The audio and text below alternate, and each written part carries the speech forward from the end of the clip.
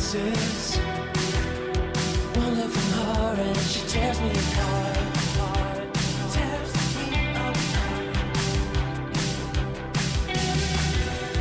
Lead her through the city lights. Hold her so close, I feel the beat of her heart. Beat of her heart. Yeah. She dances in the headlights. She moves to the beat of the city.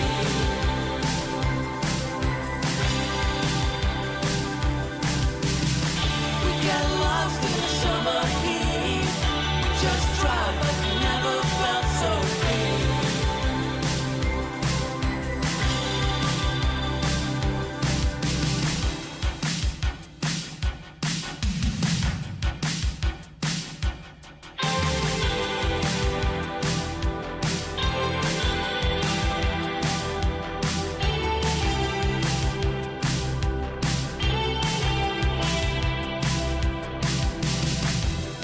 I can't resist her. She's taking a hold and she started a fire. Started a fire in my heart.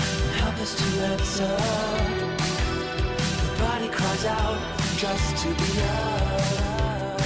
Just to be loved.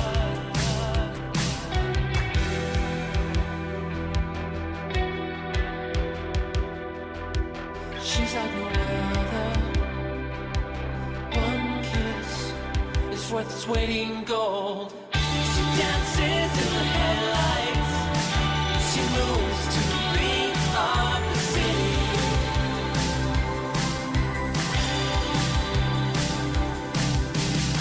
We get lost in the summer heat. We just drive like we never felt so free. Never felt so free.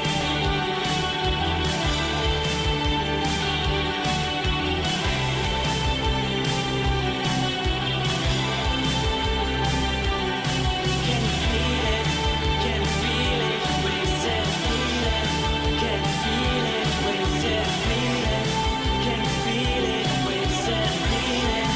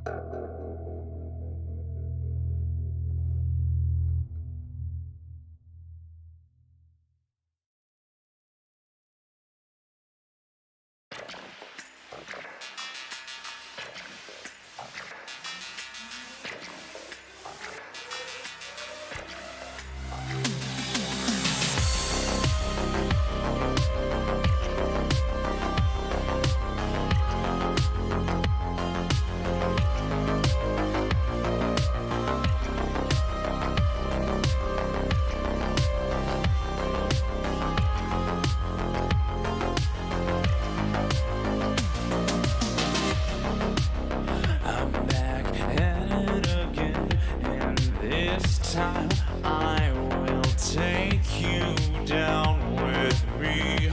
Time has given me its will, and I will that you don't rest at all. Keep looking over your shoulder. You don't know I'm coming after you. Dead men can spin no lies. It's how I know you're running out of time. Taking time to change your life. Turn right to save your life. Taking time to change your life. Turn right to save your life. I've got a second chance. I get to do it all again. We're going to change the past. Hello, hello, everybody. Welcome on in. Good morning. Hello, Yami. Hello, Oak. Welcome, guys. I hope you guys have been having a good week so far. Hope you had a great weekend. I know I haven't been around. There was a crazy typhoon here for the past 2 days. So, yeah, I was the day before yesterday was crazy and scary and very windy and loud, and I didn't know if I was gonna lose power or internet. Hey, Reaper. Thank you for the resub. Thank you, thank you. Take eat to dance, take eat to dance, Oh, take there eat it to is. dance, take eat to dance, take eat to dance, take eat to dance, take eat to dance, take eat to dance, take eat to dance, I'm take eat to dancing. dance, take eat to dance, take eat to dance, take eat to dance, take eat to dance, take eat to dance, take eat to dance. We did it! Thank you for the resub. Appreciate you. Thank you, thank you. But yes, so I was very scared on Wednesday for a while. And then, or Tuesday. And then yesterday I was, quite literally, my sleep schedule got completely flipped because I did not sleep the entire time that the typhoon was going on. Yeah. So I basically stayed awake for hours, and then I finally managed to get to sleep. It was still like windy and stuff when I went to sleep. But I was so exhausted I finally flopped over in bed. But unfortunately, it had me sleeping until a very late time. And then, yeah, I pretty much slept until like 6 p.m. my time, which is when I'm almost ending stream. So yeah, there was no way I could stream yesterday because I was quite literally knocked out because I didn't sleep for like 2 days or something. I don't know. Nervous from the wind. But it didn't end up being too bad. Nothing broke, nothing seemed to be a problem. There's a lot of flooding in some areas near us, but not like where I am exactly. So, yeah. But all in all, I'm safe. My place is safe and untouched, and I'm awake. I forced myself to wake up today instead of sleeping until like 6 or 7 or whatever, so I'm a bit groggy today, so you'll have to bear with that. That's why I decided to play this cute game today called Strange Antiques. It's kind of a puzzle type of game with a cool story usually. I believe that they also made something called Strange Horticultures. It looks very similar to that game, so I'm guessing it's the same people. I didn't play that game on stream though. I played that one off stream. This one, I decided, hey, why not? It's usually a short, adorable game, and we can check it out together. Because I need to play something that's chill, so chill and doesn't use a lot of brain capacity because I am half asleep today. I'm half awake. Alright. I'm gonna pop you over here. I'd question someone who could sleep through a typhoon. Yeah, it wasn't so much full panic. It was more just, it was so loud. Like, it was very windy. Like, to the point that it was too loud to fall asleep. Like, I'm a very hard sleeper, but falling asleep is very hard for me to do. Once I'm actually asleep, I can just sleep through anything. But the problem is I didn't fall asleep before it happened, before it started. So I could not fall asleep because it was just too loud for me to fall asleep. Alright. This is a game called, Strange Antiques. Enjoy! As a thaumaturge apprentice... But you've mastered your technique! You should be able to beat him now. Reaper. I got everything but the last part, up through you should be able. You should be able to beat him now! I'll try to beat him. We'll try. I don't know who we're even beating yet. As a thaumaturge's apprentice, there's a lot to learn. Every object must be treated with care, and it is important to identify the harmful from the harmless, the potent from the mild. It was only supposed to be a temporary arrangement when Eli... Is it Ellie or Eli? Because I think it's supposed to be Eli.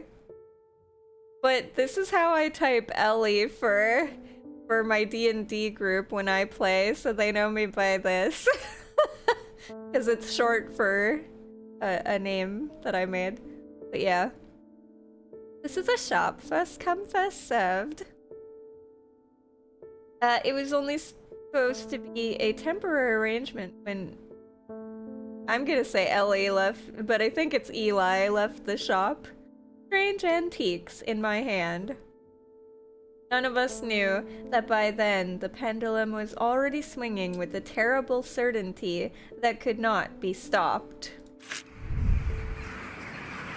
The ravens were an omen, a circling unkindness of black wings and cheerless cries that seemed even then to signal the start of a rising dread.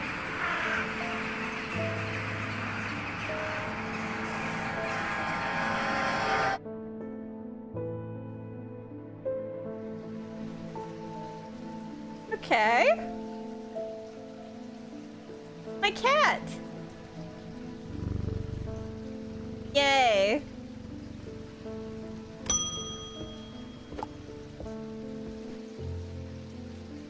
Okay, it is Eli. Eli White. Oh, whoa, wait. I have been called away to assist in an urgent matter in Ravenglass and must leave at once. I'm leaving the shop in your care with some reluctance, I might add. Make use of my reference materials. Here, take this. There's an index in the back that may be useful to you. If in doubt, study it carefully, and remember that there are some powerful artifacts here. Under no circumstances should you seek entry to any locked doors, drawers, or cupboards. In fact, safest not to touch anything at all. I should be back in a few days. Perfect.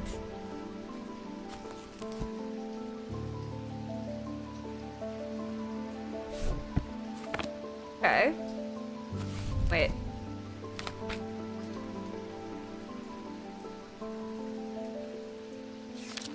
I don't know if I'm gonna need to. I don't know what all these are. Should I read all this now?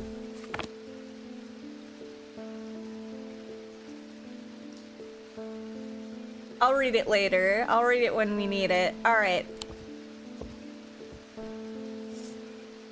WASD. Oh, what? I can navigate the shop? This is new. This is new.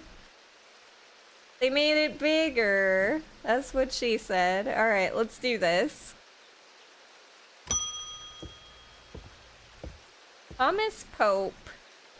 Congratulations. Today is the day you meet the great Thomas Pope. That's me. I'm a man of two loves, fresh mountain air and a little white dog called Hamish. But I reserve some room for laughter among my friends and shops with cats in them. If you would be so kind, I'm looking for a replacement for my hunter's boon. Okay, use this on items to inspect them.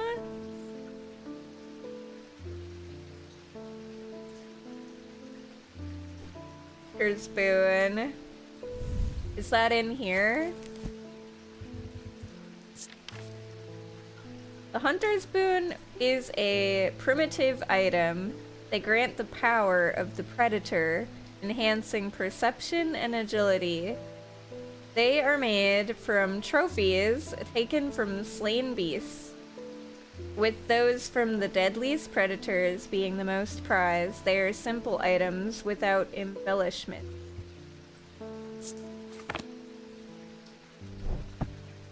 Okay. A hunter's boon. What's this?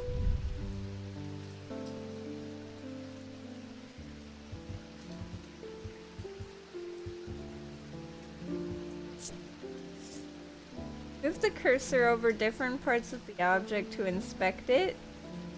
Oh, cool. I thought at first it was a bone, but it is in fact clay painted to look like bone. A dark blue-green gemstone.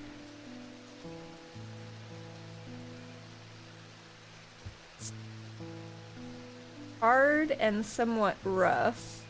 Cool and smooth. I have nothing to remark. Oh, it doesn't have any noise or smell. Perception. It fills me with a sense of foreboding. Huh.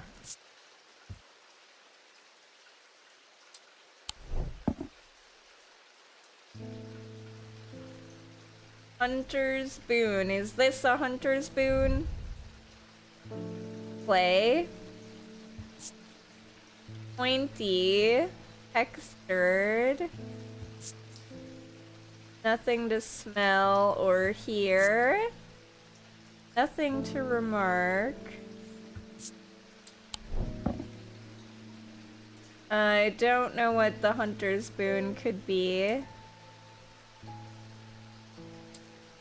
Wait, what's this? Oh.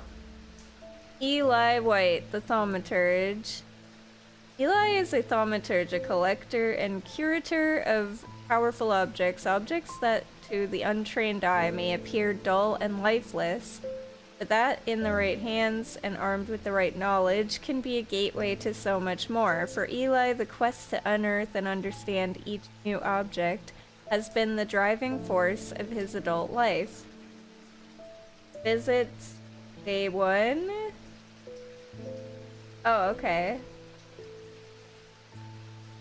Check. Perfect. Cat! Devourer of souls. Jupiter. Jupiter is the thaumaturge's cat, or more accurately, Eli is Jupiter's thaumaturge. Jupiter found strange antiques, perhaps drawn to the curiosities within, and made it his home. Eli was more than happy to accommodate him, but he learned early on that Jupiter was his own master. His business is his own, but it largely consists of regular naps, terrorizing rodents, and midnight explorations of Undermere and beyond. What he does on his excursions is a mystery, but he seems to be well known among the town residents. Okay.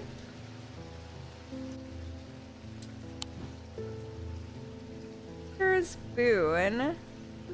There are a lot of items here. How am I gonna figure out which one is the one I need? Bone yellowed white.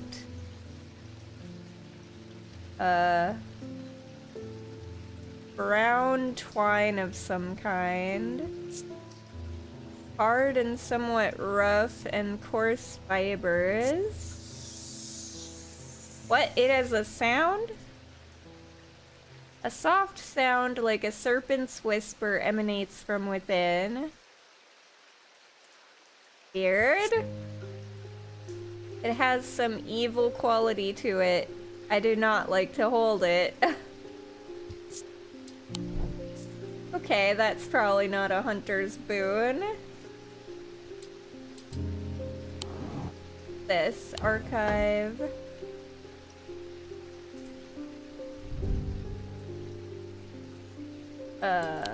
Just a plant.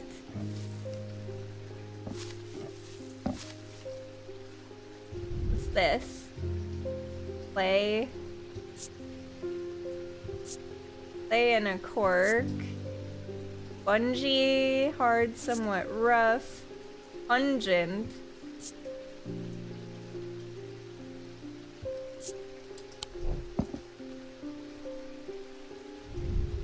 What's this? A pearl, oh, iron and a pearlous blue glass. Cool and smooth and surprisingly warm. Doesn't have any scent or sound.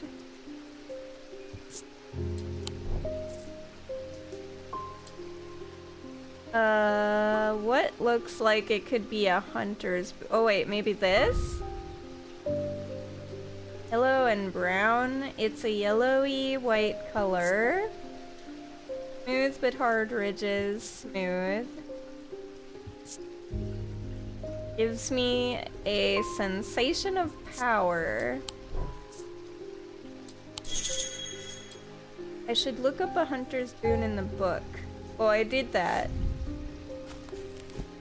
Right here. A primitive item.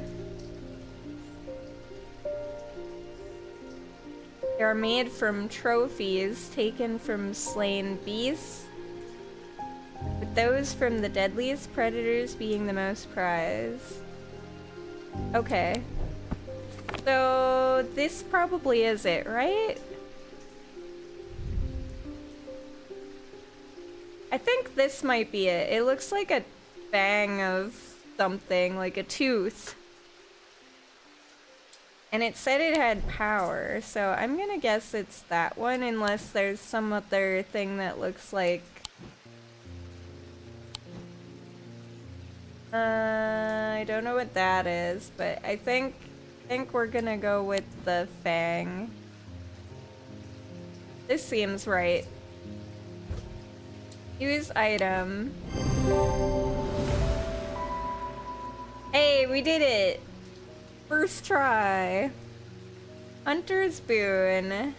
This is a tiger's tooth, a trophy from a predator. On closer inspection, it gives a sensation of power.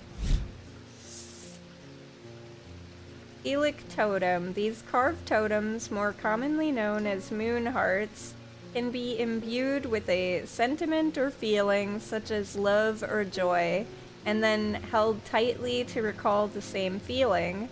They sometimes feature crescent shapes associated with both the Selenic and Noctic disciplines. Indeed, the form of the item itself will often have a connection to either the moon or the night.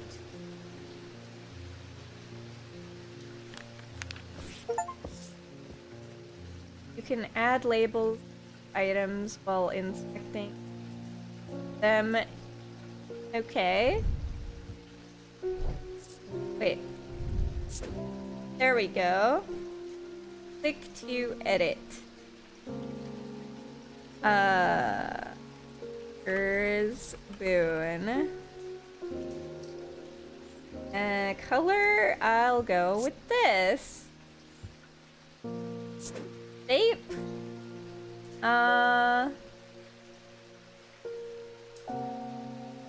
This is fine for now. Oh, shoot.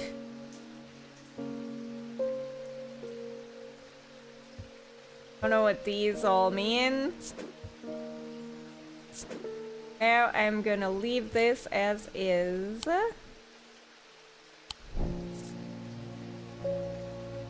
Alright. Let me change one thing, because my computer is doing some weird stuff. Hopefully this doesn't mess anything up for you guys. Code receivable. There we go. Okay. Let's do this.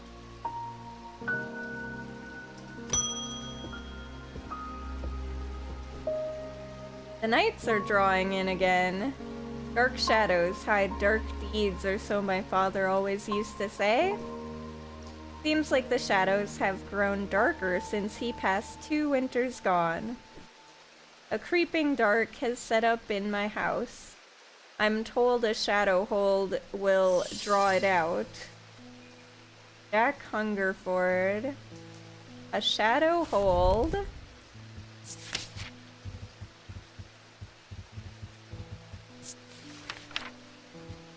A shadow hold or oceanic vessel is a container of any kind, sometimes a jar or a bottle, or some sort of box. It can be used to contain an oceanic spirit, the manifestation known as creeping dark, pulling it from the shadows like poison from a wound. They are decorated with an elaborate design called a shadow catcher. Oh, it's kind of like a dream catcher. Interesting. But for shadows instead of dreams. Or for the creeping dark instead of dreams. Shadow catcher design. So we're looking for something like this. That looks like a jar, bottle, or box. This looks... That doesn't look like a jar, bottle, or box, though.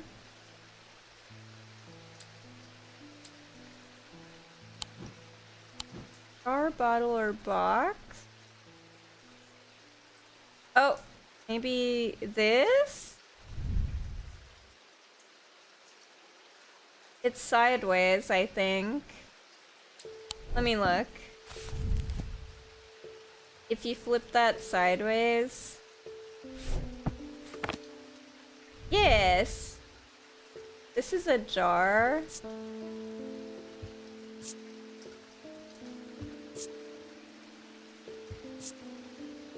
But it says it has a scent on it.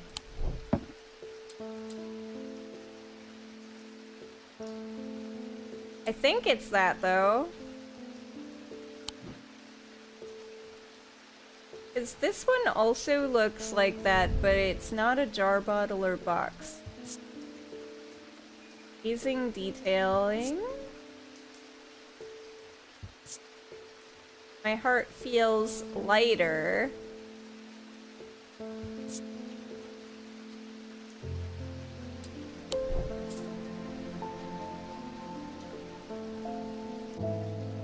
Well, it's either this or this.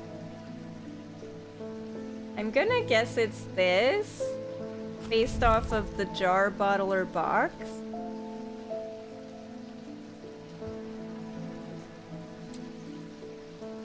Let's try it.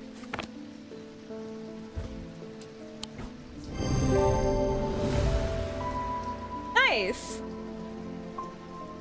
Shadow hold. The item is a container of some kind. The design on the bottle is the same as the sketch. Shadow hold.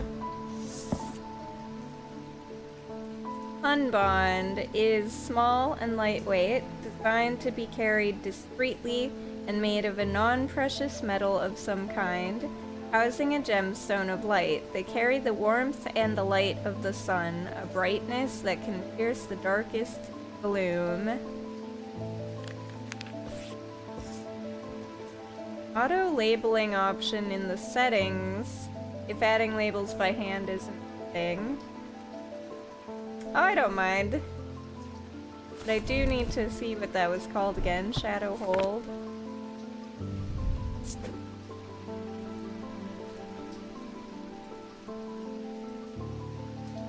Shadow hold.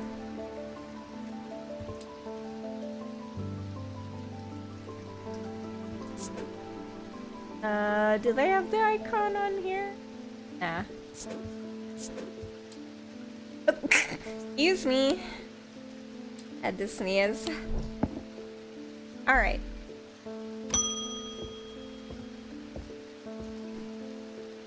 What's with all these ravens flying about under Mir today?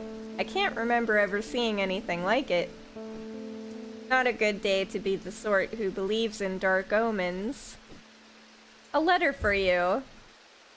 David Schaefer.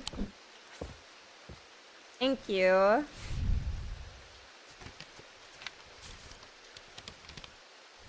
We discovered some papers in a hidden desk drawer in the boatyard last night. Mr. Jones almost threw them in the fire pit, but I asked to take a look at them first. That man does like to burn things. They look old. Maybe there's nothing of much use here, but I thought of you when I came across an entry on the Shin. Charlie Weathers.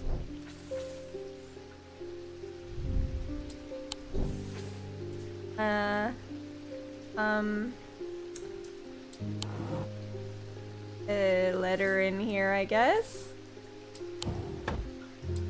What else is there? What's this thing? A growing fear deep within me. I cannot let it take hold. Huh. Pet the cat.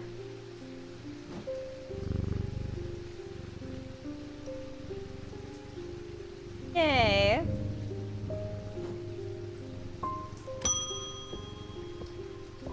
Hanley Hume.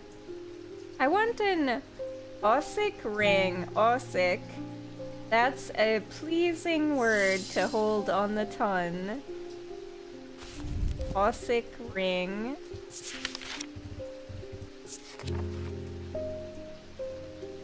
These somewhat macabre objects were originally made as offerings to the goddess Fortune, but the practice fell out of favor as belief waned.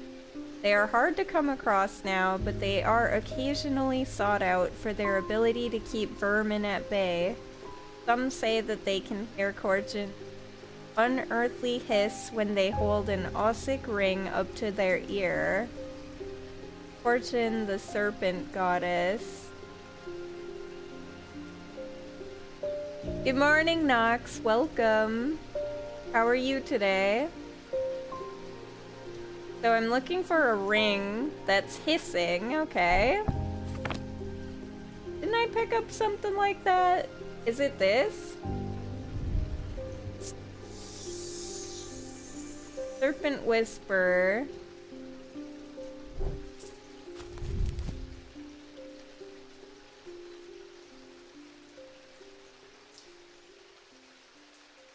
Yeah, I'm gonna guess it's this thing.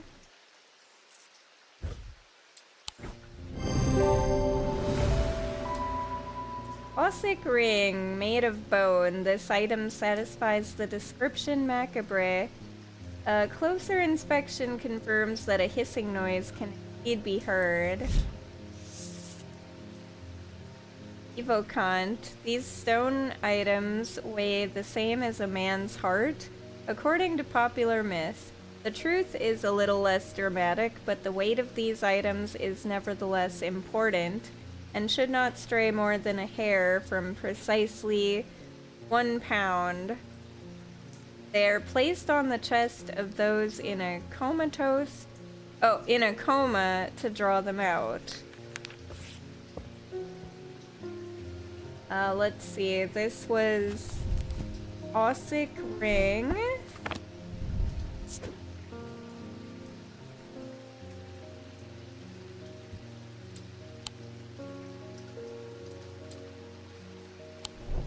Doki.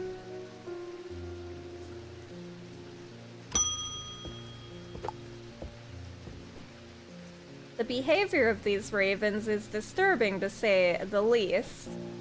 As a rule, they only come together to feed. Ravens are omnivores, carrion eaters mostly, but they'll take anything they can get their talons into. And they'll kill if necessary. I didn't plan on dropping in today, but there's something happening out there, and I'd like to know what. A voice of Cernunos might help put me at ease, or it might do the opposite. Voice of Cernunos. The name Voice of Cernunos is used to refer to any bronze torque that has certain imbued properties. With skill, such an item can be used to read the patterns of nature that are otherwise hidden to us. Cernunos is a pagan god of the forest and nature, typically depicted as a man with the antlers of a stag, and often wearing or holding a torque. I don't know what a torque is. Looks like some sort of staff, maybe. Cernunos wearing his torque. Oh, it's something that he wears. Oh, is it this thing on his neck? Bronze torque. Might be this. This is bronze. Uneven texture. No scent or sound. Nothing else about it. I'm gonna guess it's this thing. Unless there's something over here. This could also maybe be it. Bone, yellowed white, and brown fabric of some sort, and a cheap metal of some kind, probably pewter. Hard and somewhat rough. Rough fabric, engraved detailing. Nothing to smell or hear. Okay. Yeah, I think it's this thing.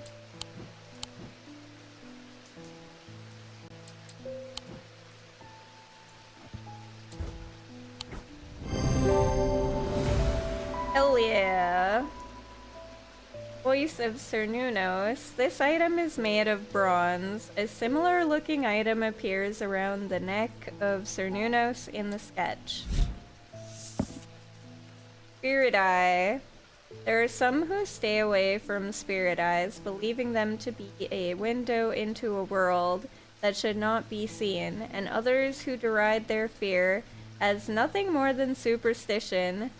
It is not clear exactly, but they do show another layer beneath the visible world, perhaps. A layer that requires something more than the traditional senses to experience. They draw their power from the opposing symbols inscribed upon them.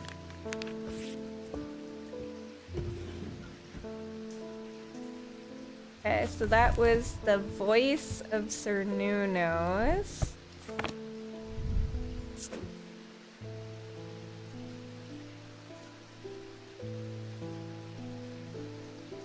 I don't know if I typed that correct. I think I spelled it wrong.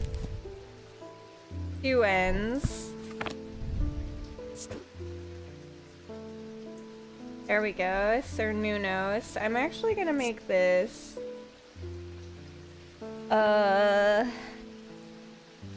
color, this color.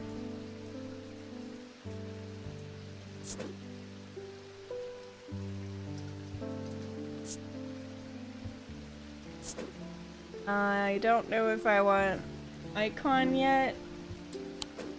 There's apparently a lot of them.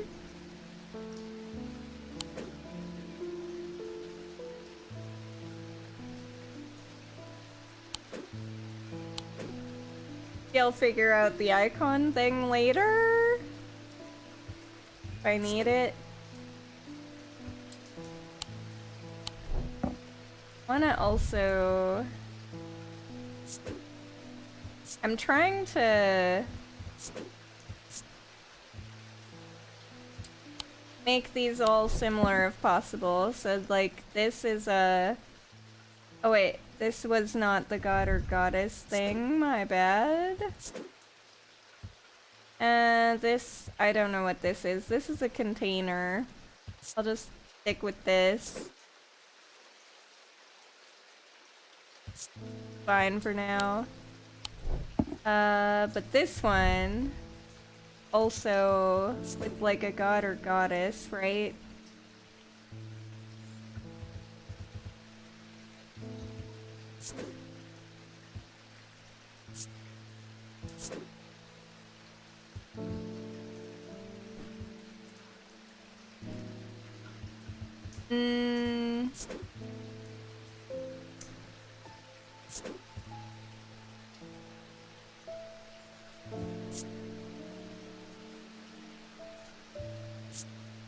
I don't know what I should use for this.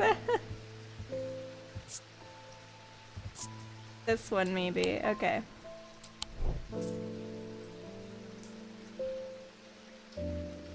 The rain background, yes. Oh, I have an exclamation point here. The ornithologist Edmund Bishop, the 14th Lord of Leiston Castle, is a man of wealth and privilege like the 13 before him. He is a man who would be easy to despise, as his father was, but he is well loved by those who know him. Now retired, he was a professor of ancient languages at the University of Cumbria, but his real passion is birds.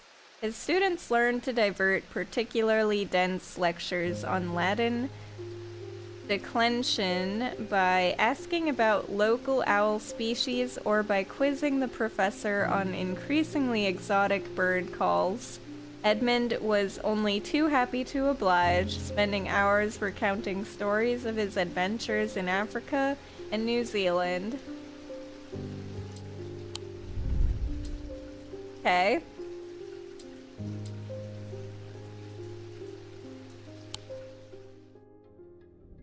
End of day 1. The black mare thundered through the icy rain. Shining wet in the silver moonlight, her cloaked rider was exhausted, cold, and soaked to the bone. He knew he would not survive the night if he did not reach Backbarrow.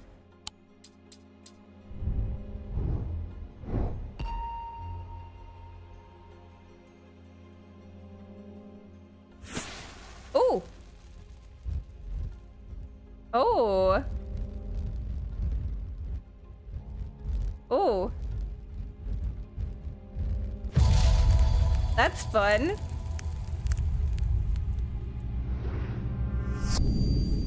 An escaped prisoner ran northwest. He hid me in the first building he came to.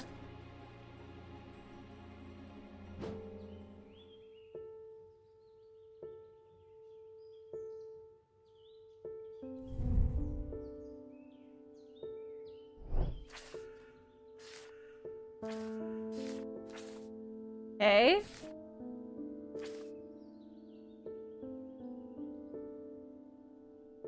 Not sure what I'm supposed to do with that, but alright. What's this? Oh. Reminder, I've stored a couple items in the cellar of the wine merchant next door, EW.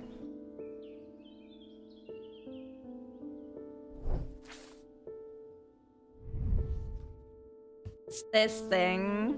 Wooden gold leaf? Smooth engraved detailing. Nothing to hear or smell.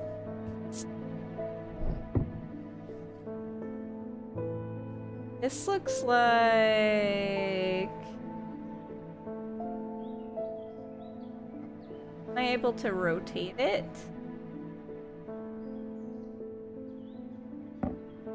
Oh, there we go.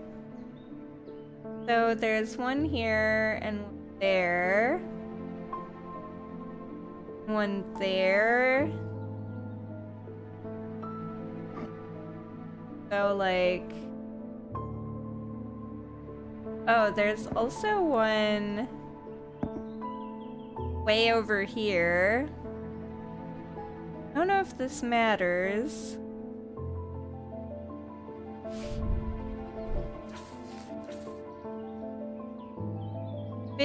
Hid me in the first building he came to. So this could either be here, or it could be here. Maybe. Not sure. Oh wait, there's another one here. It could also be here. And there's also one there, so it could also be here.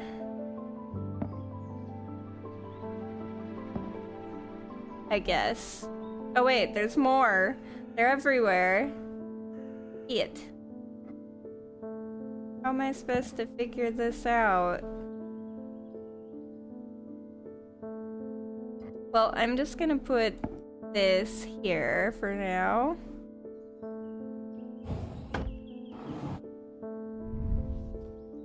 On thaumic fields, all thaumic objects produce a field of some sort. Although invisible to the naked eye, they can be observed by placing an object over a thaumic lens. A Durnic field pattern. These fields are not fully understood despite attempts to study them over the years.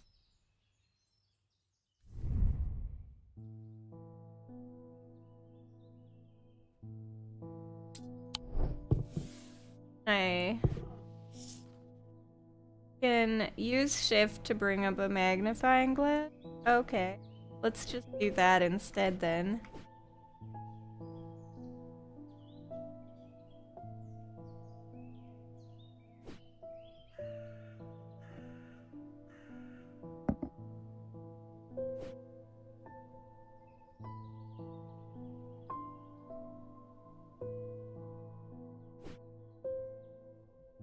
Okay. Not sure what this is yet. I'll just put that there for now. Ooh! What'd I find? Ooh! Oh my god, there's a gigantic ass map that looks like D&D. This is great. This is gonna take forever. Oh my gosh. Greywick Farm, Strange Horticulture, The Barrows. Wait, does anything on here... Okay. Green Church. I don't know where I'm supposed to go. What is this? Wood, bronze, gold. An orange gemstone. Warm. Polished.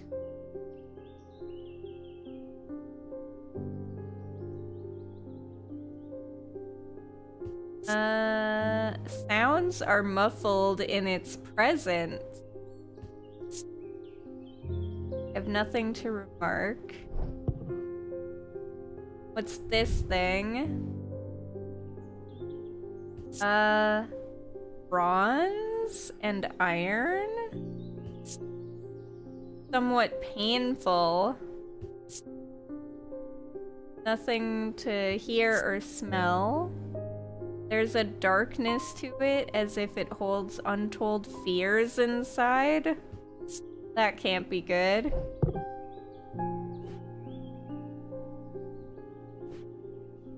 Explore. Am I supposed to go somewhere?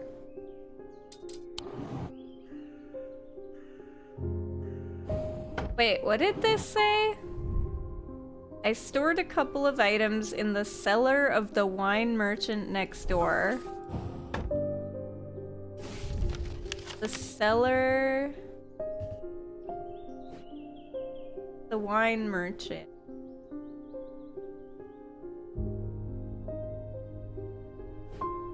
Where are we? Strange Horticultures, number 2. So... Where's the wine merchant? That's the farm. Next door. That's the boatyard. This is the Barrows.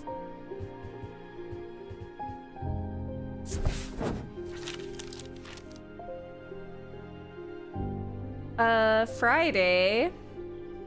This curious plant shop on the edge of town is a quiet haven away from the bustle of the center. Ordinarily, I'd be delighted to while away some time there, but I have important work to do. And yet an hour later, I find myself leaving the shop with a potted palliance and a weight off my shoulders. I've been chatting with the proprietor about the similarities and differences between our two disciplines with a genuinely purring hellebore curled up in my lap. A flower?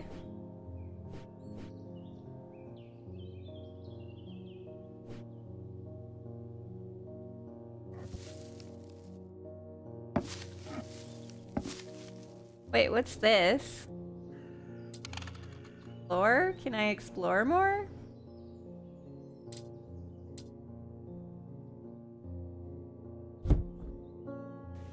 Ooh, I can open this. Or wait. What else is here? Should I click explore? Or, where is that box that we had? What's this do? Oh!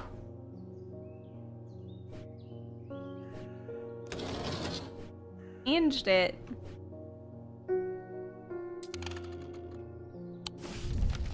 Here we go. Greywick Farm, maybe? Friday. The scent of damp hay lingers in the air as crows pick at the muddy ground between weathered stone barns. The farmer lifts his gaze briefly, offering little more than a nod, before turning back to his work. I don't think I'll find anything useful here.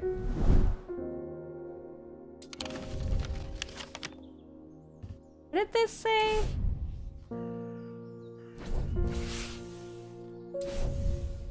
I stored a couple items in the cellar of the wine merchant next door.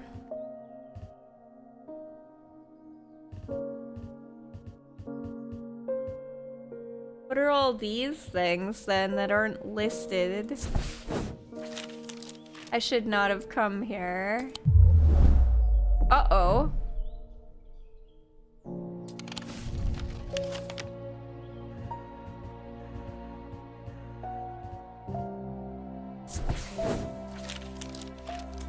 At the top of the hill is a cluster of grassy mounds. The barrows, whoever is buried in them, must have been important in their time.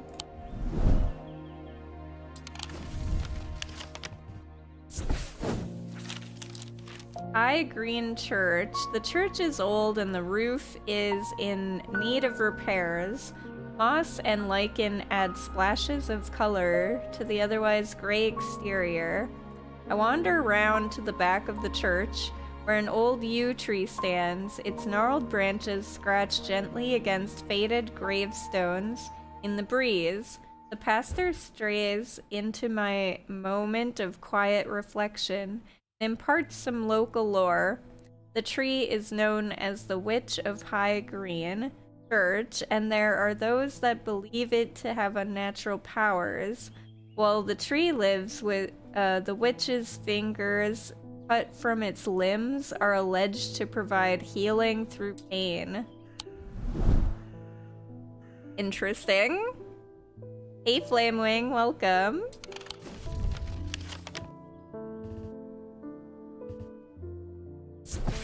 Hospital. Wainwright Hospital. Peeling paint and hollow corridors hum with echoes of hushed voices. Stench of death clings to the stale air, turning my stomach. I have no desire to linger. Heathwood. As I step deeper into the heathwood, the trees begin to change, first sparse and twisted, then thick and shadowed. I am drawn to explore further, but something holds me back. Maybe another time.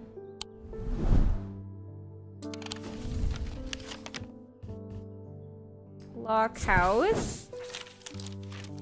Ivy strangles the iron gate, creaking loudly as it opens. Behind dust-cloaked windows, somebody watches me approach the old house.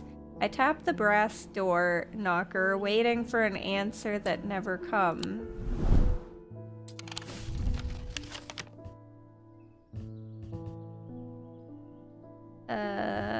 The boatyard? The yard has seen better days. A mess of broken and rotten timber covers most of the outdoor space that isn't taken up by upturned boats, slowly being claimed by the weeds. In the middle of all this, a man looks up from repairing a small rowing boat. "You must be from Strange Antiques," he says with a smile. He takes me into the dilapidated office where two metal buckets collect drips of brown water, and a thin window pane rattles with every footstep. He pulls a sheaf of browned papers out of a desk drawer, places them gently in my hands.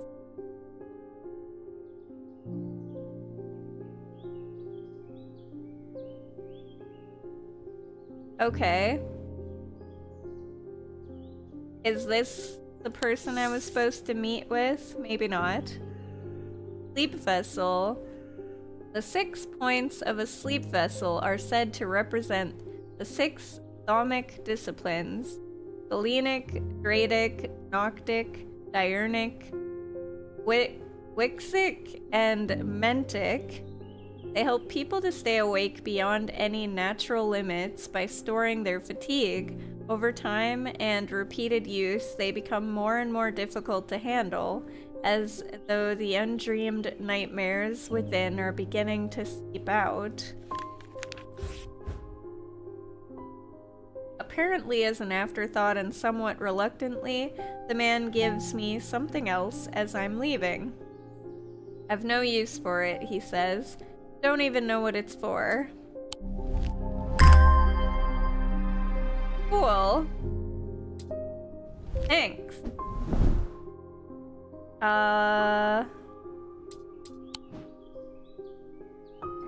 Put it over here for now.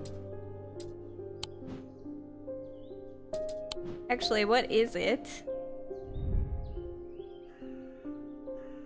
Bronze. Cool and smooth. Graved symbols. Thing to smell or hear. Sense of crackling energy flicks in the depths of my mind. Huh. It also matches this. Wait a minute. Oh.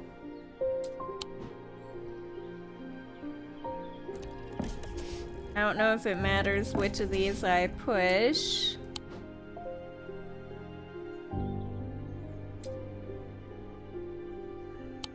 Don't know if it matters. I'll just whoop, put it on the middle one for now. Okay.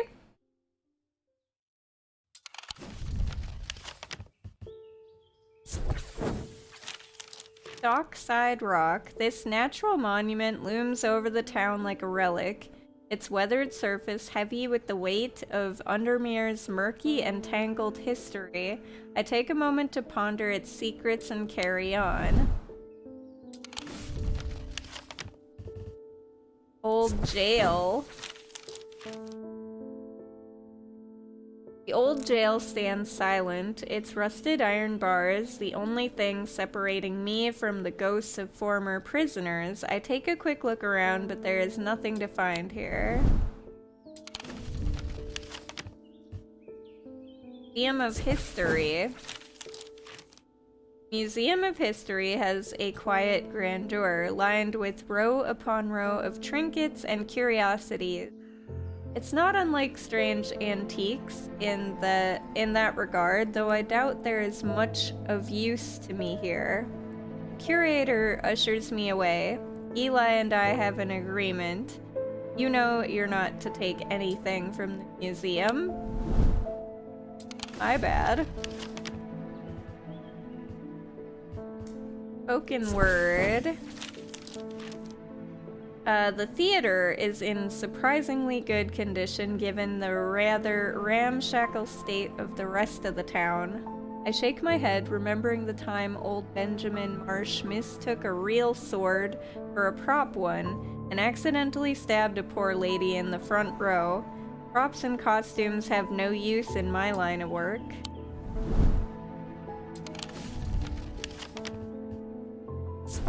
Keystone Manor. Keystone Manor exudes quiet luxury, its halls maintained by a handful of discreet, tight-lipped staff who decline my request to meet the family.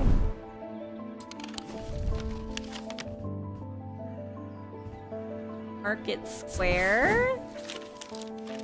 The market square bustles with life. Stallholders call out, their wares and town criers spread the latest gossip to eager ears.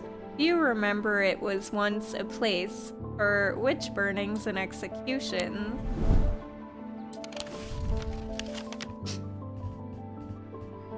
The Twinnings?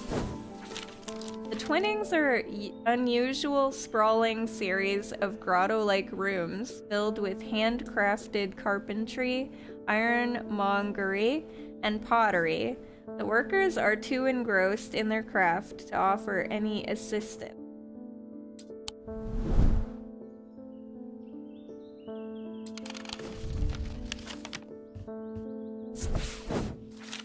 Town Hall.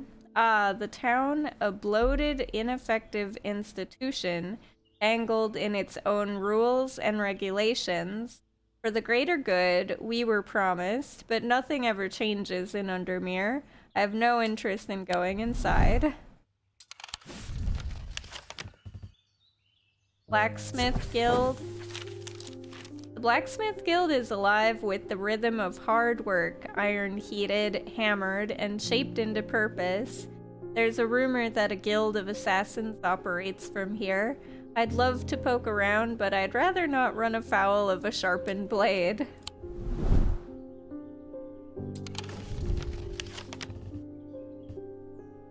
Convent of the Amphissian Heart.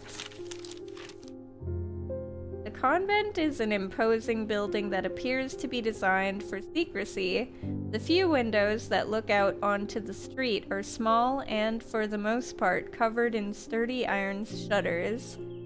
Sole entrance is a large iron gate bearing the sigil of the League of the Amphibian Heart, a twin-headed snake. The gate is locked.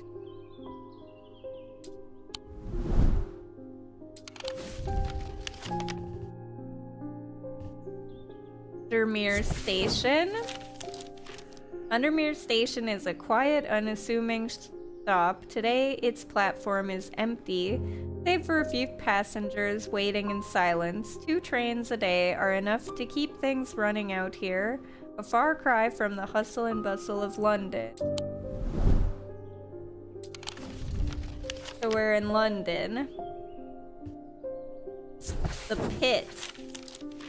The pit is a scorched black hole, perhaps 5 meters in diameter, that has an unnatural look to it.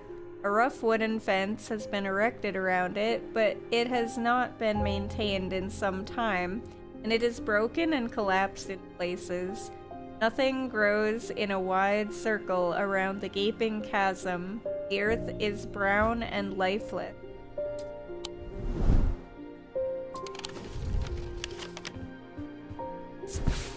Mossy Wood.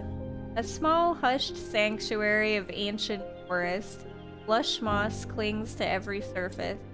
Something about the dense green makes it feel like it's hiding a secret, but I find nothing.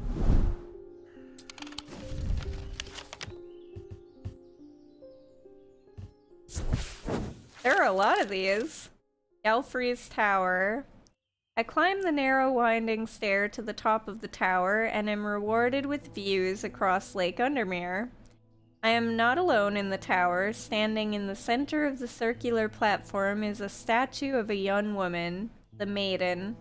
Her outstretched arm points due east across the rooftops of Undermere and beyond.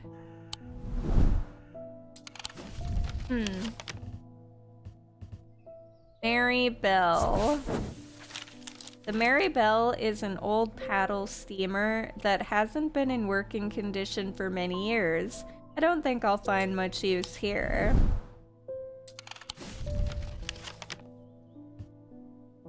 The Bleak Stone. The Bleak Stones stand in their circle in quiet defiance of time. Once home to witchcraft and rituals, now abandoned, silent and still like the surrounding lake. There is magic here, I can feel it, but nothing left for me to uncover.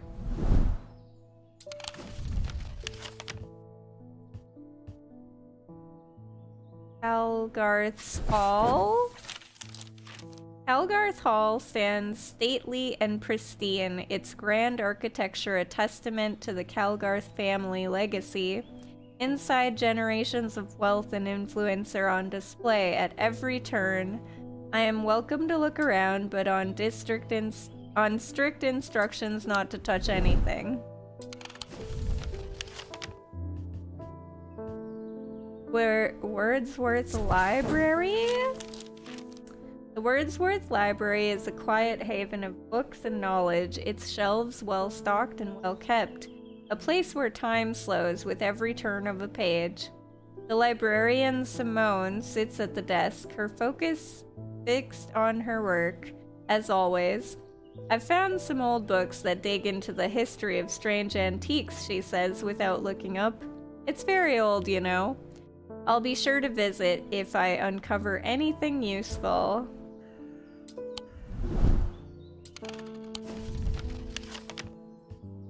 Okay. Jacob's Folly. Lady Rosalind built the Folly in memory of her husband, lost to the lake, or so the story goes. Now it stands wind-worn and empty, overlooking the water. I check the turret just in case. Nothing but dust and old stones. Love doesn't leave much behind.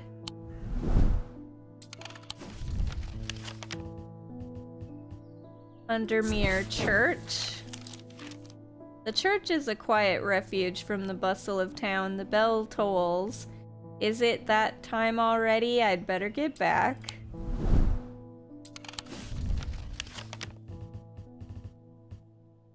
Strange antiques. Wait. Oh. Oh. This is strange horticulture. This is us. I'm dumb. Right back where I started.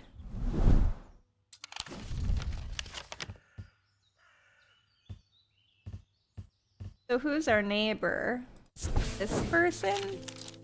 The Royston farm is as warm and welcoming as its owner, John. He greets me with a grin and a handshake, always eager to share a story or two about the land. I ask him to let me know if he ever finds anything unusual and leave him to his business. Quarry yard? The quarry on the outskirts of Undermere is a relatively recent addition to the town. It was opened by a man named Thomas Pope just over a decade ago, and has been in daily operations ever since, supplying limestone for use in construction across the county and beyond. The Eye. It's a strange arrangement of rocks resembling the Stonehenge site, but on a smaller scale. Arranged with purpose, though what that purpose was remains a mystery. The locals call it the Eye. There is nothing else to see here. Is there anything else I missed?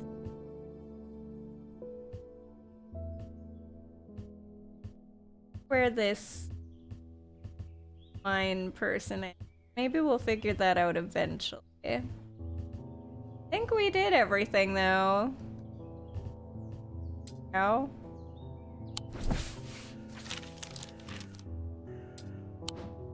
Alright. Let's do this. Ah, well, that's just perfect. Undermere fizzing with fear over these ravens, and the thaumaturge has left his apprentice in charge. Sorry, my dear, that was rude. Pay no attention to me. I'm an old lady who got out of the wrong side of bed. These ravens have got under my skin is all. Please do let Eli know that I was looking for him next time you see him, and pass on my thanks for letting me borrow his copy of Hermetic Symbology. Verona Green.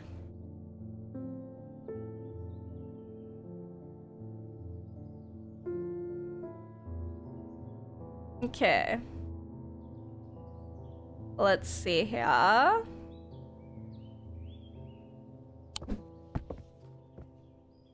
What is this thing? Medic Symbology, Quentin Holmes.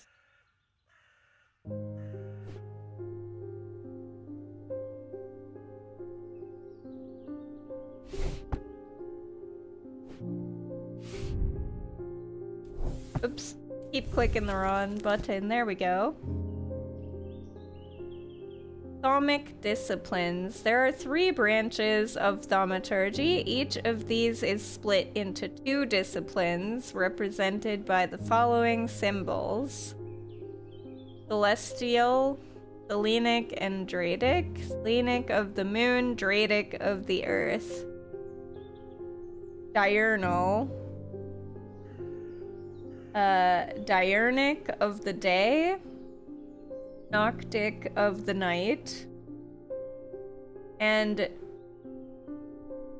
individual, Mentic of the mind, and Wixic of the body. Okay.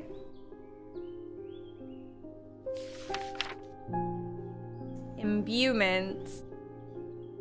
Calm, confusion, death, life, paralysis, poison, deception, fear, foresight, protection, strength, truth, fortune, hypnosis, insanity, weakness, and wisdom.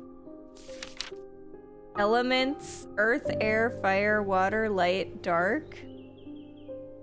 Materials: ashes, oil, soap, aloe, urine, verdigris, vinegar, and wax.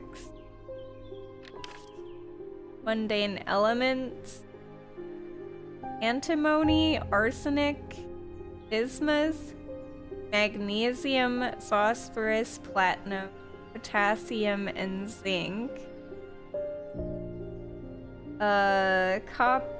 Planetary metals: copper, Venus. Gold is the sun.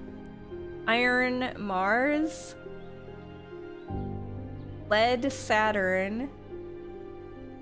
Quicksilver, Mercury. Silver, the moon.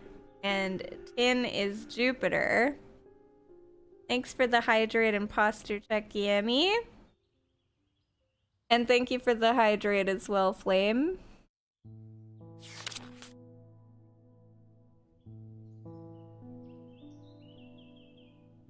Seasons: autumn, spring, summer, and winter. Weather: fog, hail, lightning, rain, snow, storm, thunder, wind, cold, frost, heat, and ice. Wicca: blessings, horned god, rebirth, spirituality, triple goddess, witch's knot, and witch sign.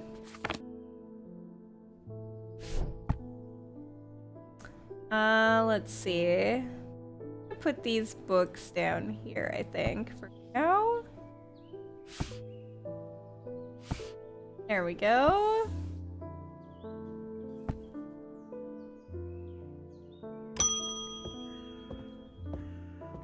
Tess Sherwood: I feel paralyzed. I have no job, no partner, no friends, no prospects. I heard a horned shackle might be the answer.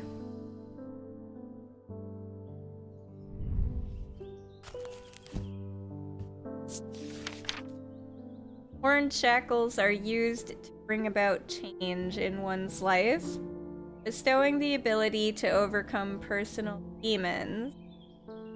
In use, the horns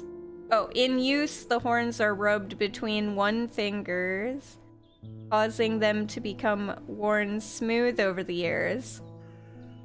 They can be worn as pendants, but are more commonly totems of some kind. An example of an elaborate horned shackle.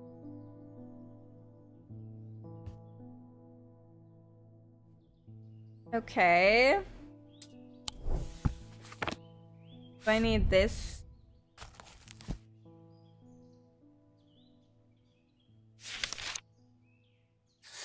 Not sure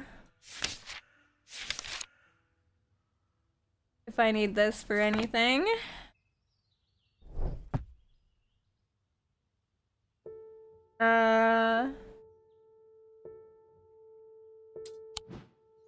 There's this. Might be this thing.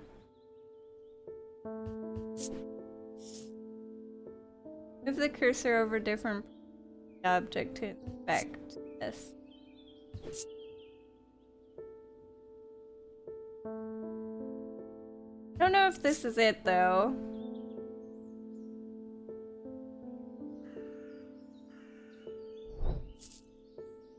What else? Because it said it was like an elaborate one, right?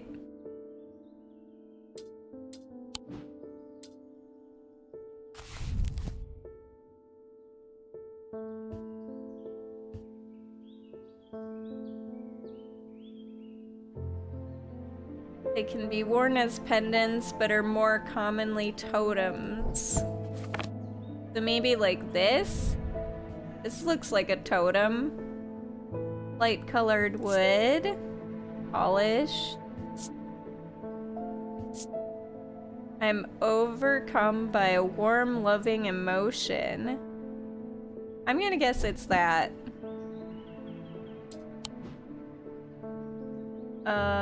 Maybe this? strong sense of being watched. Bronze, rigid, and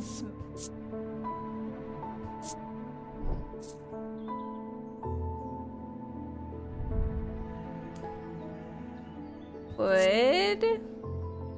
Rough and pitted. This part feels smooth. Yeah, I think it's that thing. Gotta be this.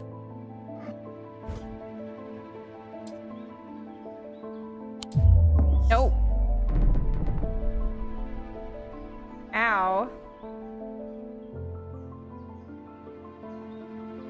Okay, so it's not that.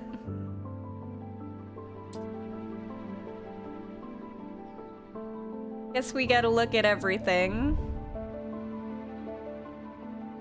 Iron, a black gemstone, cool. Every sound has become both louder and clearer. See that.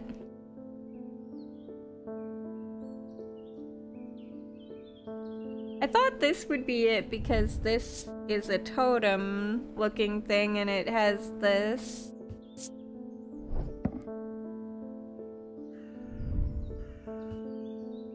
Red paint or perhaps blood on stone.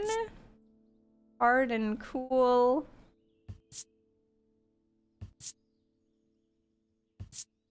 Dark.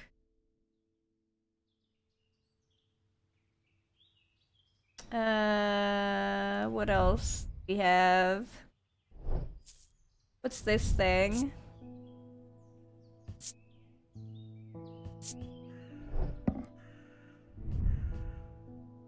Stone and wood. Cool and smooth, rough and gnarled. I don't like how this makes me feel.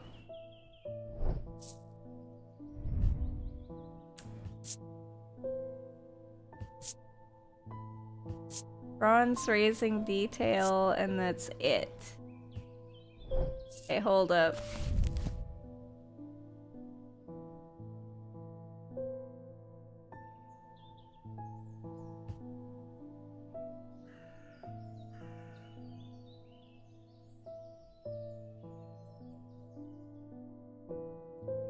The horns are rubbed between one's finger.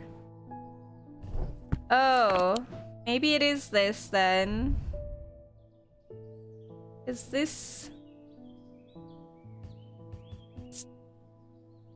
hard and somewhat rough? Wonder if this is it.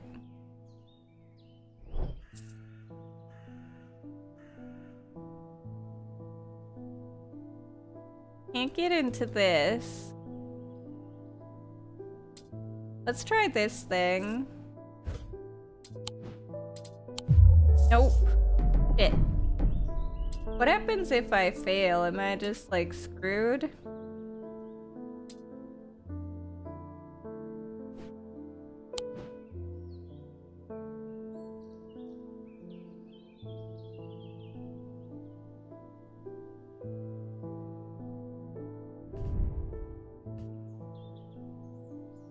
It appears to be a fossilized creature of some sort. Stone, hard and rigid, rough and pitted.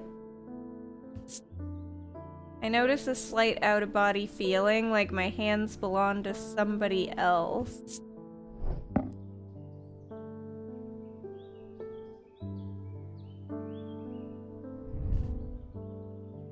White paint, wood hue, I suspect. Rough and gnarled.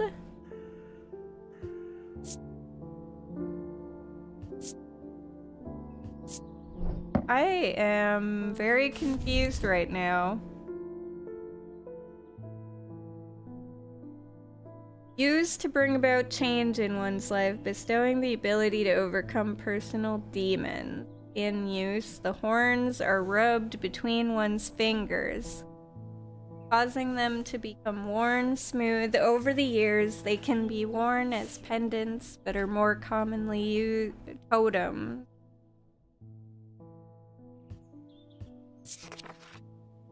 Hmm.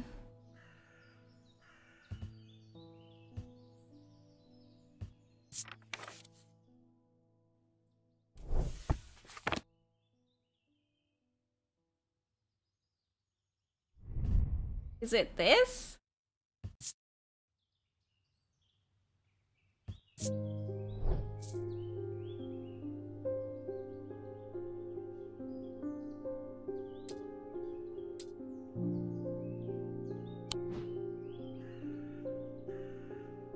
Is it this?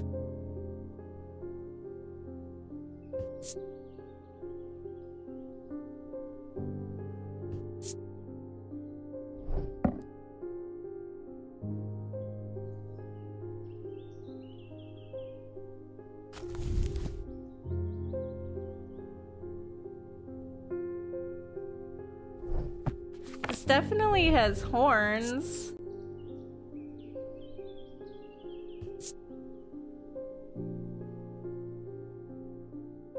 Clay painted to look like bone.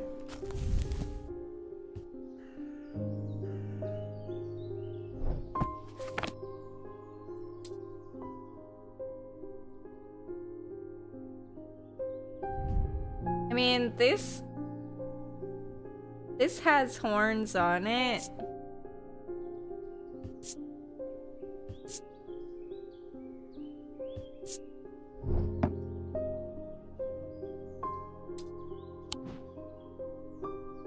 Guess I just try everything that has horns on it. I mean, this also has horns on it.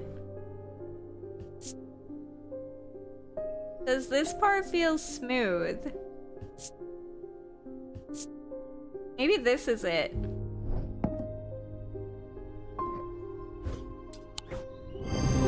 Nice! Found it. The horned shackle. The item has horns. Closer inspect reveals that the horns have been worn smooth. A vestiger can be used to prevent the spread of disease and pestilence. Among other oddities, flames burn pale blue in their presence.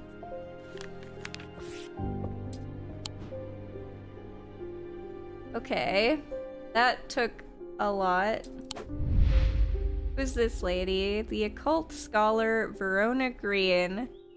Verona has been a constant in Undermere for as long as the streets have had cobblestones and the churches have had bell towers. She is respected and feared, which she revels in, and she is revered and admired, which she tolerates. Her knowledge of the occult world is second to none, and her expertise has steered the citizens of Undermere away from catastrophe on more than one occasion. The near misses of the Selenic Flame and the Woken Dendru are two such events that spring to mind. She is of the opinion that no problem is so great, no obstacle so insurmountable, that it can't be diminished by a properly brewed pot of tea. Depends what kind of tea. Horned shackle. I'll need to label that sucker.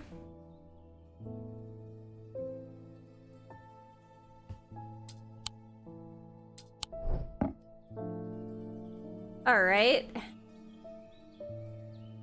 Did I pet my cat yet? There we go.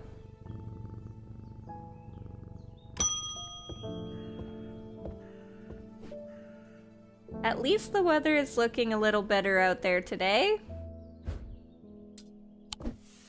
Thanks for the letter, man.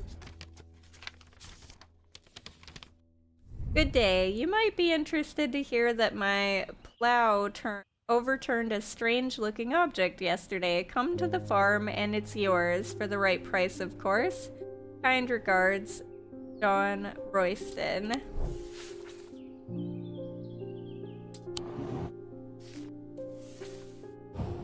Okay.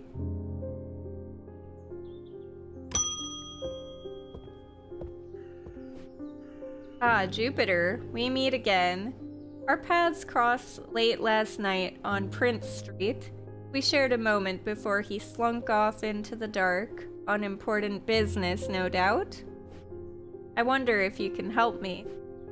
I'm visiting my grandmother later, and I wanted to bring her something. She lives all alone on the edge of town, out on Clanbrook Road, and I don't always manage to get out there as often as I'd like. I thought maybe a moon heart would bring her some comfort. Moon heart. I'm gonna guess it's this thing. Or this. It has a moon on it. Let's take a look-see.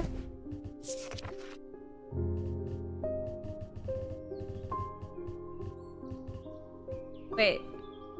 Not in here.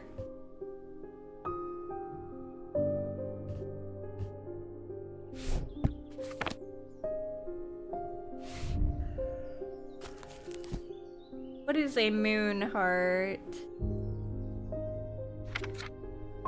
that in here somewhere?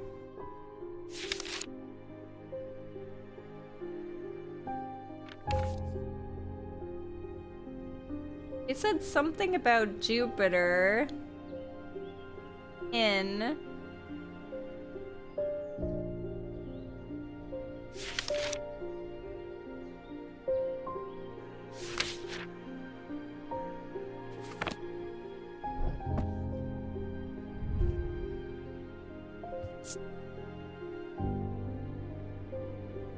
iron and pearl scent blue glass.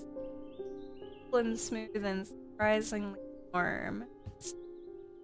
Else. What is this one again?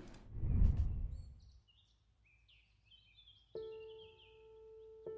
says a moon.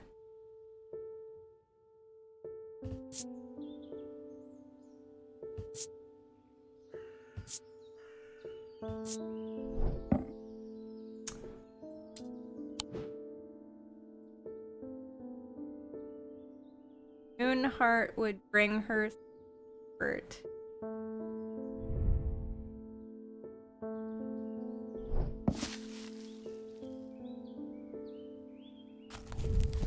What do I do when it's not in my book?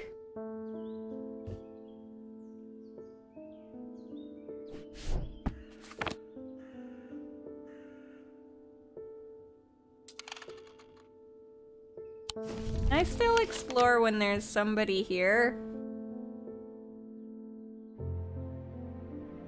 Because someone said to come to the farm. John grins as I struggle to hide my obvious interest in the item he shows me. Any hope that he might not be fully aware of its value quickly evaporates, and after a lengthy negotiation, I reluctantly hand over the amount he originally asked for.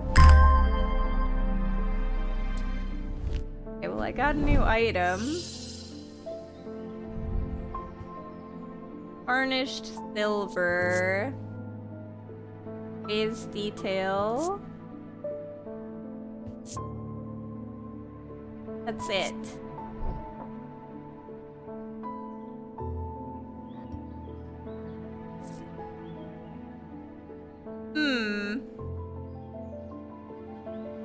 So what do I do when I don't have anything related to a moon heart in here? Is there some other word for it? Oh, there's an index in the back of the book. There we go. Okay. Maybe I can find something about Moonheart here.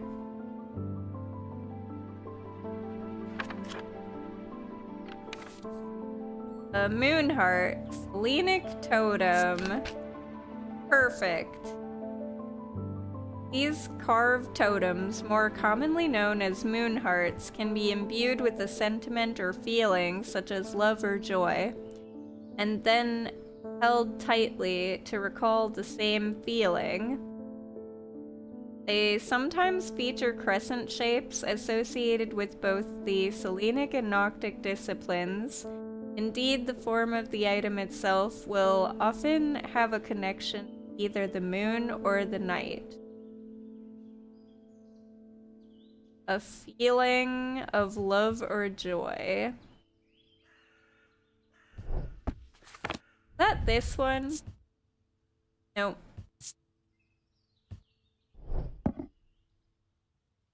Which one was the one that I clicked that said it had that feeling? Is that this?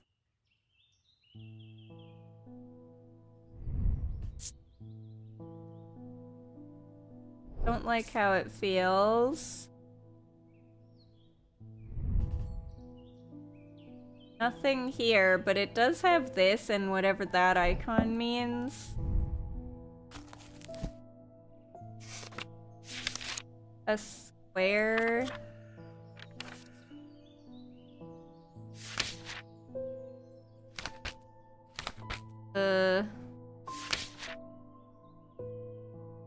Let's see.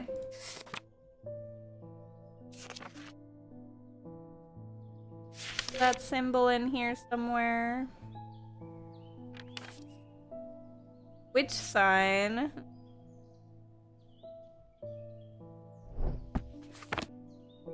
Has a witch sign and a moon on it.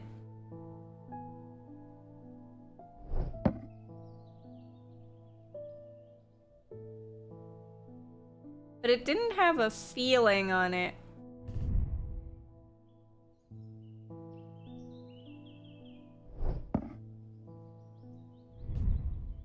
One of these said it had like a feeling.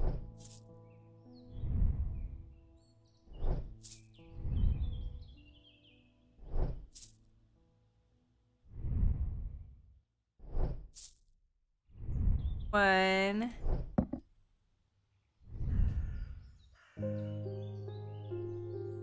About it.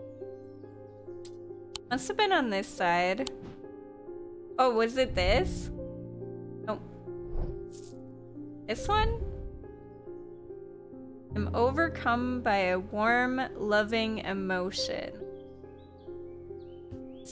And it is an owl. Owls usually have something to do with the night. So maybe it's this one. Guess we try, and if we get it wrong, then I fail today. Oh, we did it! Nice! This is a carved totem. The owl is associated with the night. It bears a concealed crescent shape right there. Using the closer inspect tool tells me it imparts a feeling of joy.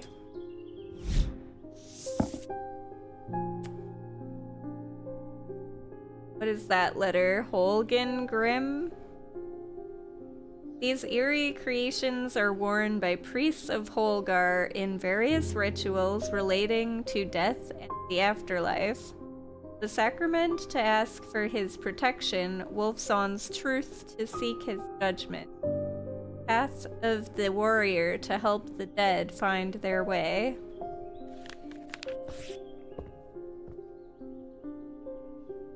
Okay, let's label this Selenic totem.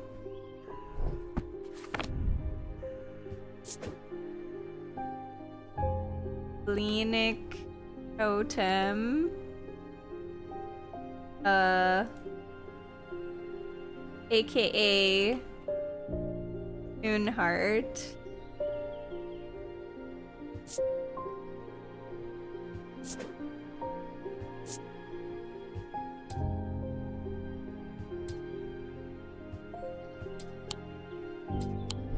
Okay.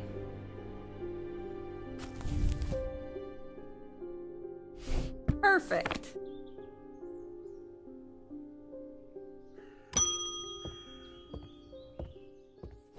You have a storm? Oh, stream's bugging out? It doesn't look... Oh, wait. I actually did have some dropped frames. Huh, my internet is being weird right now. It's not you, it's me. Internet is going wonky right now.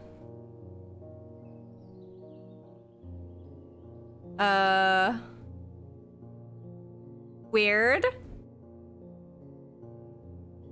Give me just a second. Gonna see if it fixes itself.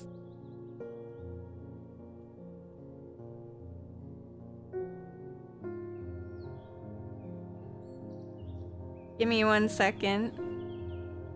I'm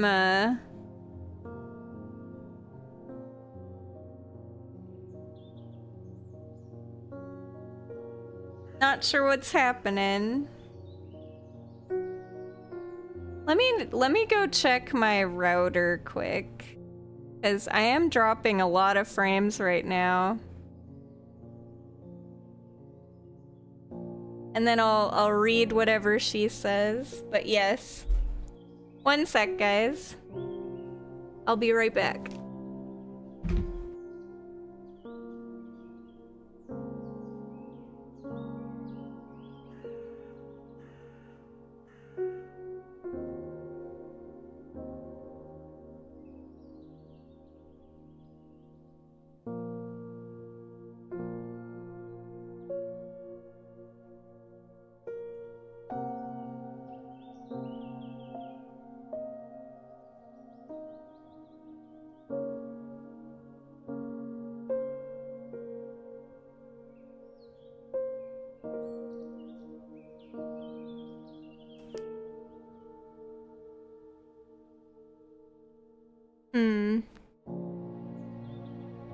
Alright.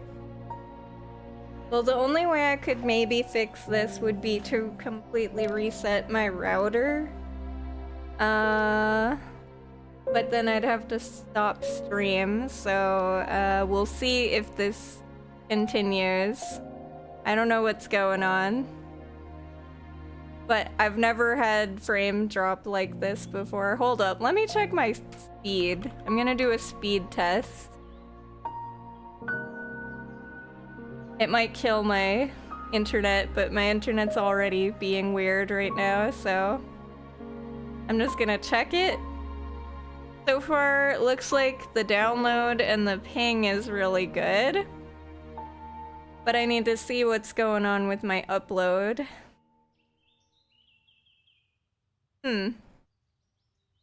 It might be Twitch. Because my internet is great.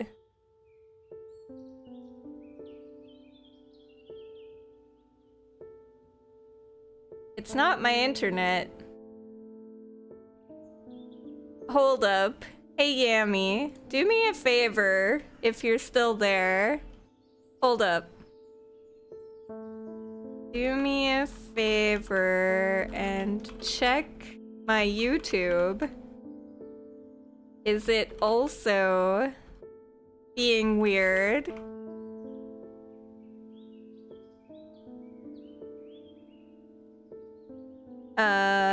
YouTube. I'm just curious if my YouTube is also dropping frames or if it is just Discord.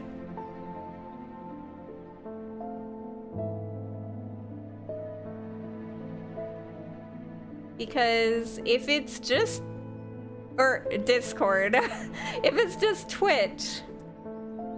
I'm curious if it's just Twitch or if it's YouTube.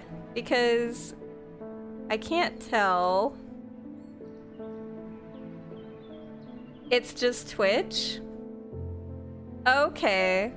Yeah, because I was like, I did an internet speed test. I checked my modem and router, and they're both reading correctly and fine. So I was like, very confused. Okay.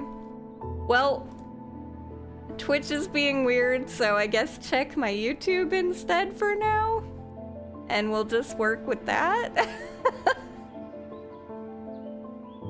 Thank you, Flame. I guess for now, watch on my YouTube, maybe. And still chat here if you'd like. Okay. Well, glad we fixed that because, yeah, I was so confused. Good to know. Twitch is being weird and being Twitch again. Alright. But as long as my YouTube is working, then that's fine. We can just use YouTube for now. A friend of mine, or former friend I should say, has been stealing jewelry from me. 3 necklaces have gone missing over the past few weeks, including one that was a gift from my late grandmother. Do you have a suitable pendant that I could leave lying out for her to find that will teach her a lesson and make sure it never happens again?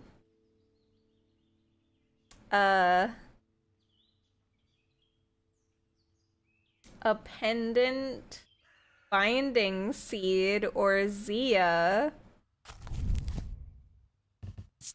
Is that the same thing? Or no, that's 2 different things.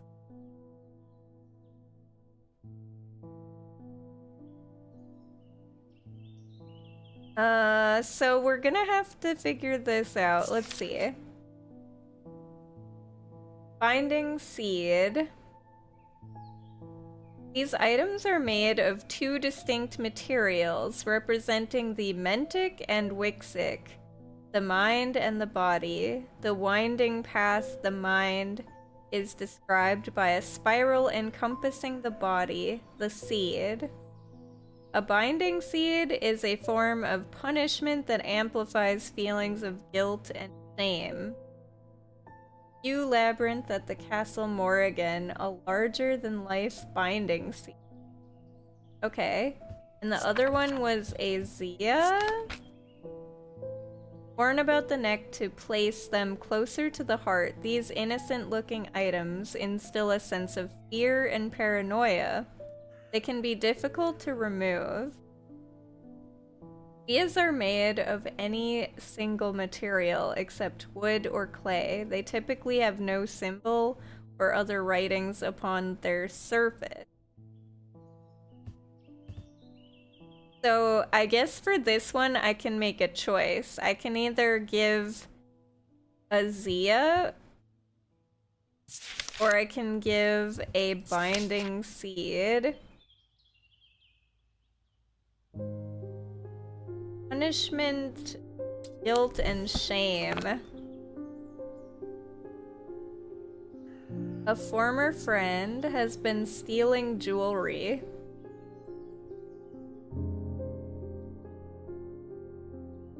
A suitable pendant I could leave lying out for her to find that will teach her a lesson and make sure it never happens again. So I probably want the binding seed. And if that's the case...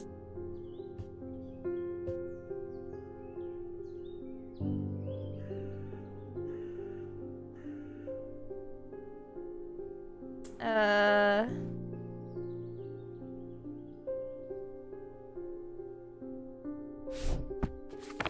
don't know if I... Oh, maybe this?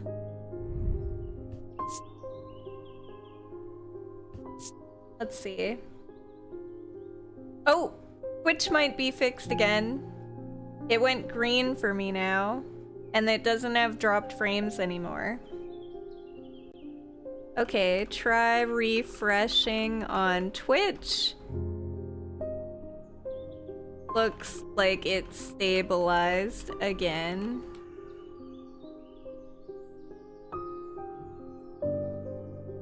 Hey Pistol, welcome! And sorry about that to those of you that were watching on Twitch. Apparently Twitch had a hiccup. I'm doing good.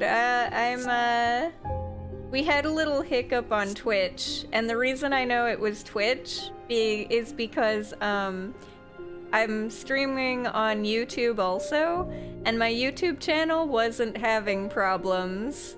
Wasn't dropping frames, but my Twitch was.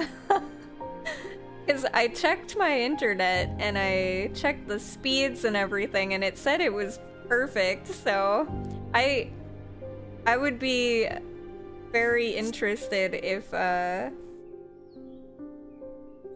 it was me. My end.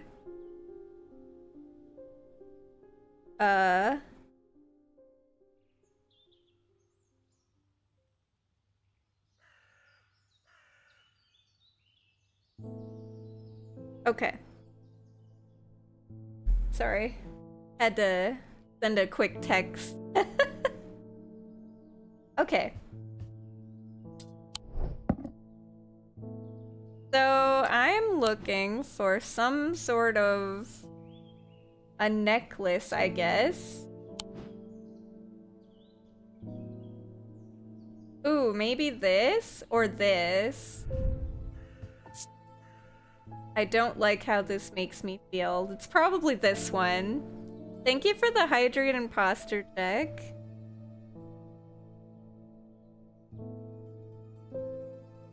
Hello, Phoenix. How are you? Long time no see.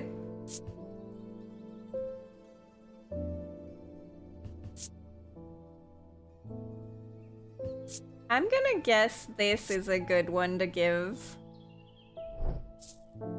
Don't like how it makes me feel. Feeling of guilt and shame.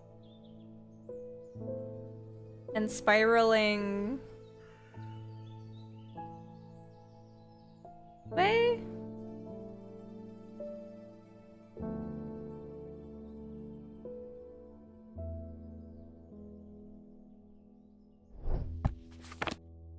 I'm gonna guess this one.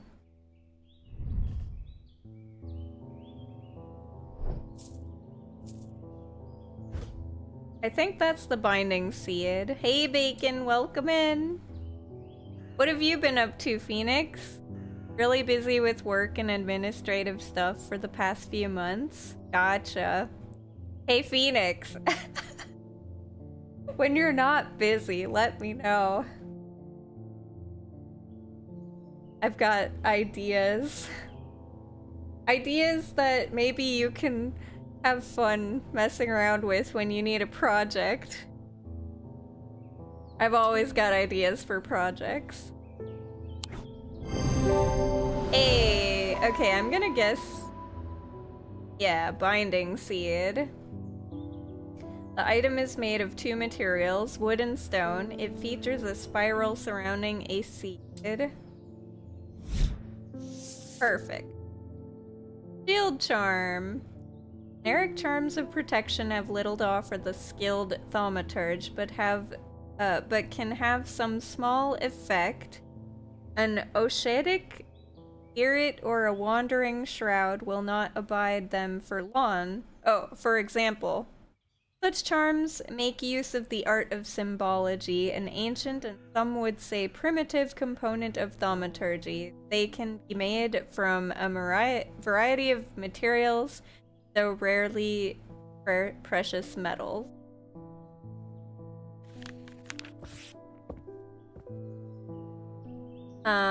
What was the name of that?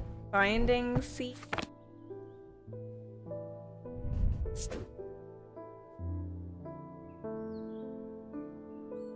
Binding seed.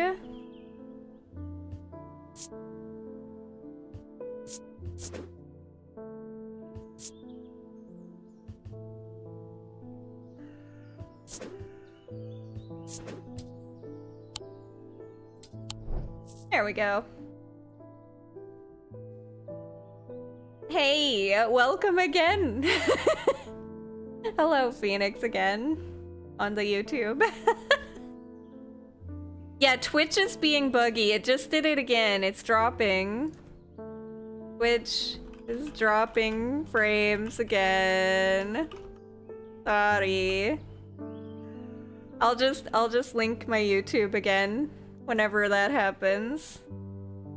Yeah, sorry. I looked away for 1 second and now it's doing it again. It's not my internet, I swear. I swear it's not my internet because I've never had, like, if I've ever had internet issues, it's either completely out or it's completely perfect, so I've never had it where, or like it'll drop 1 frame and that's it. The internet here is really good, so I'd be surprised if something was going on, if it was me. I have hiccups now. 1 second. I need to drink some water.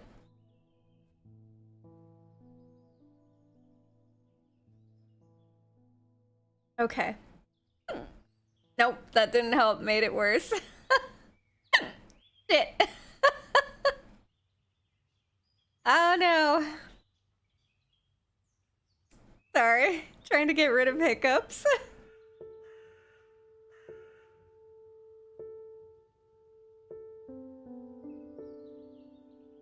Okay. Might be okay now.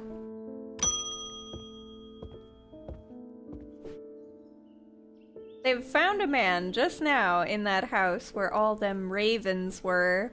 I wish I hadn't seen, but I did. He was sheet white, but it was his eyes that are going to give me nightmares. All black they were. It was like they weren't there anymore. I don't need to wait around for another sign. I'm taking my family to Sedberg, and I'll be taking a Libula to see us safely through. Libula.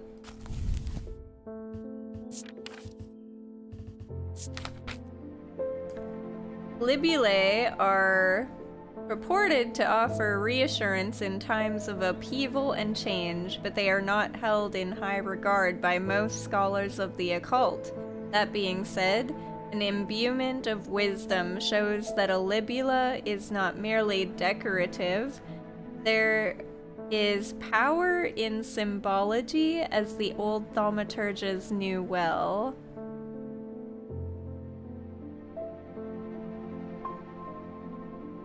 Okay. Don't cast fireball with hiccups. I'll try not to. MC Solar?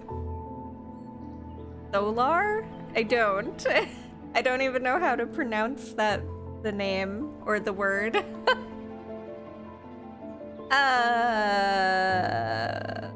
What is this? There's no picture. Unless this is the picture.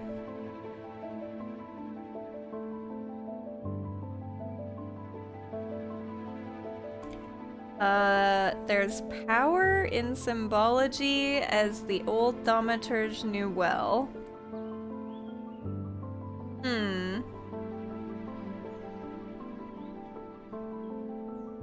This one might be a little harder. Let me see if there's something in here about libulae. Nope. Libulae. Oh, there. Change. Change and wisdom.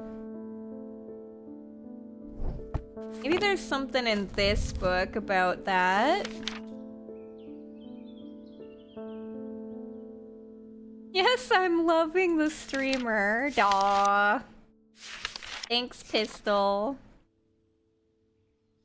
Sorry that my Twitch stream is bugging out right now. Nothing I can do about that, though.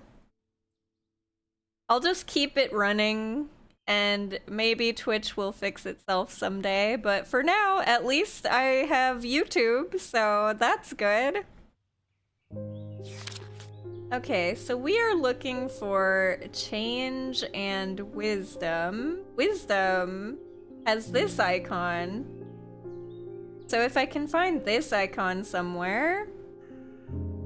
There's nothing here about change, though.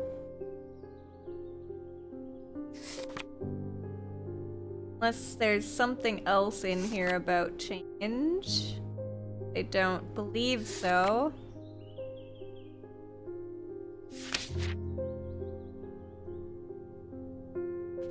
Nope. Okay.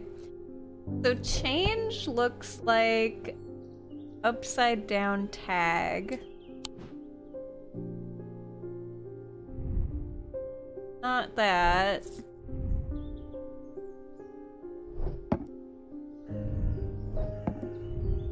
Change looks like an upside down tag. Looking on all the items.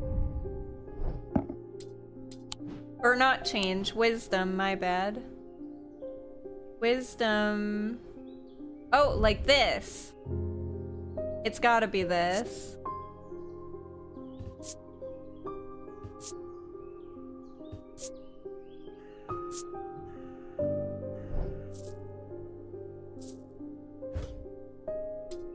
That's the only one that I see with wisdom on it. Unless there's another item somewhere. Hell yeah! We did it! A libula. The item bears a symbol of wisdom. Witch's finger. Witch's fingers are said to be the severed digits of the Witch of Undermere. They are capable of inflicting intense pain, but the goal is supposedly purification of the body. A most unpleasant experience, but a last resort that has cured some and finished off others.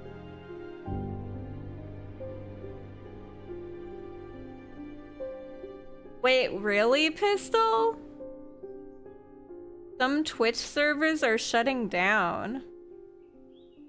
Oh, by the way, my Twitch is green again. For now. I don't know for how long. Really? Do you know which servers they're shutting down? Well, if they end up shutting down, well, but see, but mine, I guess technically right now I'm using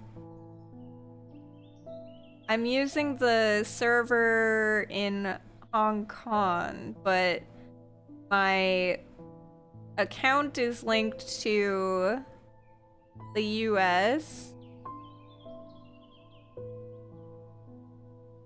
I'm connected to the Hong Kong one.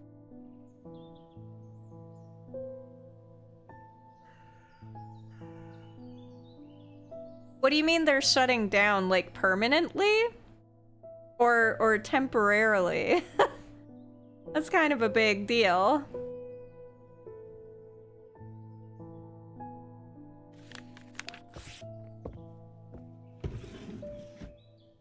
Because, I mean, if they shut it down for me, then I guess I have no choice but to only stream on YouTube at that point. But at least then I've already set up my YouTube. But that would suck. I've had this account for a long time. Libula.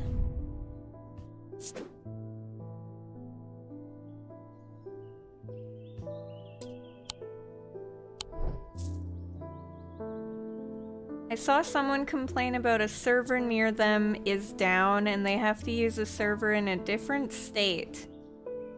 And it affects their stream. Interesting. I'll have to look into that later then.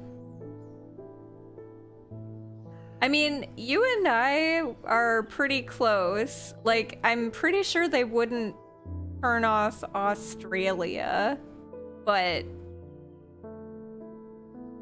it would be further away if I had to, like, link to an Australian server. Hey, Sakura, welcome. 75 streak, woo, grats. Also, Sakura, Twitch is being a little buggy and weird right now. It keeps randomly dropping frames, so I've got people watching on YouTube also, if you would rather watch there, if it ends up lagging for you. Just letting you know. But There it goes again. As soon as I said something.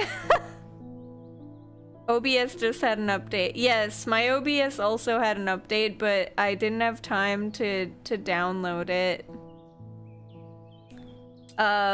before the stream. So I wonder if it's the OBS thing. Like maybe I should just stop my stream and then restart it after downloading the update, but I doubt it's the update because my YouTube is just fine.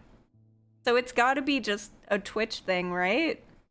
Because otherwise, if it was an OBS thing, I feel like my YouTube and my Twitch would both be bugging out if I had to actually update it. Hi, Sakura! Yeah, sorry. I don't know what that is. I think it's just a Twitch thing right now. Because YouTube is fine from what people are saying, so we'll just spend the day on YouTube today, I guess. And I'll try to keep an eye on it. But that is weird. Was I supposed to go somewhere else? I think I already went where I was supposed to go, so I think we're good. End of day 2. A deep pain radiated down the side of the rider's head where he had sliced himself with the diverging hook, and his thoughts were scattered and torn. He could not see out of his left eye. Ugh. YouTube best tube.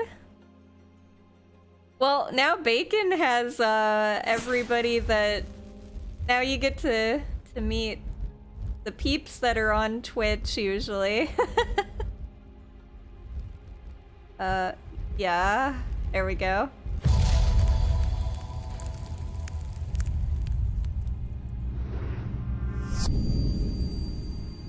But yeah, I don't know.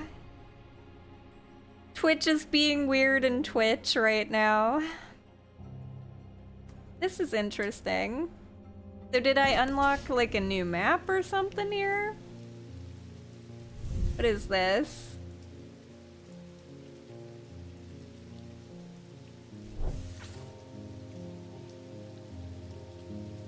Northwest. Hid me in the first building he came to. I don't know what these are.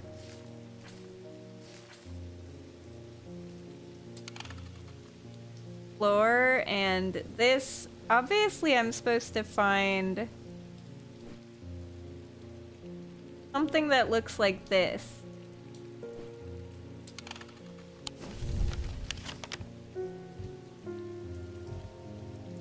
See anything that looks like that shape somewhere?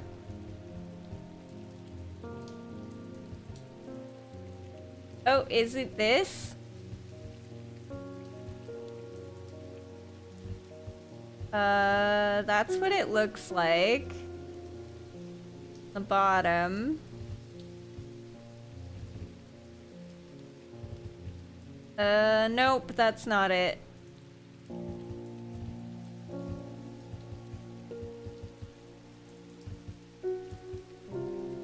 Thought that was it right there. But it's not. Can't be.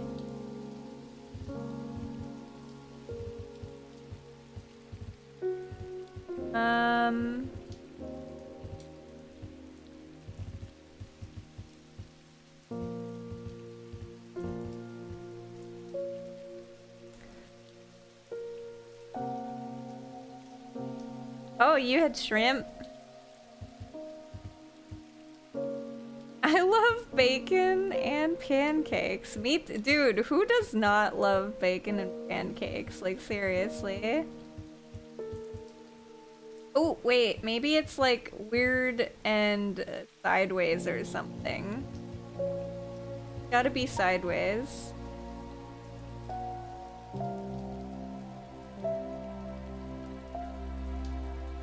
I'm looking for this shape. Oh wait, is that it?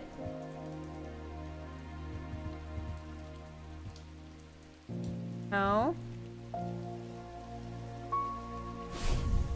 This is what we're looking for.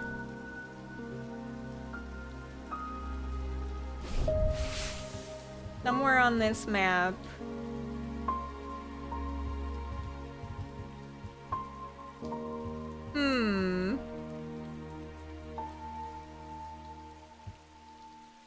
Oh, is this it? This looks like it. I swear it's this. Oh my god, we found it! I'm pretty good at shapes. Alright, let's see. There's a narrow gap between the two houses, and I spy a small wooden chest wedged firmly inside. Slowly, I manage to work it loose, and when it finally comes free, it shoots out onto the hard ground and snaps open, revealing its long-hidden treasure. Woo! I got 2 new items.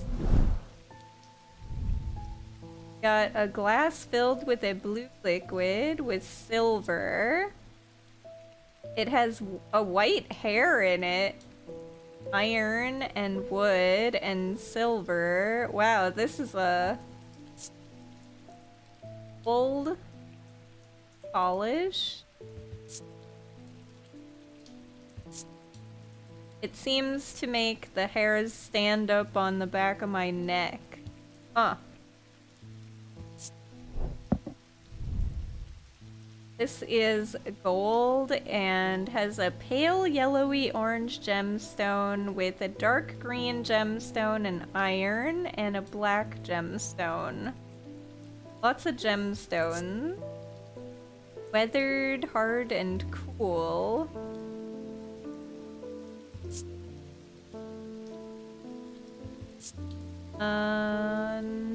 Okay. Well, this is another dangly thing. This is a bottle.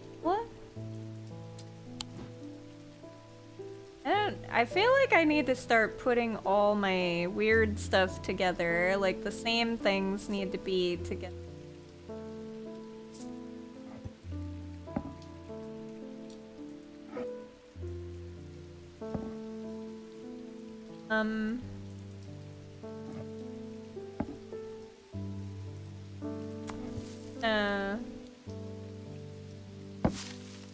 Oh, the kitty. I don't know what to do with this right now. Plant's kind of in the way. I'll just put it here for now. And then, let's see, more necklaces. Plant's kind of in the way too.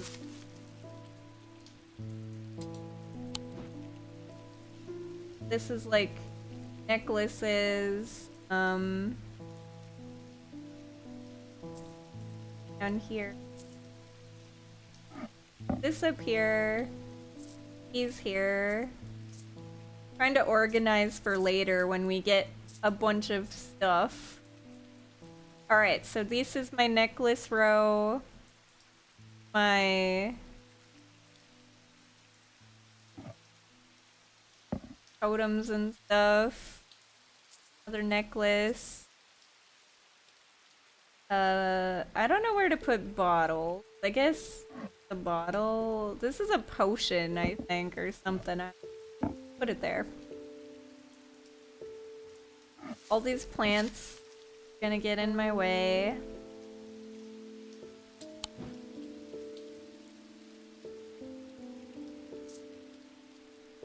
There we go. Stone thingy. Gonna move over here for now. And all this stone stuff. Oh, there is room. Perfect. Then I don't know what this is. Okay. I think that's good for now. Yeah. Because I don't know what these are yet. Okay.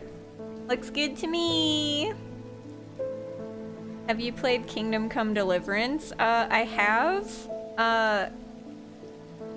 They kind of give me motion sickness problems sometimes, so, I don't normally stream them just because, I did stream the first one for a while, but eventually the motion sickness drove me nuts. So, yeah.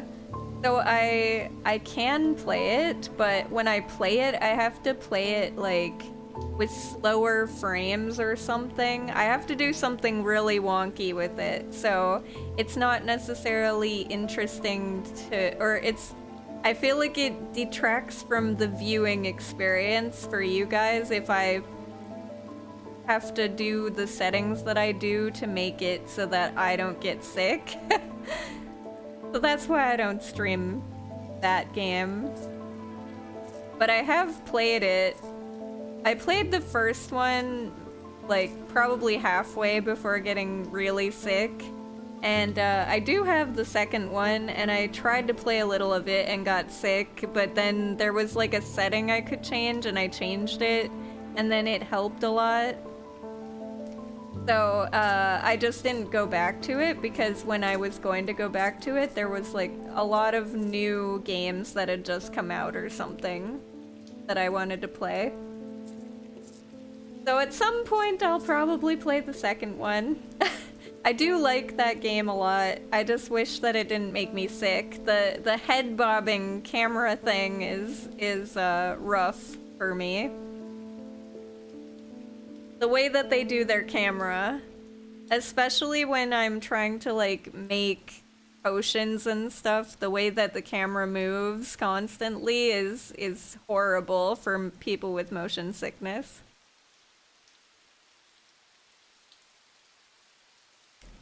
Do I think the second will be nominated for Game of the Year? Maybe, I don't know. But cause I haven't played it. It'll probably be nominated. I don't think it'll win though. I'm guessing that the games that are in like the two contenders for this year. Actually, I guess there's 3 of them, right? I don't know how Silent Hill is doing because it's not really my kind of game. But I know that a lot of people love Silent Hill, and that just came out. So depending on how that one does, that one is probably, I would say, maybe a contender because it's a big named kind of game. But for me, I think so far the only 2 games that are gonna be fighting for it will be Hollow Knight because so many people bought it, and Clair Obscur,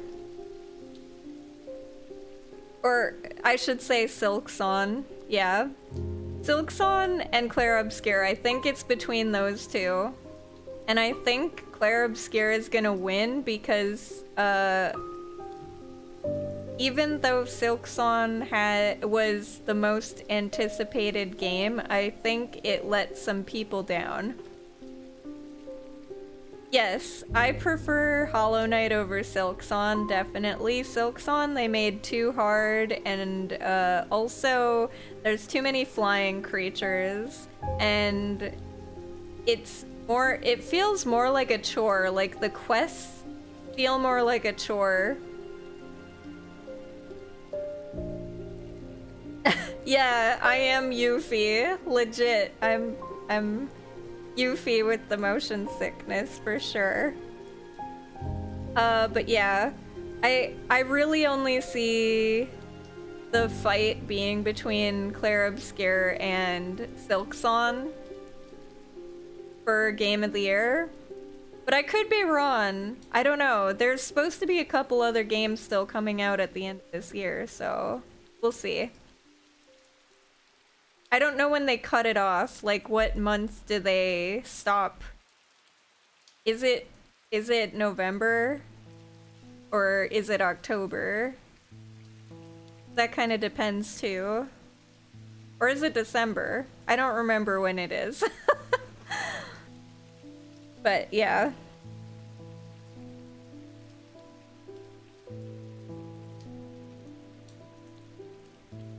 Oh yeah, I feel like Claire Obscure is gonna be like Game of Thrones. Or Game of Thrones, not Game of Thrones, God of War. I feel like it's gonna be like God of War, where it wins pretty much every award under the planet, and then it loses Game of the Year to Silksong because it sold the most. That's my guess.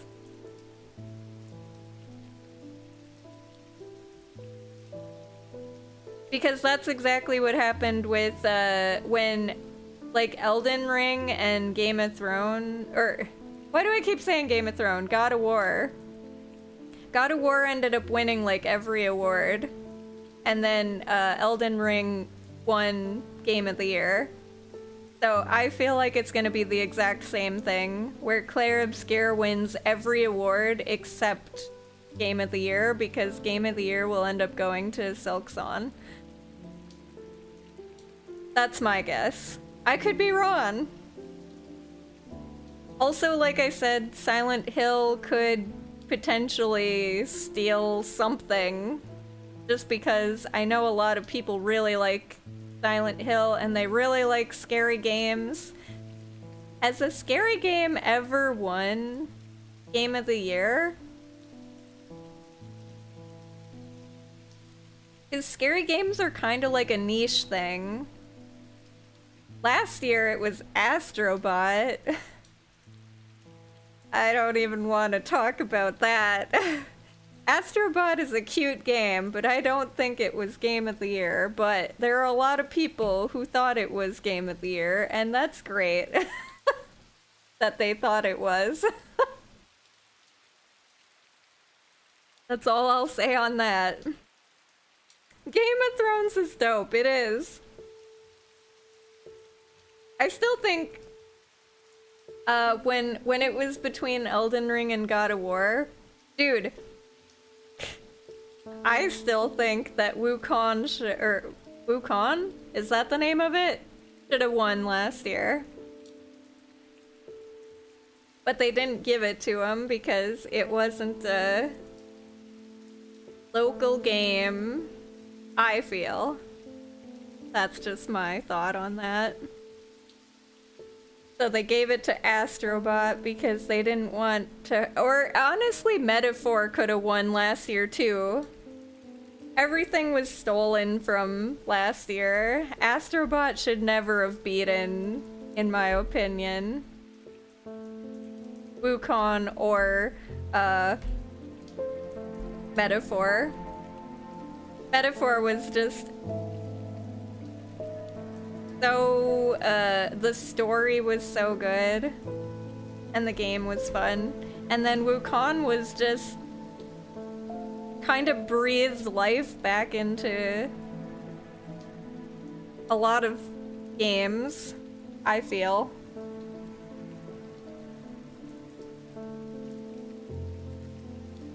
Speak more truth! I don't know. Astrobot was really cute, but I did try playing it because I was like, okay, well this game won Game of the Year, so apparently it's way better than Metaphor. I only played it for about 5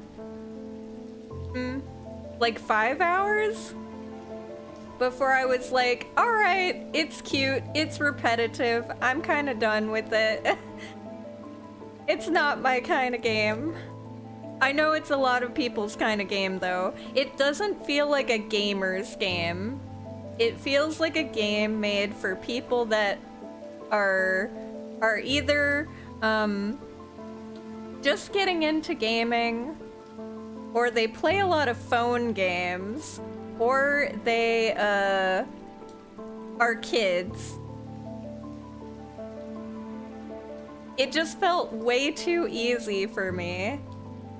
Like, there were hard puzzles and hard things in it, but yeah, it was not a challenging game, and it was not really, it was like too chill for me. I like chill games. This is a chill game, but it didn't feel like a gamer game. So the fact that a non-gamer game won Game of the Year was kind of depressing to me when Metaphor and Wukong both came out, and I didn't play Wukong, but I watched everybody playing it and they loved it, so those were gamer games. Anyways, I would have been happy if either of them won. Neither of them won, so it was kind of a weird situation where I was just like, I didn't expect Astrobot out of all of these options. Like, I think there was another one too, wasn't there? There was some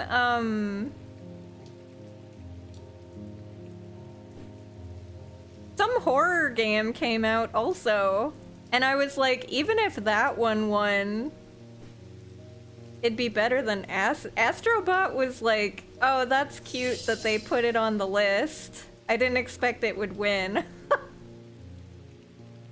That was my thought when they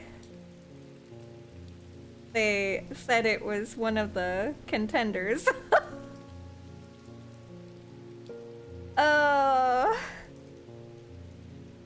Is that mean? I think that's mean. I still think it's a cute game. I just don't think it was Game of the Year material. That's just my personal feeling on it. And for this year, like I said, it's probably between Clair Obscur and Hollow Knight or Silksong, just because Silksong literally broke every single store. For 24 hours, all the games were broke, or like all the stores were down. So that does say something about that game. But I don't know if it'll win or not. I don't know. Final Fantasy VII Rebirth didn't get it. That's true, it didn't. But also, Final Fantasy VII, wasn't that the one... That was the year that it went against, Wasn't that the year that Elden Ring won? I mean, I'm not saying Elden Ring didn't deserve to win.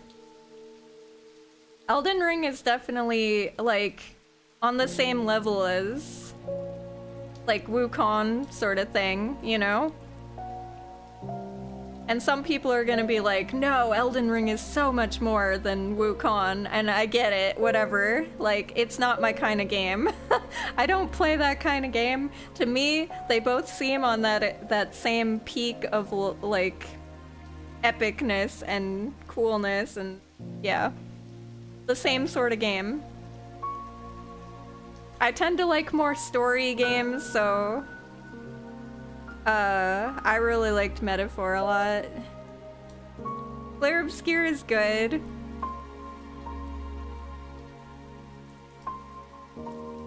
Yeah. Well, because Silksong kind of is too hard. I actually stopped playing it. I might go back to it, but it was too hard for me. It was making me mad and frustrated, and I was not enjoying myself. And I felt like I was doing a chore whenever I had to go get the quest stuff. It wasn't like a fun time. Whereas Hollow Knight, I always had fun in Hollow Knight. Like, it was hard, but it was never so hard that I felt like quitting. If that makes sense. I don't know what they did. They overtuned the shit out of this game and made everything a flying creature, which flying creatures I've stated many times in many games that I hate them. If you are a melee character and you constantly have to fight things that you can never hit, that's not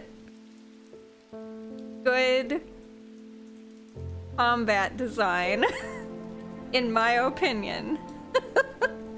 Like, is it hard? Yes. Why is it hard? Because I can't hit it, because it's out of my reach.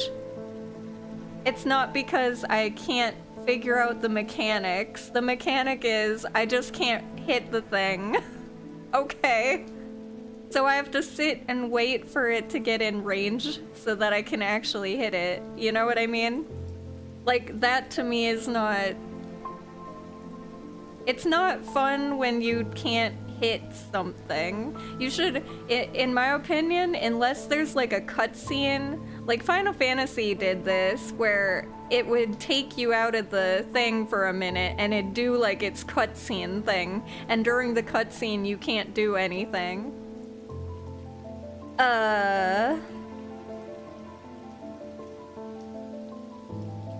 Oh! Yeah, okay, Rebirth, yeah. Well, I liked Remake more than Rebirth, and I think Remake came out when it was like the whole God of War and Elden Ring that year. There were like so many games that all of them could have won and all of them were like deserving of the win. But yeah.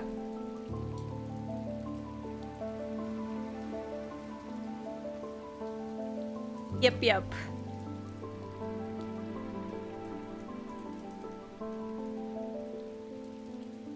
You think Claire Obscure will take it? I don't know, though. I mean, maybe. Claire Obscure definitely did something new. Like, they made a different type of turn-based, I guess. Like, more action-y turn-based. They kind of did what Final Fantasy did. Rebirth and Remake. Except they made it more, quick time event sort of thing. So. And parrying and stuff. They kind of added Sekiro mechanics with turn-based, which is pretty cool. Like, it's a totally new type of thing. But yeah.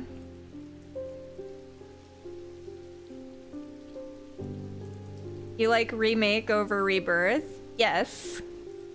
It's a hot take. It is. I like the first one more than the second one.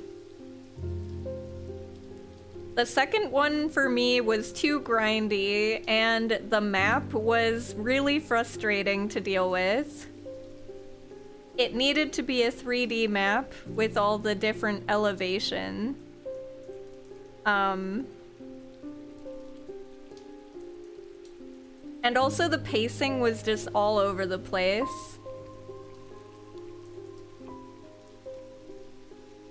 The first one was... It felt like the right size, like the right length, and it left me wanting more instead of wishing that it would end. You know the rule that you always want to leave people wanting more? Like, you want to stop something before people get sick of it. And I feel like a lot of TV shows and a lot of games forget this rule. And even movie series and book series. Like, you want to stop it so that people are like, that was a good length of time, and I wish there was more. You know? You never want to leave them feeling like, holy shit, I'm so glad I made it through it, I did it, I finished it, it took forever, and I wanted it to be over like 20 hours ago, but I did it. I plowed through the 20 hours. You know? Instead of, oh man, that's it. I wish there were like 20 hours more. You'd rather have the you'd rather have people asking for more than asking for less. So, yeah. I feel like a lot of games and books and movies and TV shows and all these other things, they forget that rule.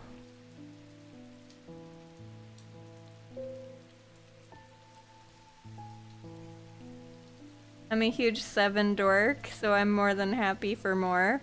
I like 7 too, but I still feel like adding mini games for the sake of just making the game take longer, and it's the same mini game over and over and over and over and over is not...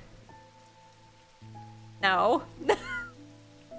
Like, I wanted the mini games to be over in that game so many times in Rebirth. They got to be very repetitive. I don't like grinding for the sake of grinding in games, which is why I don't play a lot of games like PoE. PoE is a really fun game, but it's also a big grind, and I'm not into that.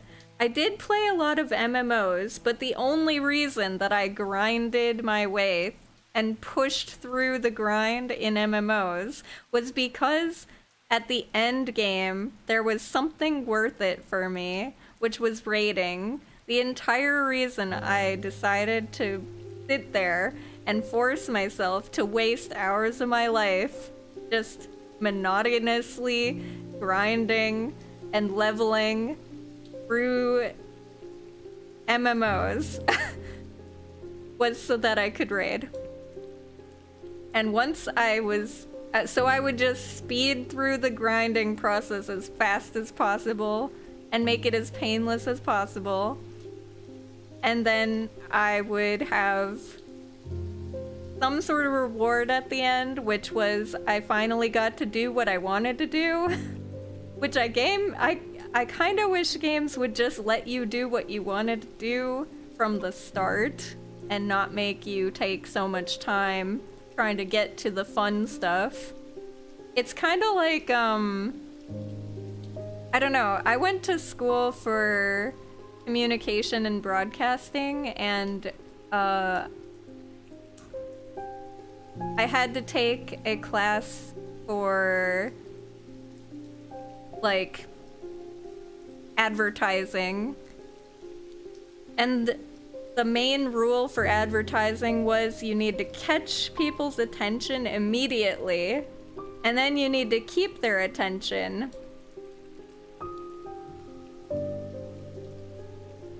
And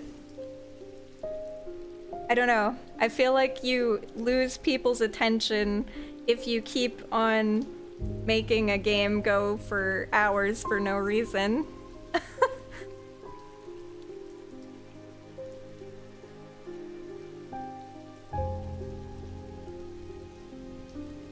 And also, the way you catch people's attention, if you look at people's, like, demo reels, if you look at a demo reel, you don't put the worst shit at the beginning and the best shit at the end. You do the complete opposite.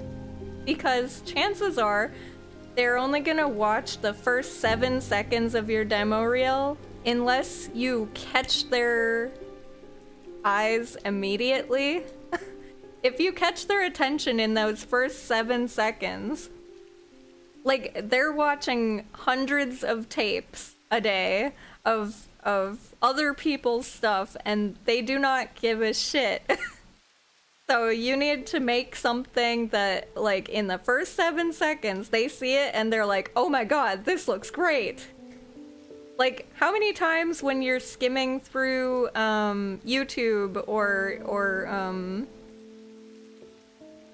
even Steam for a game, a video game, like, you know, the recommended games or whatever, you have your little 10 games per day that they recommend to you. I watch those, but if I turn it on and the first like 3 seconds doesn't grab me, I immediately click to the next one. Because there are so many games, I don't have time to look at the whole thing that they made. So if the first 7 seconds, if I see something and I'm just like, nah, not my thing, I click away.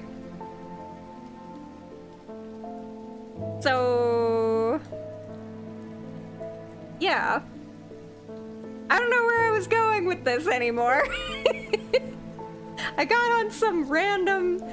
I don't even know how I got here. I don't even know how we got on this topic. It just went. Just started going. But yeah.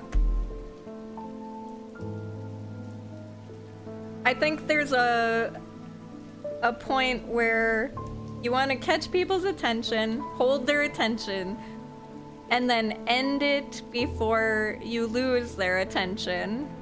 That's why there's a rule for how long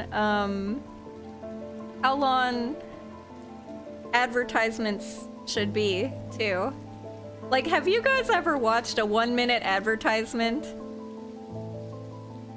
The only time I've watched a 1-minute ad is during a Super Bowl, and I'm pretty sure that nobody sits and watches them for a minute. They watch the 15 seconds or the 30-second ones. Why? Because that's all the amount of attention that people are going to give.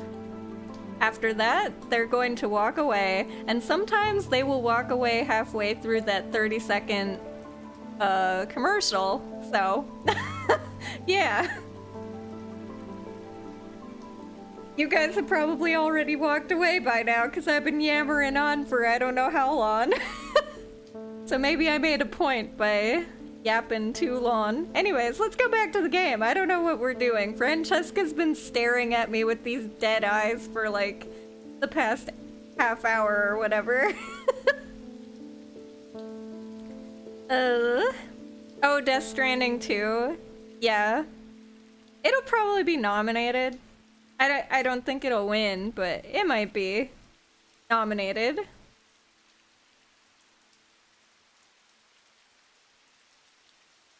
It might win a couple awards here and there, though. Maybe for, like, acting or something. Alright, let's see. Good afternoon. No, morning. Sorry, I'm a little distracted. Dude, you and me both, girl. I'm Francesca Robertson, a doctor of sorts. I assume you heard about Mr. Hungerford. It seems to be the talk of the town already. I'm used to dealing with maladies of an occult nature, but black eyes are certainly unusual. I've heard of something like this before, but I don't see how it could be the same thing. Either way, I'm hopeful an evocant will have some effect. Hey, Fall King! Evocant. Also, Fall King, just so you know, Twitch is being weird today, so if it buffers for you or gets weird or wonky, a lot of us are on my YouTube channel right now. Just letting you know if it happens and you're curious. I'm making Twitch lag. Yes, it's all me. It's my fault. I'm doing this somehow. Magically somehow, yes.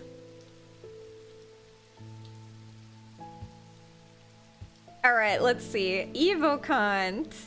That's disturbing. Is that a heart? These stone items weigh the same as a man's heart, according to popular myth. The truth is a little less dramatic, but the weight of these items is nevertheless important, and should not stray more than a hair from precisely 1 pound. They're placed on the chest of those in a coma to draw them out. A stone item.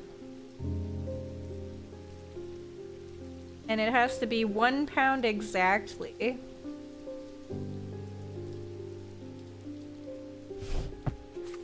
Stone item with truth. Is there a truth thing in here? This symbol.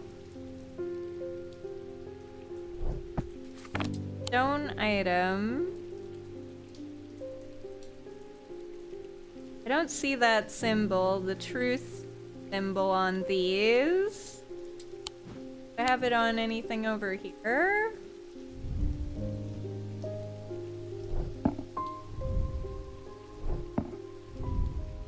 Oh.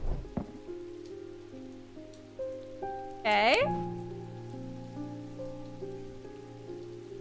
Stone item. So one of these, and then... Okay.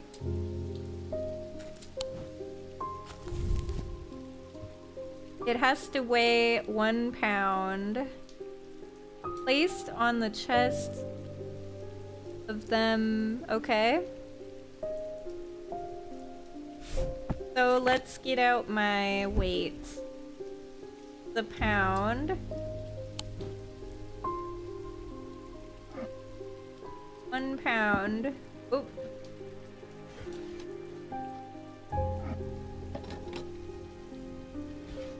Okay, 1 pound, and then...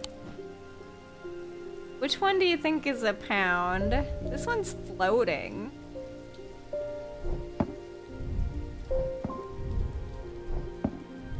What is this one? Made of stone, gold, got a lot of gemstones, silver, gold. It's cool, with raised detailing. And this is warm. Not smell or sound of anything. Okay.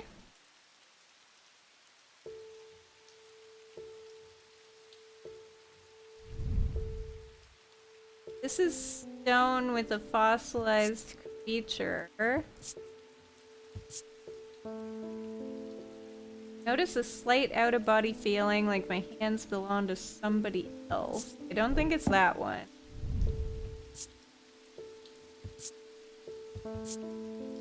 Hard and cool, red paint and stone, perhaps stone. Rough and pitted.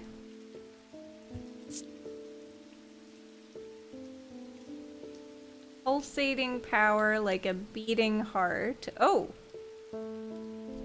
Let's try this one. Not a pound, though.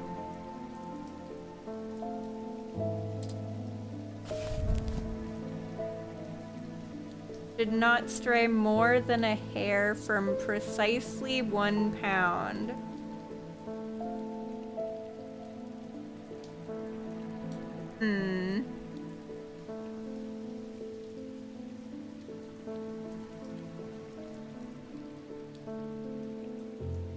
You're playing the free-to-play Persona game? Have a lot to learn. Wait, which free-to-play Persona game? I feel... Are there several of them, or is it one that just came out recently? They announced the big Monster for Winter update on Monster Hunter Wilds. Ooh! Yeah, I did see the collab with Final Fantasy.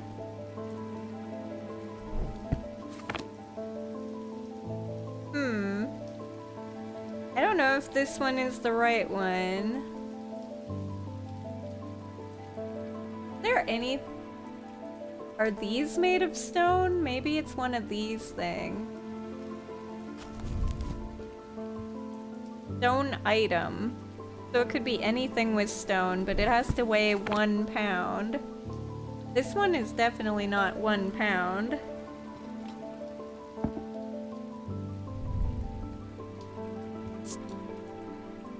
Iron, gray metal. That's not it.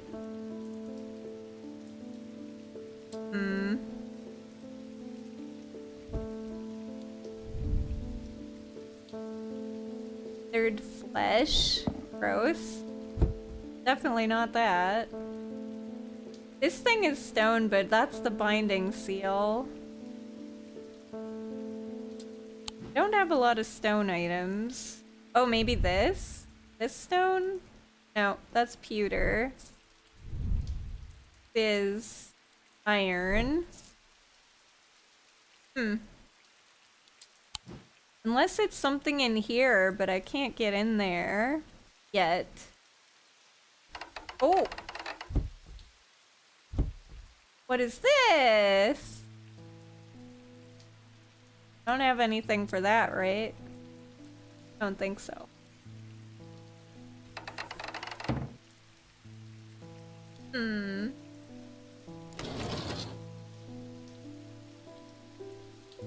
Whoa! What? What?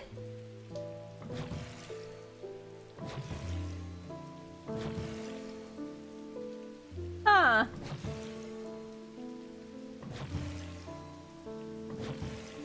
Okay. I don't know what that does, but cool, I guess? Oh, Persona 5 Phantom X. Okay. Yeah, I haven't played that one yet. But I'm glad you're enjoying it. What else is there? Maybe I need to explore. Or I can help this person. I don't have a lot of items. Let me explore. Can I re-explore places?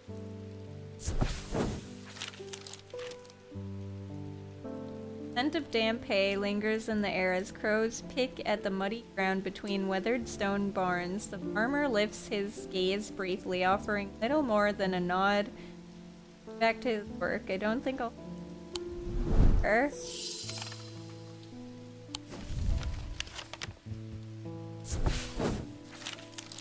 I could use the rest, but there's work to be.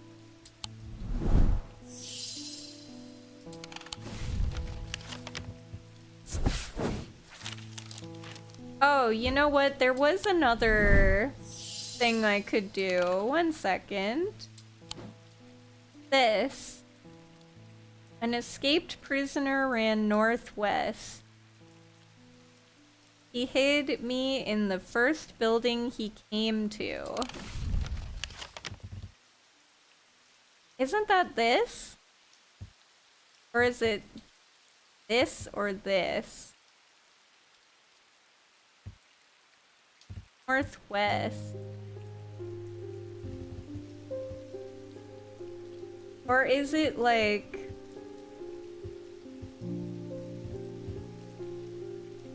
Where is this from? Escaped prisoner. Wait. Where's the jail? Where's the jail? There's a jail, right? Yeah, 10. So maybe it's this one. Oh! We did it! Your first Persona game? Didn't think you'd like it? Dude, Persona's great. Highly recommend. I also saw that they're gonna remake or like update 4, which would be fantastic because I have tried to play Persona 4 many times and I've never finished it, and I would like to play it whenever that comes out and hopefully actually finish it because I'd like to get the story. I've tried like literally 3 or 4 times and I keep getting bored because the grind is just rough.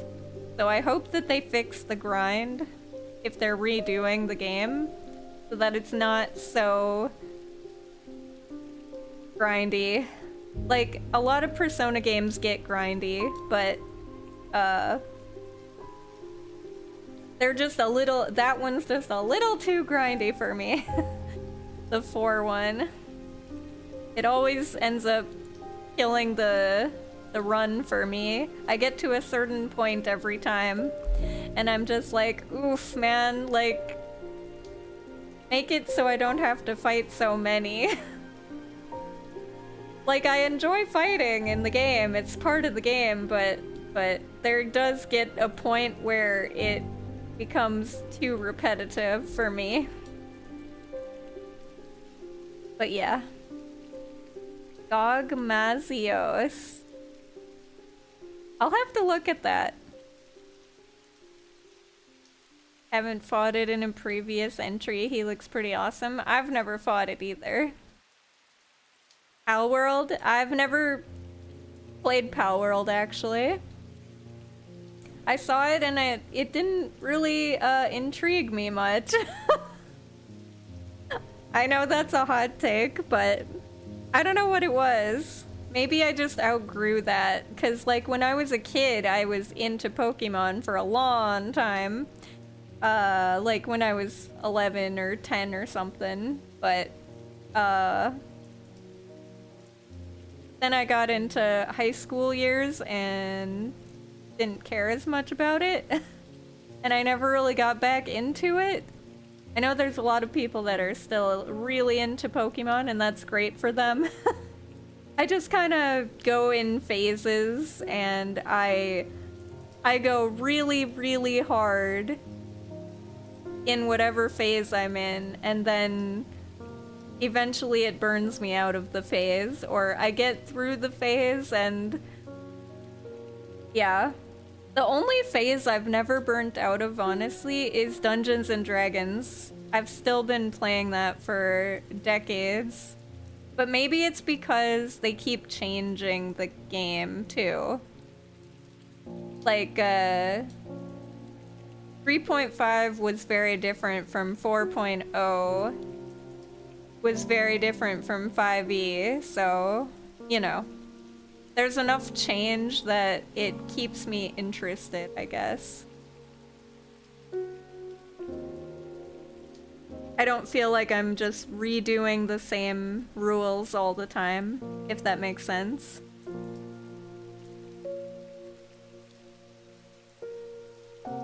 Totally check Animo? I'll check it out. I did consider playing Palworld, but every time I watched it, I was just kind of like, it looks fun for about 2 hours, and then I'd probably just drop it because it looks not like something that I would keep with, if that makes sense.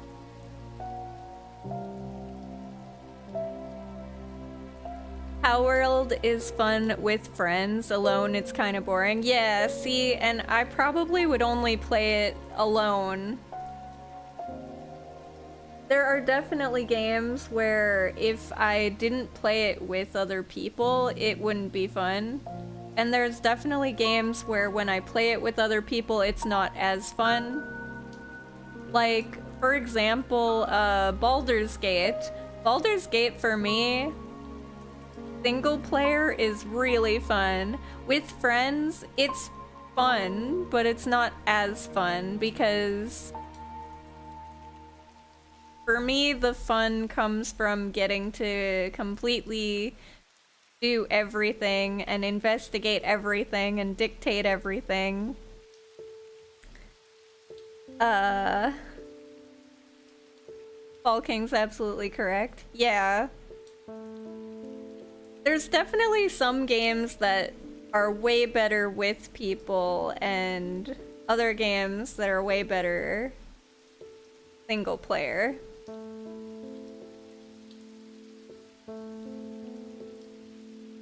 And then there's games where I'm always like, man, if they would just make a co-op for this, it'd be awesome. But they never will. There's a lot of co-op or single-player games that I think would make great co-op games, but they'd have to do a lot of work. So, to make it work. Let's see. The dilapidated warehouse is dark and imposing, and the struggling flame of my lantern does little to pierce its depths. I slowly search through its contents with a sense of despair, wondering if I'm even in the right place at all, when suddenly and unexpectedly I uncover something of value.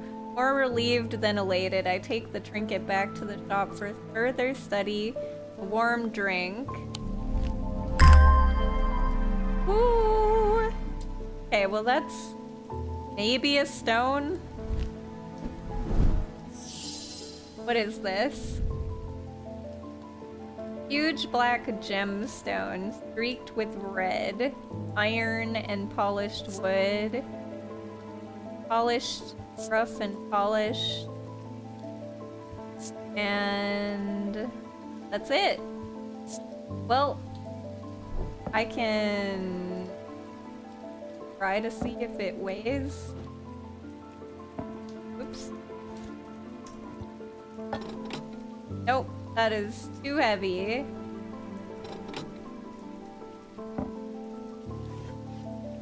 So it's not that.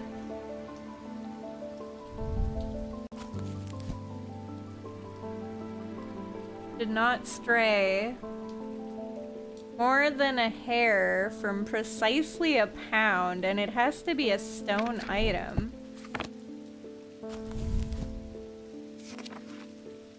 This one is hard.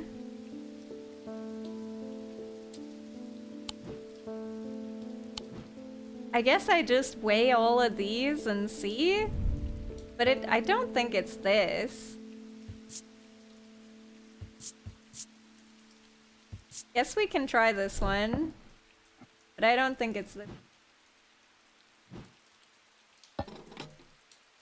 Oh!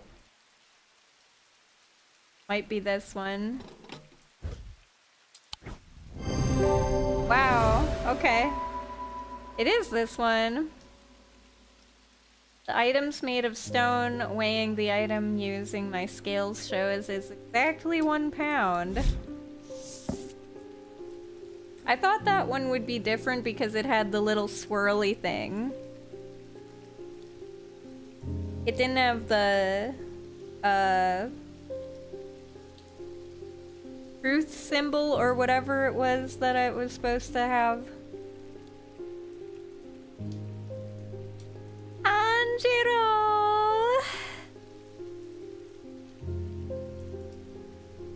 Especially when the movie is released. Hey, thank you for the 7 streams, Fall King. I don't play Fallout, no. I never played it. I don't usually play, isn't Fallout first-person shooter? I don't usually play those, because 1, guns usually don't do a whole lot for me, and 2,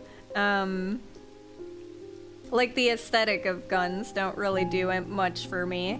And then 2, first-person games usually make me sick, because of motion sickness stuff. So, usually I avoid those. They tend to cause me more problems than, other types of games. But I've heard that it's good, like, I've heard the story's good and the game is fun. Lots of people enjoy Fallout. I just can't personally. First person and third person. Oh, it does have third person? I might be able to play it if it had third person. But we'll see. Maybe. I have heard it's good.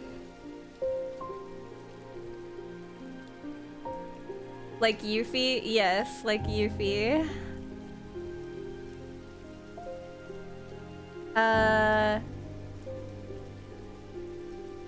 The Daedalus Link is a powerful object capable of producing a levitation field. The field is extremely fragile, however, so it would be prudent not to take risks. These items are surprisingly light in weight. Their designs vary, but they might point to some facet of flight. A feather or the wings of a bird or insect, for example. Okay, let me put this here for now.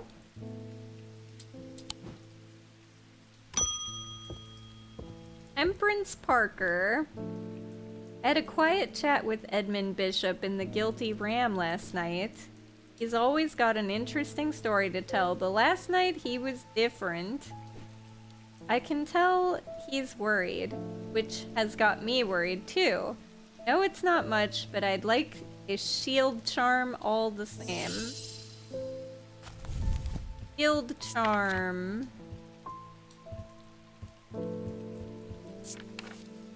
Oh wait. What did I... Oops.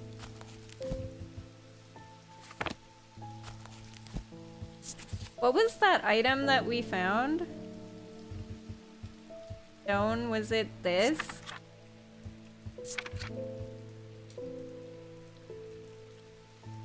What was the stone one that we did? Oh, Evocont, right? Yeah. Let me, where is that? Gotta label it. Evocont. There we go. Before I forget. Now we need a shield charm. It's one of your top 5 favorite games. Yeah, I've heard that Fallout's pretty good. I just have never played it because I've been wary of games that might give me motion sickness. Because I get pretty bad motion sickness. Like, if I get it, it comes extremely quick out of nowhere. And like, I don't really feel it coming on. It's more like, I'm fine, I'm fine, I'm fine. I am sick, and I need to lay down right now. And then I lay down for 6 hours, feeling like shit. It's not cool. So I'm very, very careful with games that I play recently, just because of that. Because, yeah, that's why if I start to feel sick from a game and I can tell and I give it a couple days, like, for example, the Indiana Jones game that we played this year, at the beginning of the year, I really wanted to play that game, but holy shit, every time I played it, after about 2 hours, I would start to feel real sick, and then, I'd go and lay down after I finished stream. We'd end stream a little early, and I'd finish stream, and then I'd go lay down and be just laying down for like 4 hours afterward. So that's why after like 2 or 3 days of that, I was like, this isn't healthy for me. I'm just not gonna do it. I really wanted to play that game. It was really fun. I highly recommend, if you don't have motion sickness problems, to play the Indiana Jones game, because it was fun. But yeah, I couldn't do it. I don't even know what in that game was making me motion sick exactly. But yeah, it might have been, maybe there was head bobbing that I couldn't turn off. Usually the camera, if the camera's like going like this, like up and down while walking or running, I can't do it. I have to have the camera completely static for me. So as long as games have like that setting, and usually blur, like blur and grainy effects, all those sort of effects make me sick too. So I have to usually clear all the effects off my games when I play. Like, for example, you know how Clair Obscur looks? Like that fuzzy artsy look. Like, it's really pretty, but if that game was not turn-based, I would not have been able to play it. Like, I would have been so sick all the time. Because, yeah, that look, that blurry, fuzzy look is not good for me. That's actually the, like, that blur effect or whatever it's called that you can turn on and off in a lot of games. I had to turn it off in Monster Hunter, and before I turned it off in Monster Hunter, that was what was giving me motion sickness in Monster Hunter when I tried it like way long ago. So, I know that blur messes with me, and I know that when the camera takes control and I can't control it the whole time, or it moves weird and I'm not the one moving it, that's what makes me sick. But if done correctly, like Clair Obscur, when you're playing it, the turn-based part, it is like the camera's moving, but it's not moving while I'm trying to move, if that makes sense. Like, I'm sitting still and the camera's just moving for like when I'm doing attacks, but I'm not actually like moving. So because I'm not moving, it doesn't mess with me. Because I guess motion sickness is like your body and your eyes are not communicating correctly. So like you see something moving, but you're still. I'm so bad at explaining this. I used to get, when I was a kid, I didn't like car rides either because at first, at the very beginning, they made me sick, but then I got used to them over time. And then I didn't have motion sickness in cars anymore. But, yeah. I don't know. It's just weird. Motion sickness is a weird thing. And it's very different for every person. Like, every person's motion sickness is completely different from somebody else's. But, yeah, you just have to kind of learn what does it for you and what doesn't do it, I guess. Trial and error. Over many years, I have figured out what causes it for me, what does not. Alright, let's see. The shield charm. Generic charms of protection have little to offer the skilled thaumaturge, but can have some small effect. Oshadic spirit or a wandering shroud will not abide them, for example. Such charms make use of the art of symbology, an ancient and some would say primitive component of thaumaturgy. They can be made from a variety of materials, though rarely precious metals.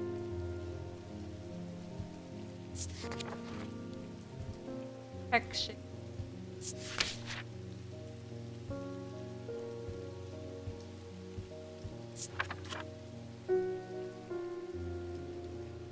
Okay.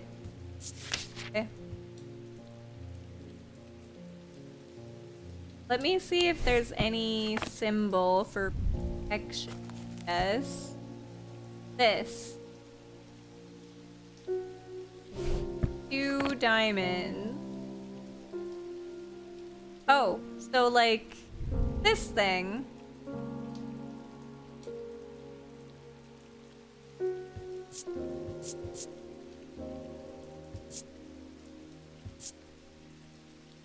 I'm gonna guess this.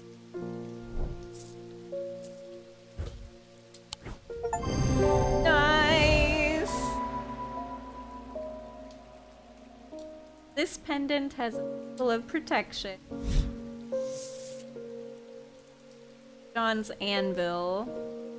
These items have much in common with the St. John's poppy plant of the same name, a fact that is reflected in their designs. They have quite different uses, however.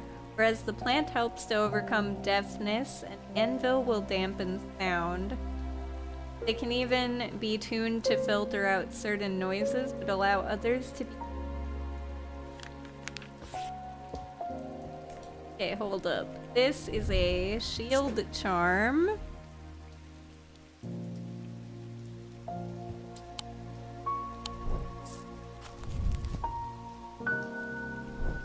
Alright. At the kitty. Meow. Perfect.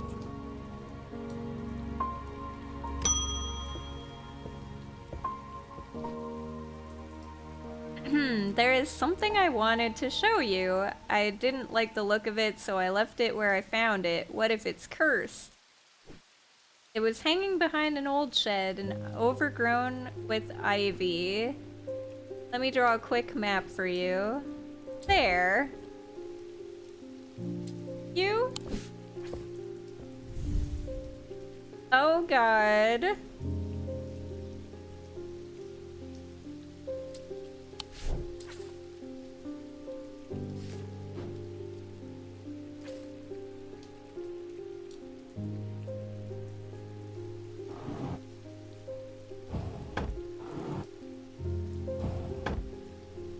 I'll put...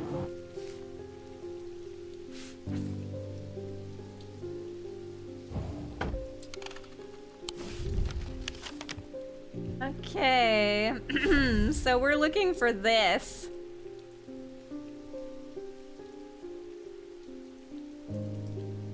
There's something here.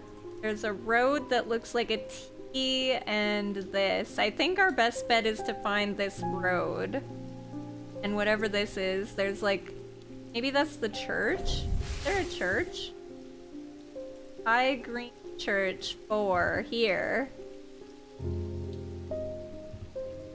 That...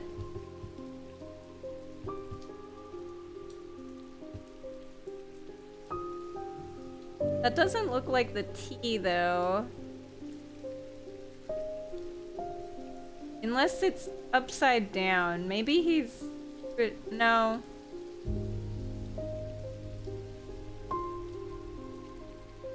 Did he draw it upside down?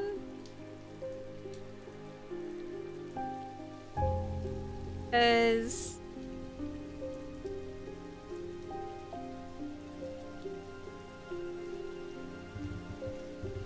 For a E...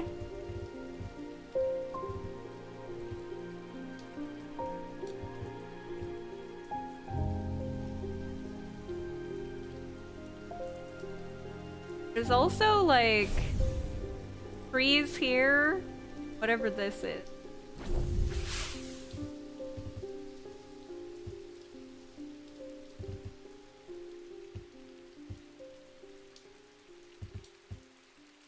Looking at the roads.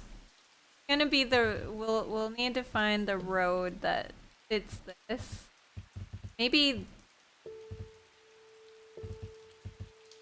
This? That thing.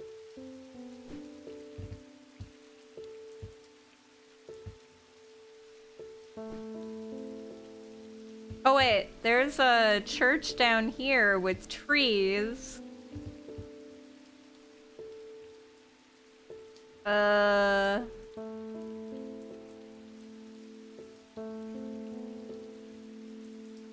Oh yeah. This is the T with the thing and the lake thing. Oh yeah, this is it, I think. Woo! The shed is actually a wooden summer house that looks out over the pond, but it's clear that it hasn't been used in some time. Thick brambles claw their way up and over one side of the structure, and ivy covers the rest in a mottled green cloak.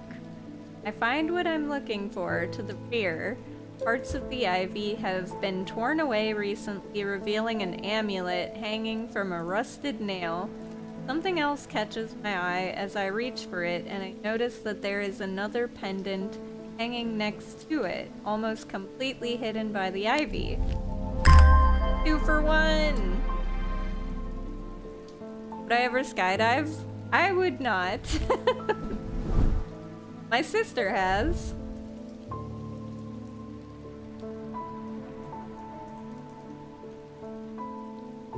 Would I skydive in a video game? Sure. In real life? Nah. Let's see, bronze and an orange gemstone. Feels a little warmer than I would have expected.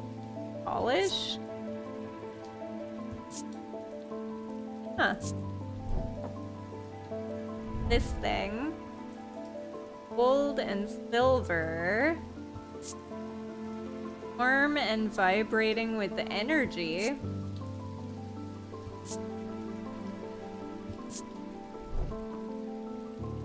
Okay. I've got these for now. Oh, those are necklaces.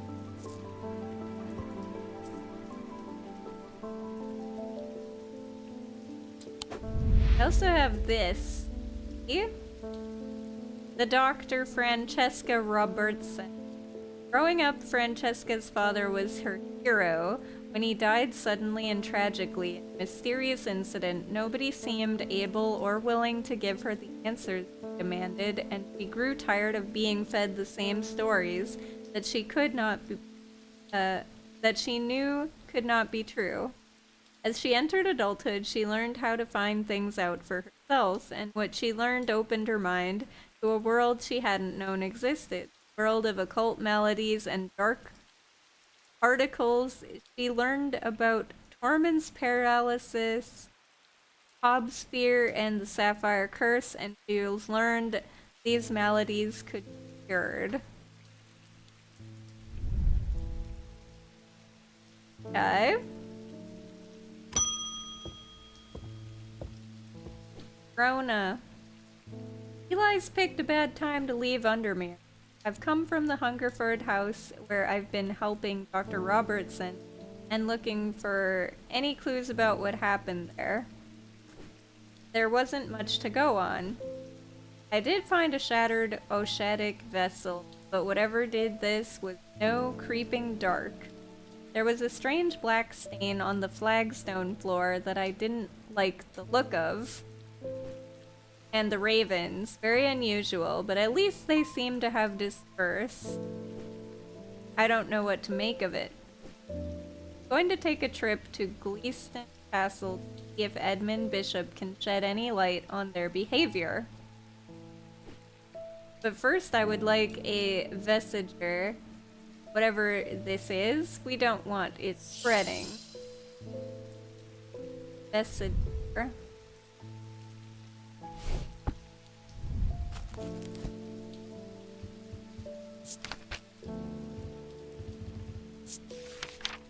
A vestiger can be used to prevent the spread of disease and pestilence. Among other oddities, flames burn pale blue in their presence.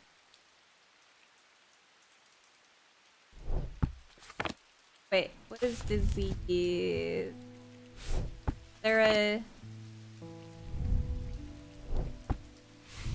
thing in here somewhere?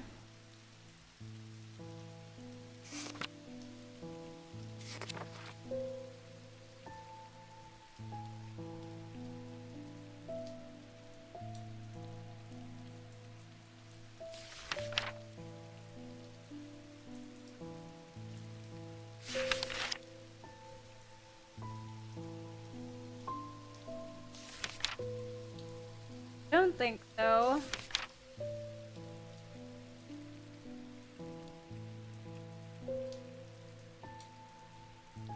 Ice. Oh, maybe if I... Wait, is there a fire? Be heat. Oh wait, there is an element. Fire. Triangle. Yeah, I can And burn pale blue flames for present. Oh.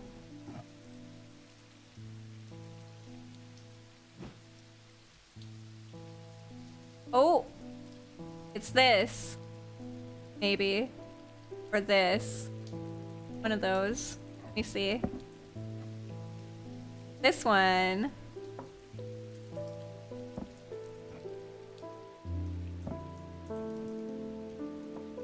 Nice. Gotta be the. Let me double check it. Warm and cool. Unless there's something else that can burn blue.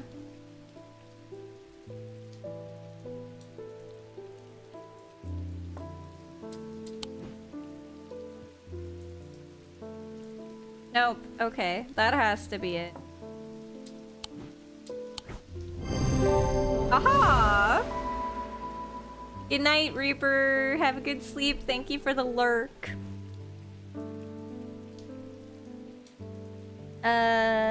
Using a candle, I'm able to confirm that flames burn blue in its presence. Moonstone Guardian for the banishment of Hobbs' fear and Noctic light. These tend to take the form of a comforting guardian. Alright, I need to label this. Messenger.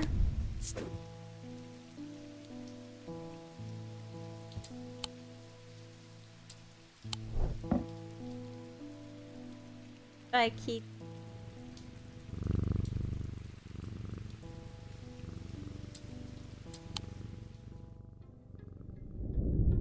Two days earlier, the rider and his fellow adventurer were deep underground exploring the tunnels below the Kirkhead Tower when they made a discovery. Their elation at their find would the horror.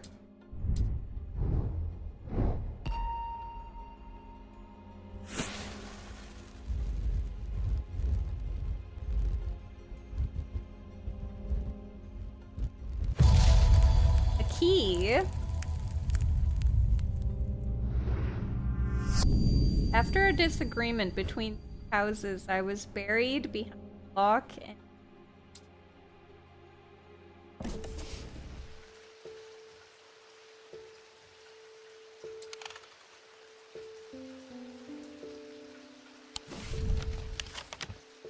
buried behind a lock and if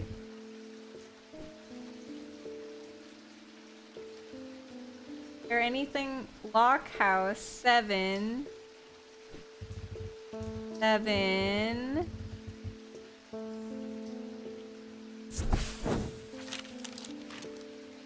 Ivy strangles the iron gate, creaking loudly as it opens. Behind dusk-cloaked windows, somebody watches me approach the old house. I tap the brass door knocker, waiting for. I think.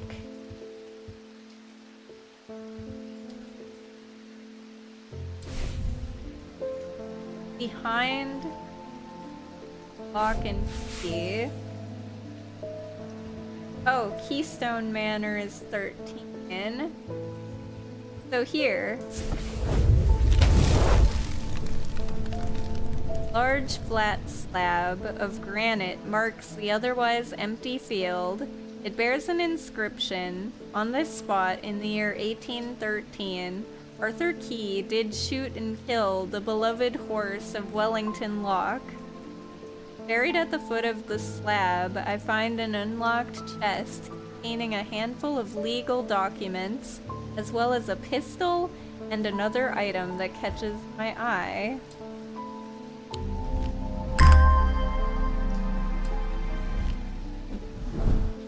This. Slate.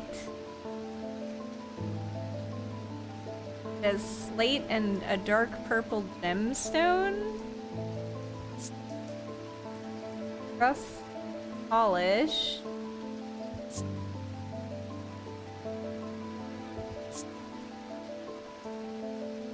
Okay. Looks like another necklace or something. Here we go. I don't know if I can fit this in here, so I'll just put it there now.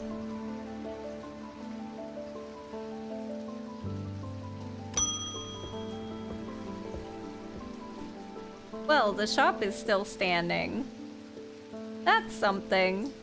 Say what you will about Undermere, but this town is never quiet for long. I leave for a few days and suddenly everyone's talking about ravens and curses. I'm going to need to find Verona to get up to speed on what's going on. At least I didn't come away from Ravenglass empty-handed. I can always rely on Quiet Susan to unearth an interesting trinket or two.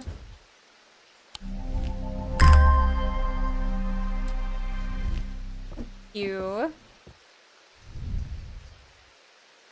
Gold, green porcelain, and white feather, and a pinkish gemstone. Cool and smooth and soft. It has a smell like rotten egg.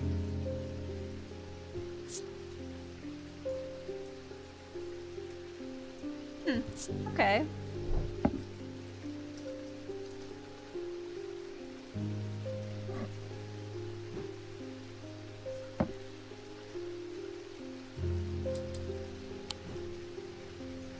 I'll just put it over here for now.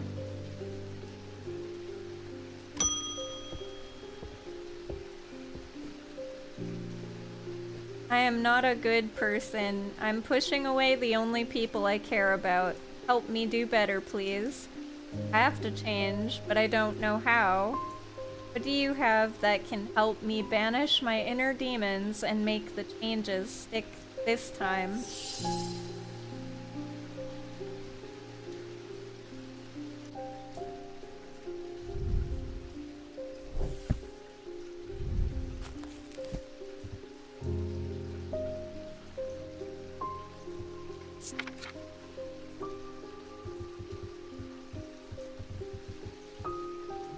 Let's find out.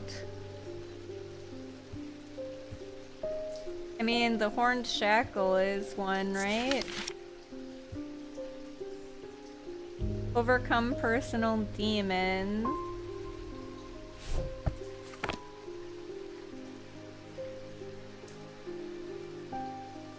Try that. My horned shackled one. Nice.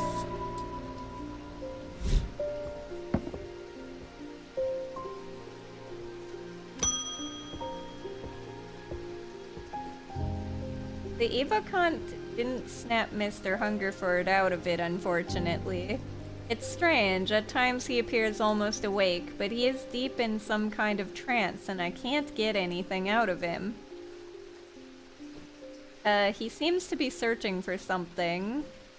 I'm beginning to suspect this is beyond my skill set, but I am not willing to give up so easily. I know it's a bad idea, but I'm going to need a sleep vessel to get me through this week. Sleep vessel.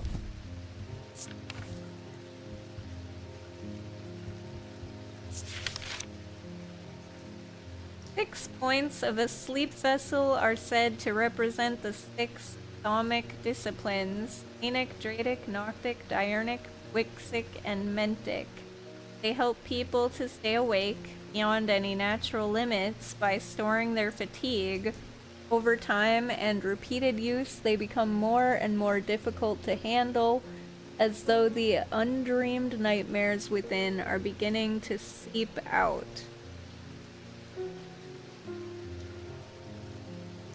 6 points. Okay.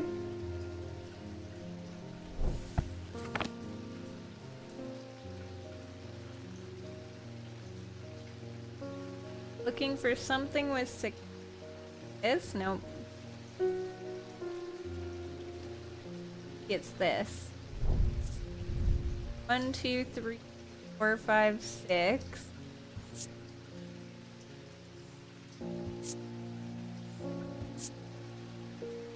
Feathered.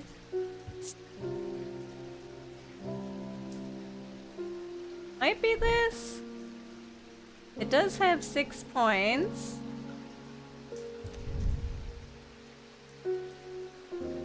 This also has 6 points though.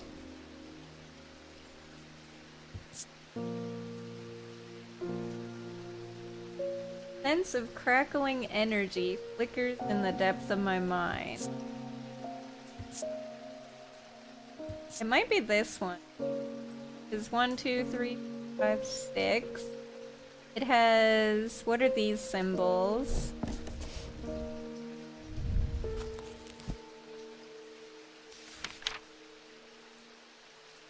Sanity and protection.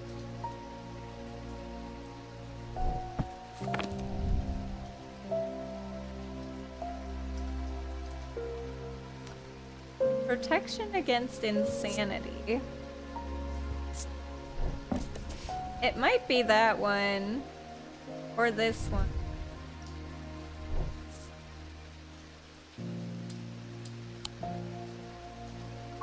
Something else with 6 points.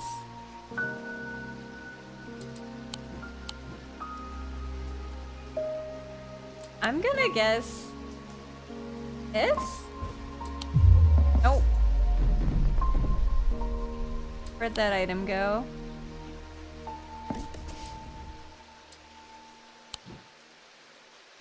And maybe this one? Deep vessel.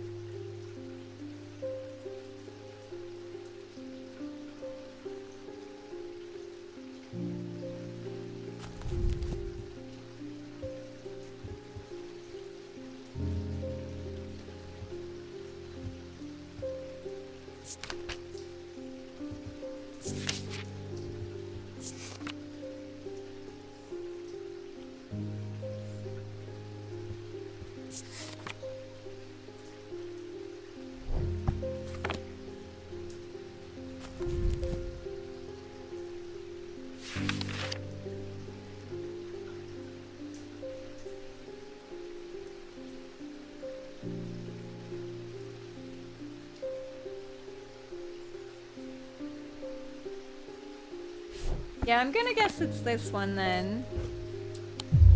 Nope. Shit.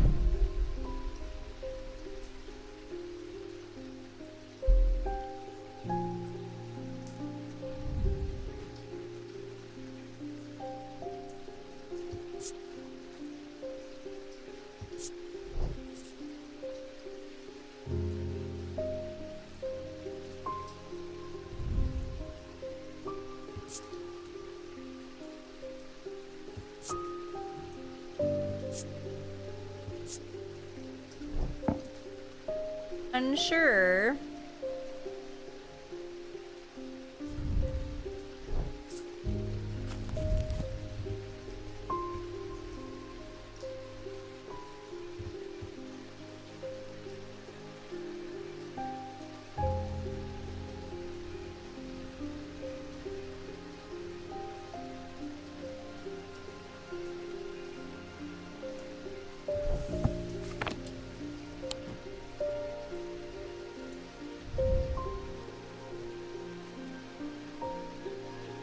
Not have 6 points.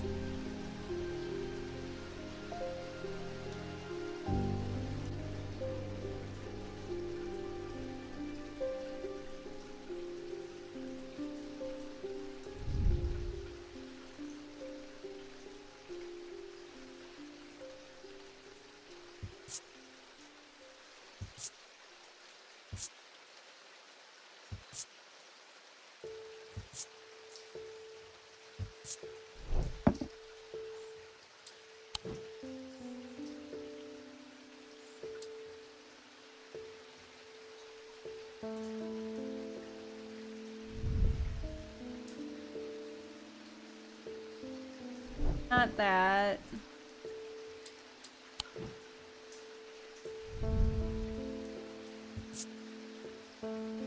Has an energy about it. 1, 2, 3, 4, 5, 6.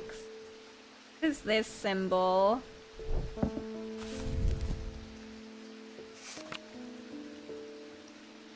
Foresight.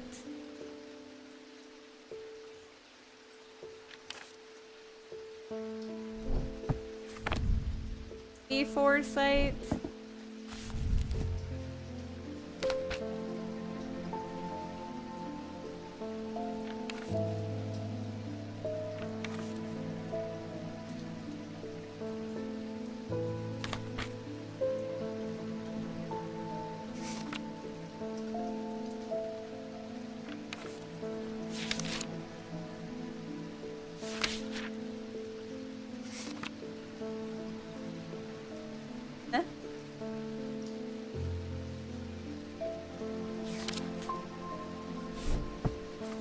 Well, this definitely has 6 points on it.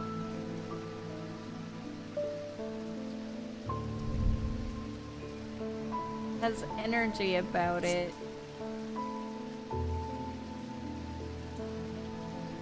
This has blood on it, though.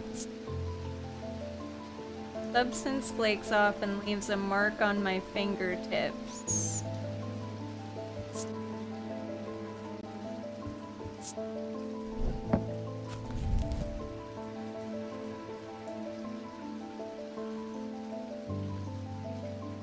Stores their fatigue. Oh, wait.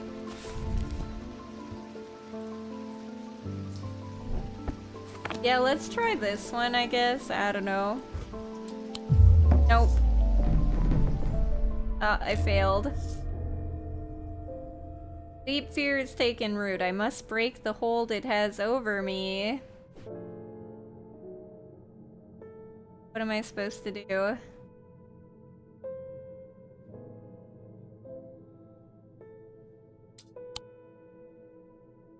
Goal is to break the seal. Match dice symbols to a section of the seal to break it. Stars are wild. They can be any symbol as long as they are all the same.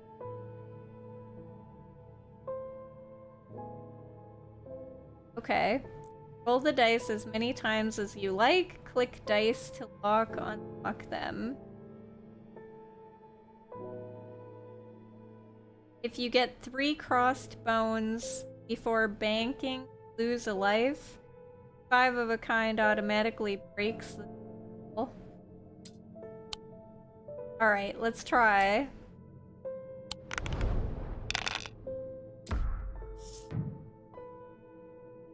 Click a segment of the seal and bank the dice to...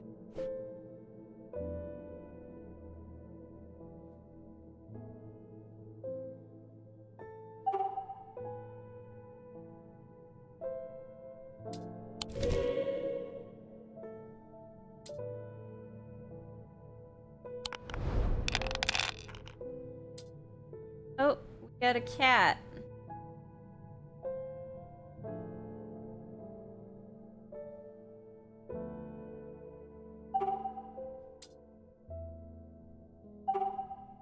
Can I bank both? Oh, nice.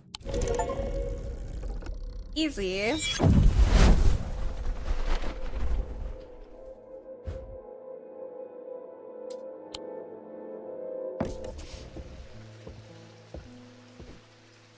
The Evocont didn't snap Mr. Hungerford out of it, unfortunately. A sleep vessel. It's not this. It's not this. It's not this.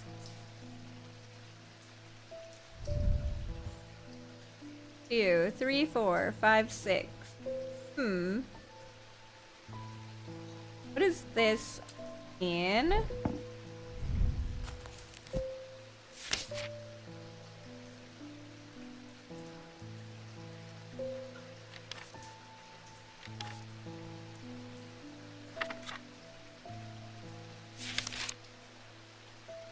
So which sign?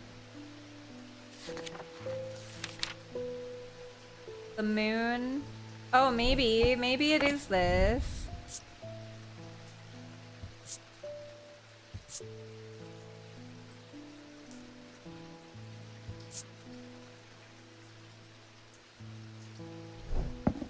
Could try that one. Ready! Your exit's coming up, man! Where? I don't see Nope. it! Right there! Damn. I see it! Hi, how's it going, Megami? That's it, dude! How was your stream? Thank you for the raid. I'm trying to solve a puzzle. Not getting very far with it.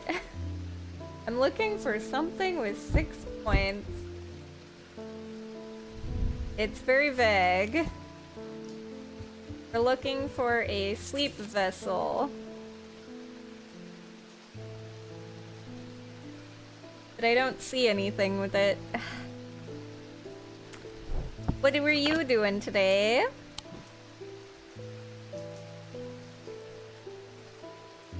Alright, and Dash, you're sleepy. Hey, no worries. Have a good sleep. Is there a way I can unlock this somehow? Tried this. Nothing in here. Don't have a flower I could... Wait. Aw.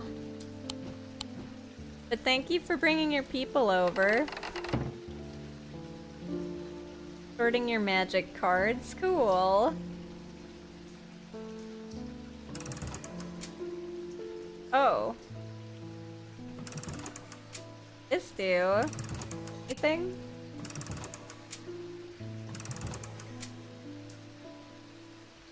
Nothing?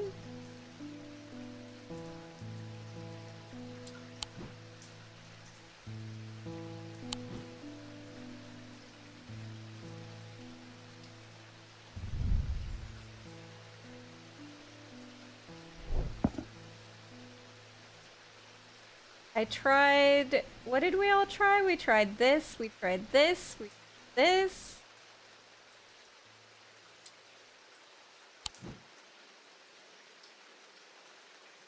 Tried this thing.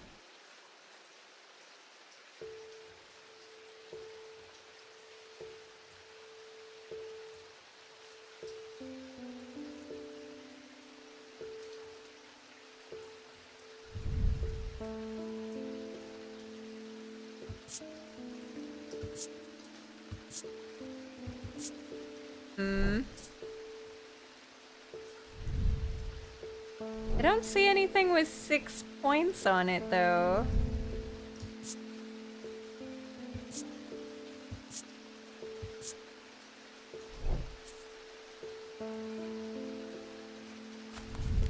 This one's really stumping me, man.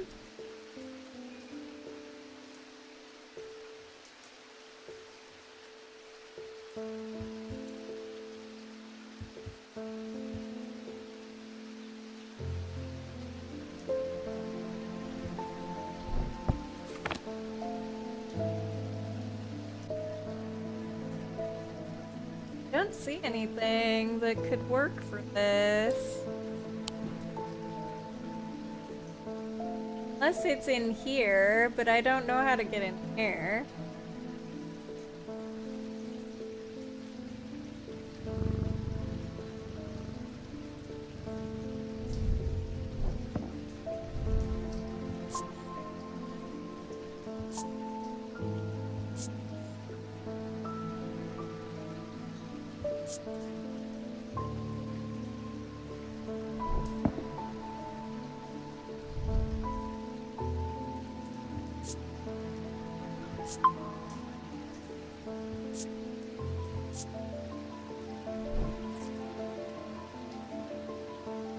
I'm stumped.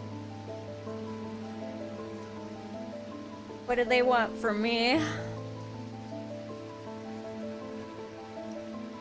Do I have to explore? I feel like we explored everything, right? Oh, except for this, I guess.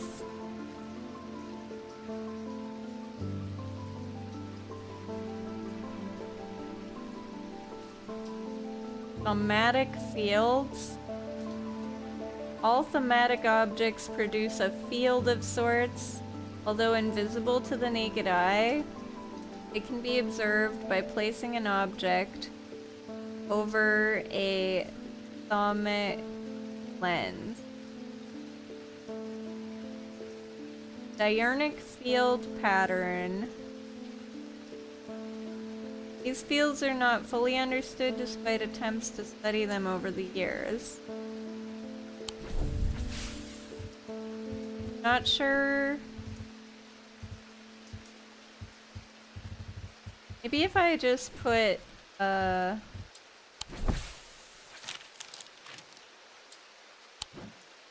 if I do this?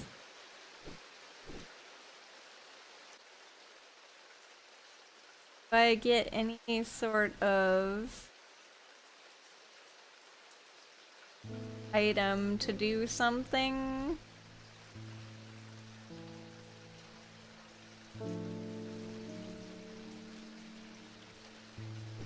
Oh, not on that side.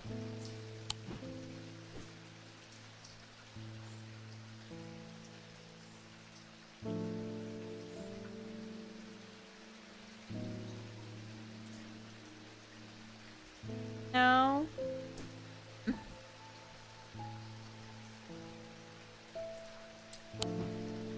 I'm not sure where I'm supposed to see that field.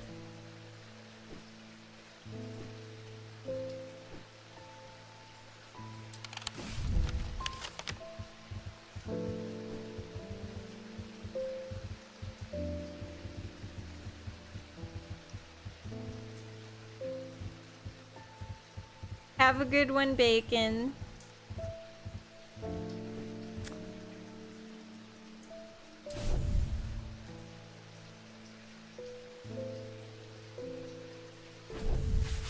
Seller of the wine merchant next door.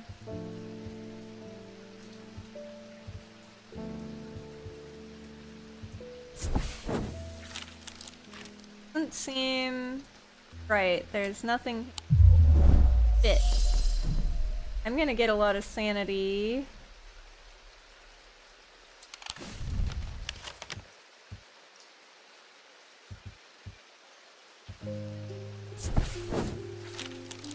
The proprietor, Mrs. Cranmore, begrudgingly grants me access to the cellar when I explain that I am from Strange Antiquities next door. Yes, well, take the lot of them out of here, would you? I can't say no to Eli after all he's done for me. But I don't like the thought of those unnaturals in my cellar. There we go. Maybe these are... something here can work.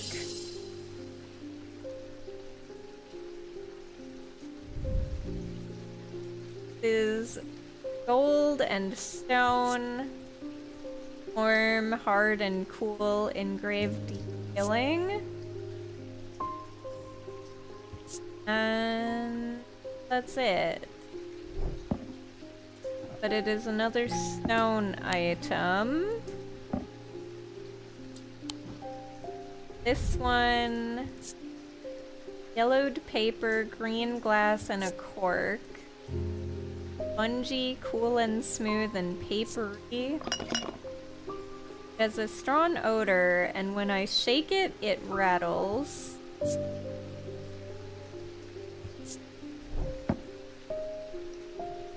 Potion thing.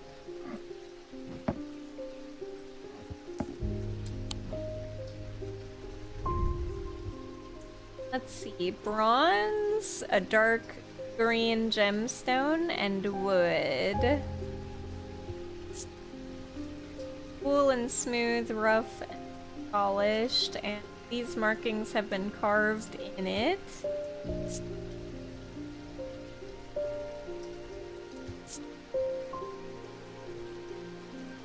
Okay, what do these markings mean? Because this is 1, 2, 3, 4. I don't know if this counts as 5 and... those antimony and what's the other one? Oh wait, maybe it's not antimony. Nope, it's different.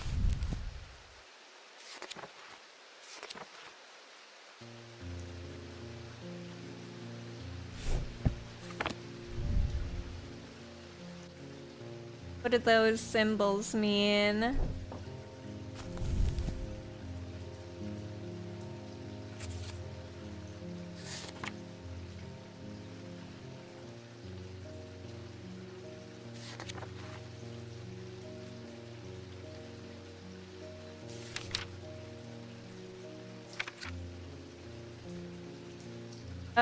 Cold and heat. That's what those mean. Cold and heat and... That's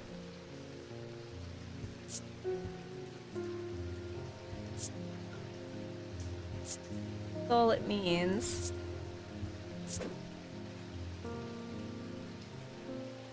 And heat symbol.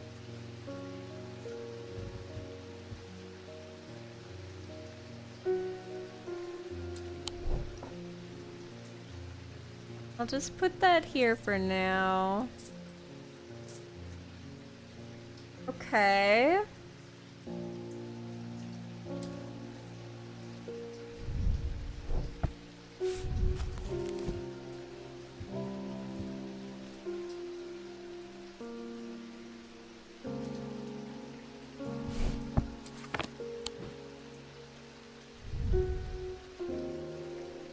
Maybe it's this?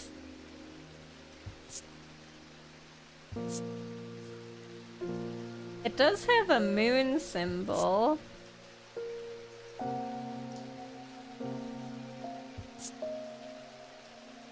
What does this symbol mean? It does have 1, 2, 3, 4, 5, 6. Does that symbol mean anything?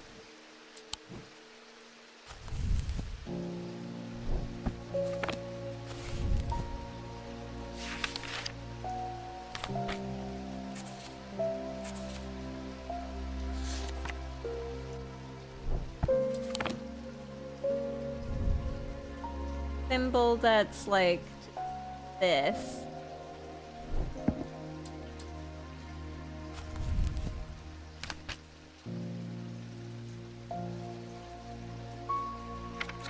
Let's see. There's definitely a moon.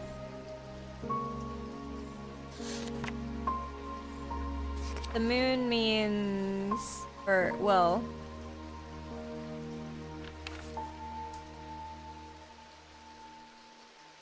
there's the moon, and then there's that one symbol, but I don't see it anywhere. Unless it's the witch's knot? Doesn't look like it. I don't know what this symbol is. But there's stone and gold.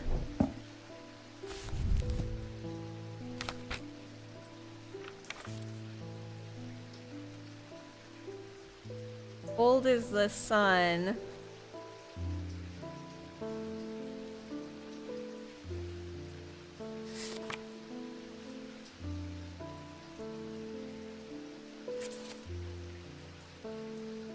I don't know if that matters. Let's try this. I might fail and have to do the thing again. Nope. Damn. I cannot find this sleep vessel, man.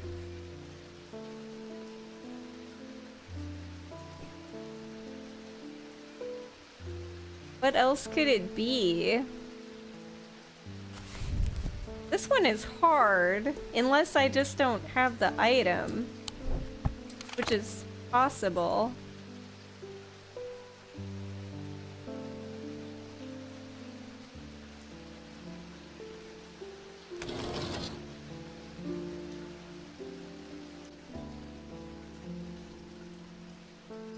Hmm.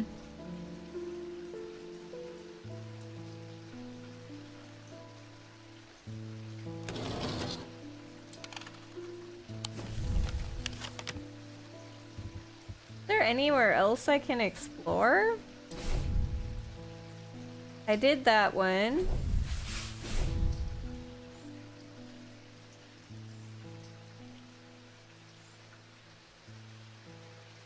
Balthamic objects produce a field of sorts.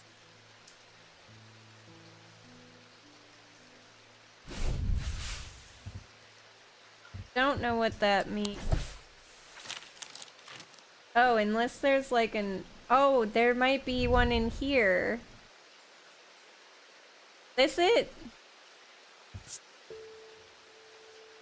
There's a darkness to it as if it holds untold fears inside. That might be it for nightmares, right?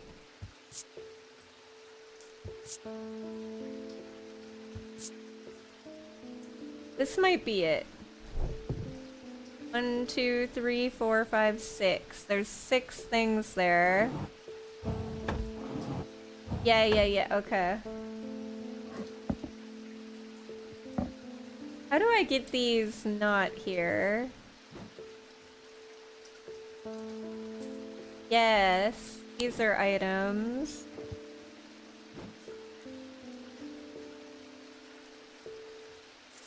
Gonna have to move this. Okay, let's try this item. There we go. Holy shit. Forgot there were items in there. This item is 6 points. Closer inspection reveals the darkness inside. Resonance compass. A resonance compass will point toward nearby resonant objects. The only objects that can be detected in this way. Resonant objects are highly prized both by thaumaturges and those who collect occult curiosity. Okay, this be named after what is it called? Sleep vessel.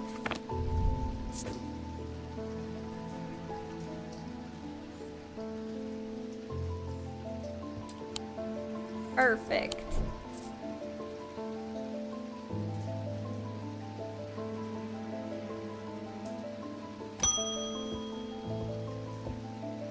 Althea O'Shea. Many years ago I owned a silent breath, but it was already old when I inherited it and its power died soon after. It's about time I replaced it. Silent breath. White stag, guardian of the forest. There are those that consider the white heart a prize to be claimed, but there is no glory to be had from killing such a noble guardian of the forest. A silent breath contains a small token taken from a living white stag. While the stag lives, the item will retain its power, allowing the bearer to sense danger before it arrives.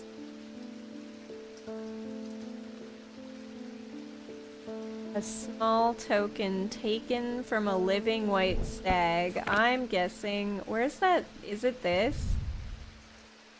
A white hare.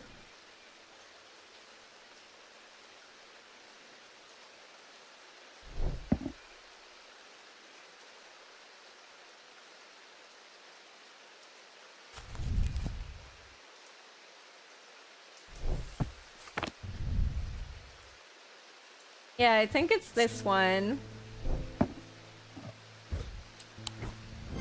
Hell yeah! The items feature a white hare, a potential trophy from a white stag. On closer inspection, my senses come alive.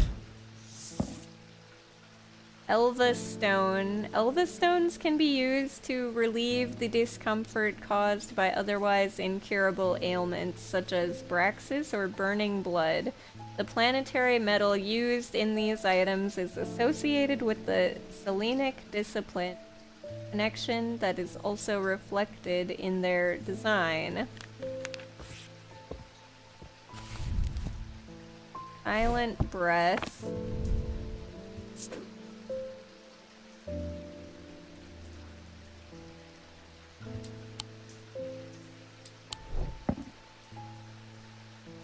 Okay.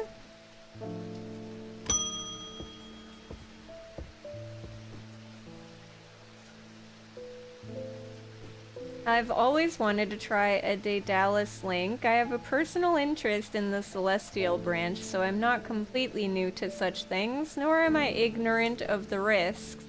And now I have a good reason for it. I need to take care of some roof repairs, and this would seem the safest way to approach it. Dallas Link.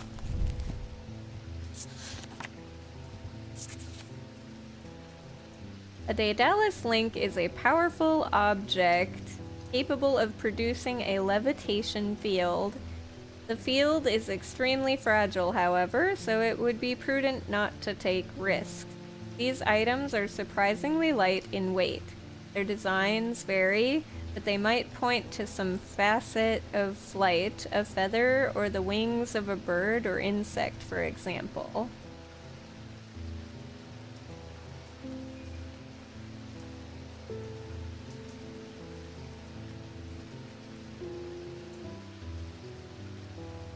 Okay. Is there a symbol for flight or levitation?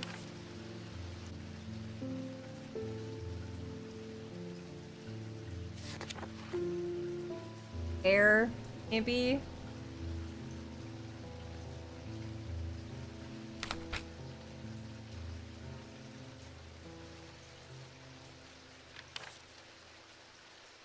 Let's see, wind maybe?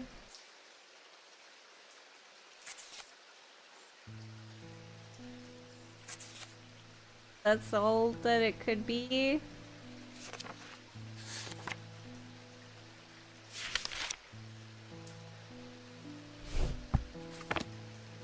Okay. So we're looking for something that might have feathers.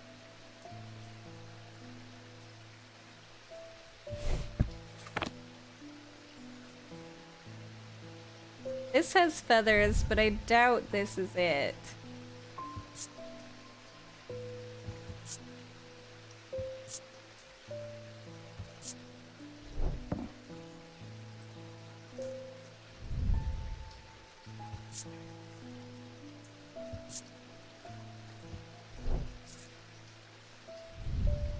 They're leaves.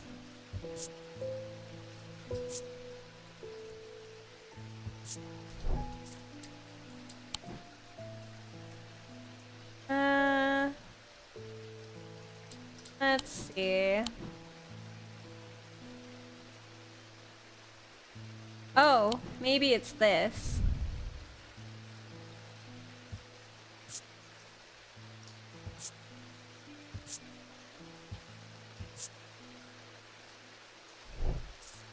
What does silver stand for again? Moon.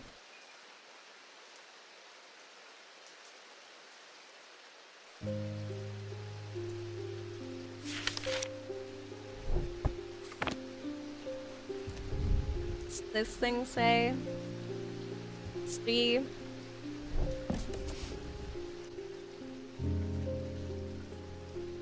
Looking for anything that might have a feather on it. The only feather I see is this, but what about the leaves?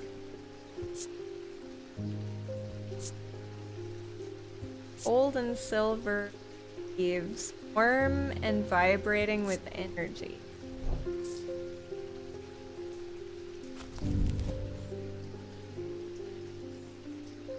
Extremely fragile.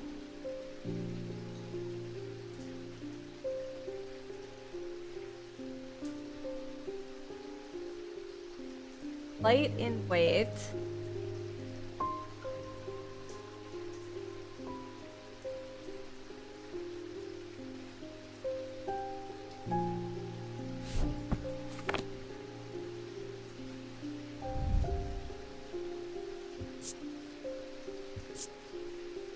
This is light and weight.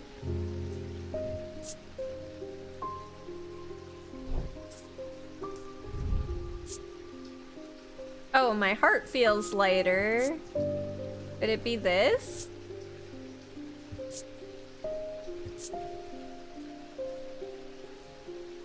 What is that symbol?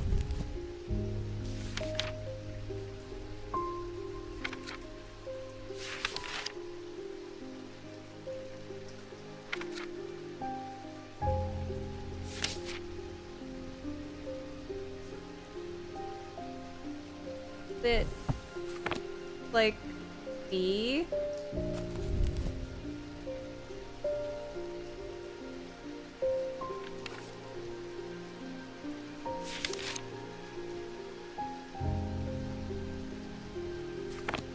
Anything. Unless that's the witch's knot. B.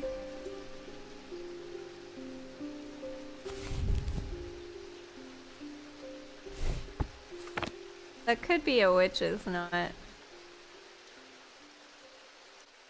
Hmm.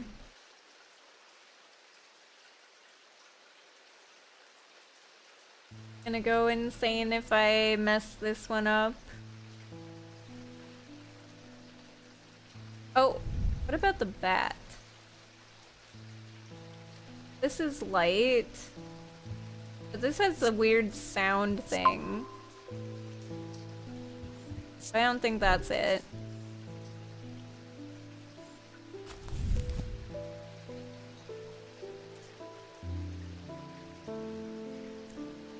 The field is fragile. The items are light in weight. Sign vary. They might point to some facet of flight.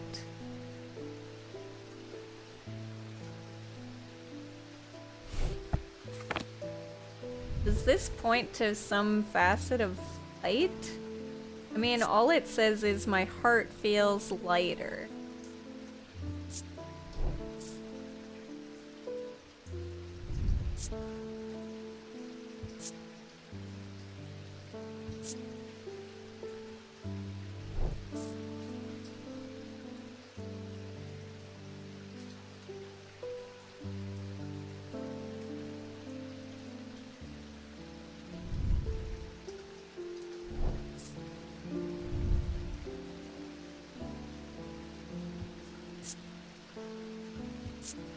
Nothing remarkable about this.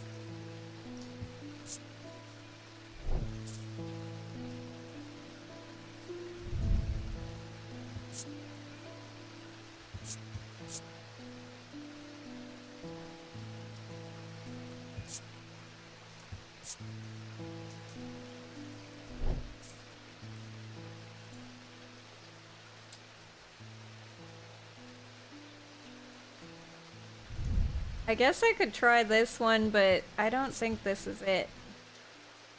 I guess I could weigh everything. Because it says the item is surprisingly light in weight.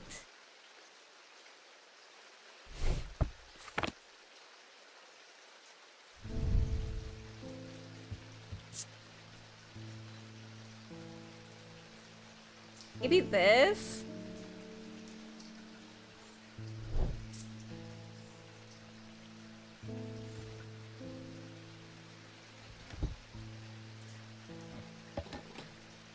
How heavy is this sucker? Half a pound. That light?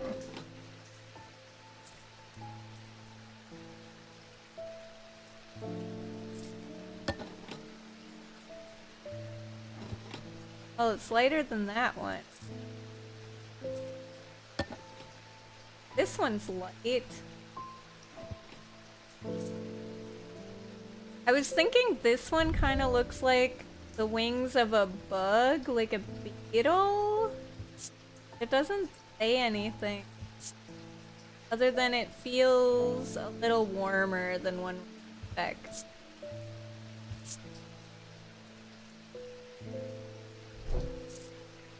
I feel like it could be either this one or maybe this one doesn't really, because this one looks kind of like the wing of like a bug or a butterfly maybe, I don't know.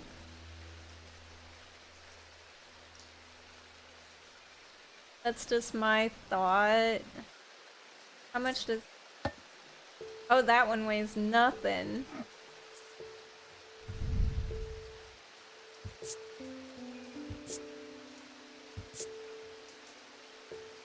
I'm just gonna say this one, because it looks like a bird and weighs practically...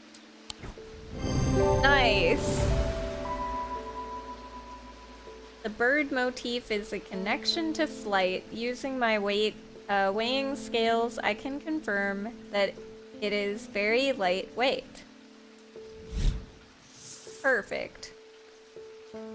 Tussock Purifier, a small topaz gemstone known as the Eye, is placed in a strong-smelling liquid, usually some potent barley spirit or vinegar. All tokens, such as rings or amulets, perhaps submerged in the liquid and left for a full cycle of the moon, are cleansed of simple imbued exit. Of course, there is a limit to the effectiveness of the process.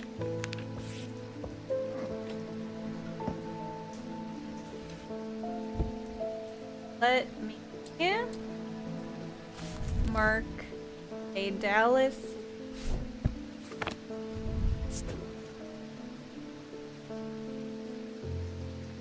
I think I misspelled that. Nope, I didn't. Dallas Link.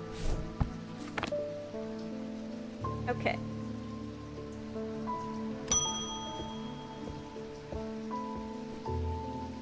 The ravens are back, I see. Looks like it's going to be worse this time. After speaking to Verona, I have come to extend an open invitation to visit Gleeston Castle. My family has lived there for generations, and I know there are artifacts that would be of use to you gathering dust in hidden corners. All I ask is that you stay out of the South Tower and the master bedroom. And run anything you find by me first, of course. Sure.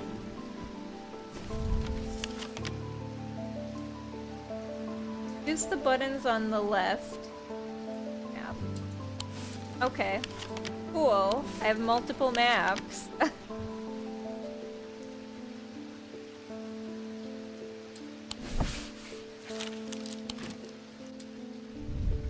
Here's something to get you started. Walk past the main staircase, turn left, follow that corridor down to the end, and go through the door to the left. There's a small plinth in the corner of that room with an item on it that you are welcome. I never did like it anyway. Edmund.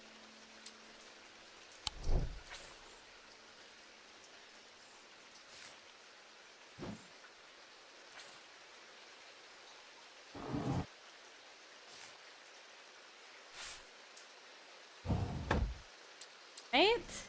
Oh wait, is there something over here? Oh. Oh, interesting.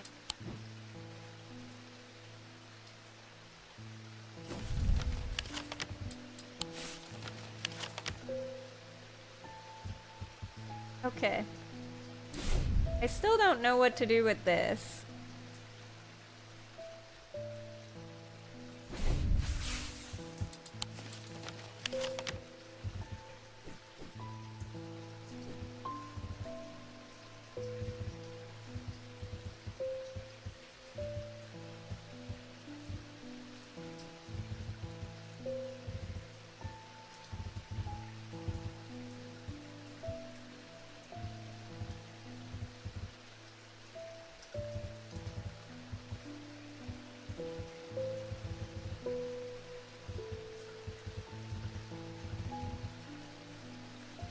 I feel like I'm supposed to thing.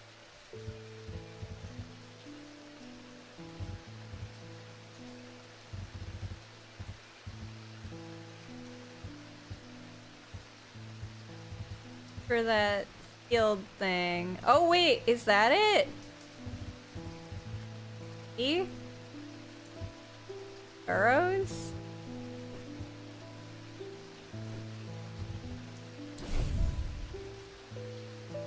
A field of sorts, looks like this.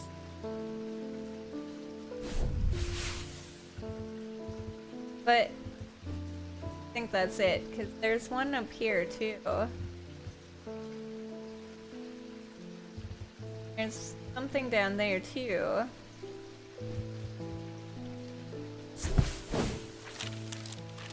I'm right, there's nothing. Uh-oh.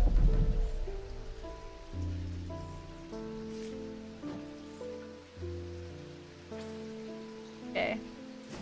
Do this castle thing. Walk past the main staircase, turn left. Follow that corridor down to the end, go through the door to the left. Here's the main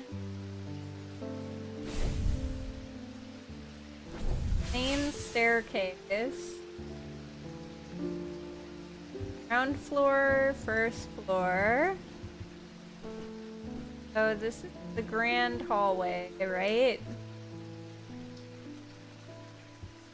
So they say to walk past the main staircase, turn left, follow the corridor to the end, go through the door to the left. Come in here, go past that, and you go that way, then you go in here.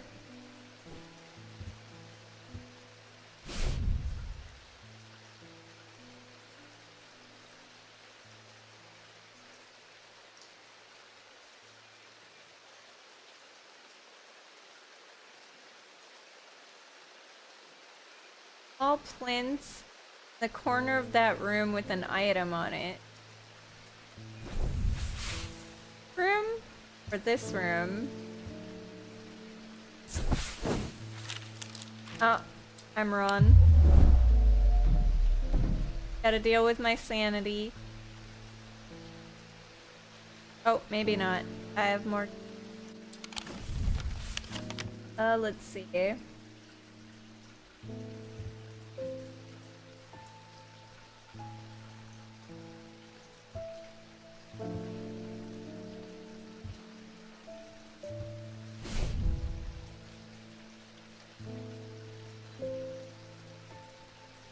Past the main staircase, left. Well, I'm guessing that this is the staircase, right? Or do they mean, like, different stairs?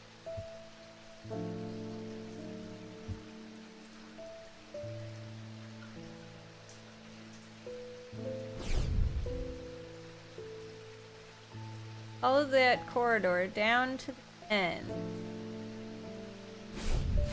Maybe they mean this corridor. So here.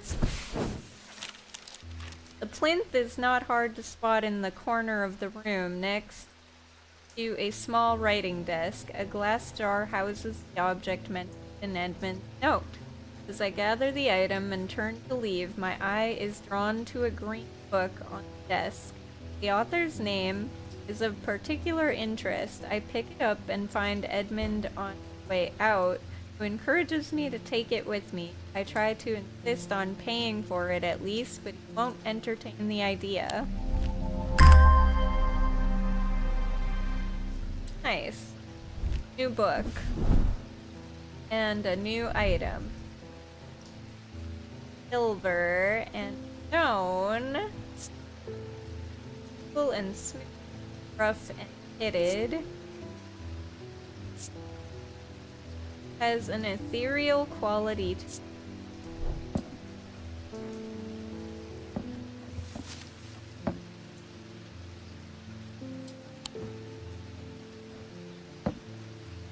here by my rocks.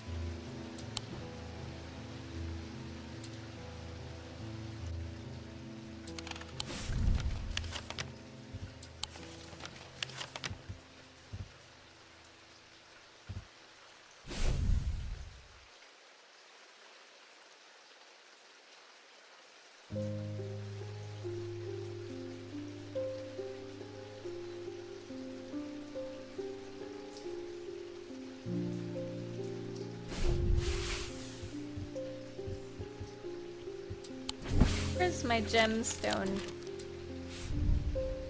Gemstones and their Thermic Properties by Eli White. Oh, this'll help. A lot of things with gemstone. Diurnic and Wickdick. Yellow or orange sometimes can. The Sunstone, Fire and Light, Heat and Life. Purple, a stone of Aquamadic. Ember Amethyst, Aquam. Pale blue or turquoise, a stone of water. Bloodstone. Dark green or black, flecks of red, a dark stone, dark purpose. Diurnic, a dark bluish purple, a calming stone of peace. Iolite, a jade, Idic. Green, a stone of the earth and Kyanite, Mentic, 2, an anchor between body and mind.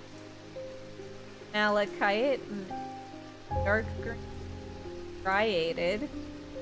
Fourth eye, a stone of sight.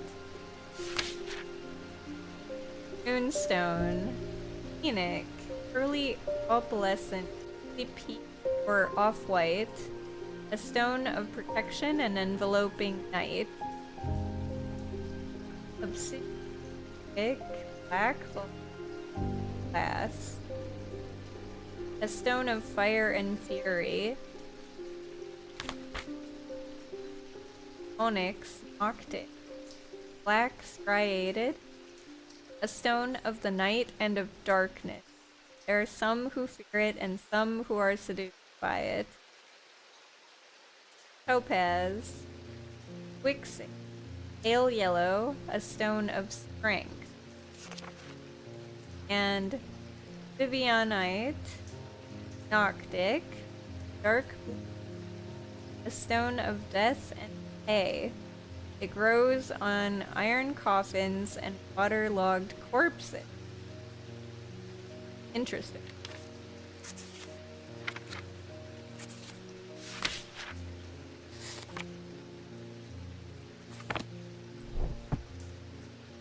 Your book.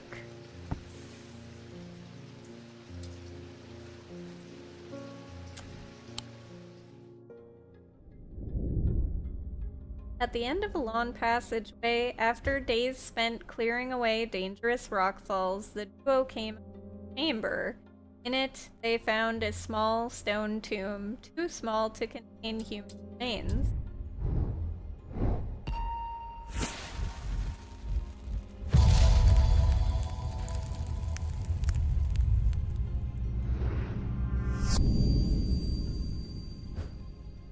Oh boy. I have to find that on that map, probably. Ayaya!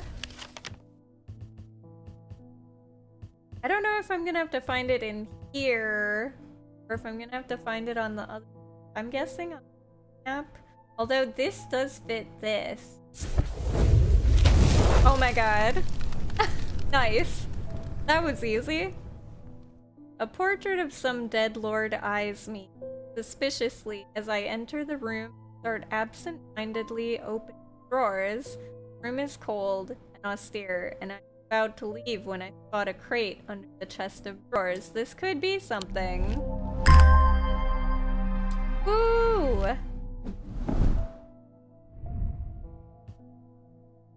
A pinkish gemstone, bronze. Oh. Cold, warm, and then smooth. I have nothing to remark about that, and Another stone thing.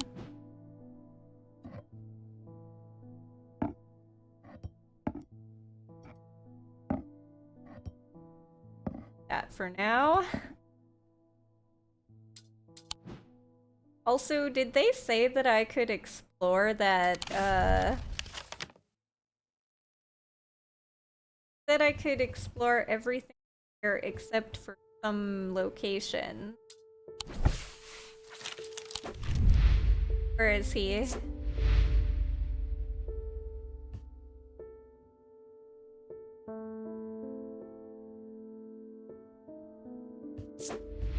Kid?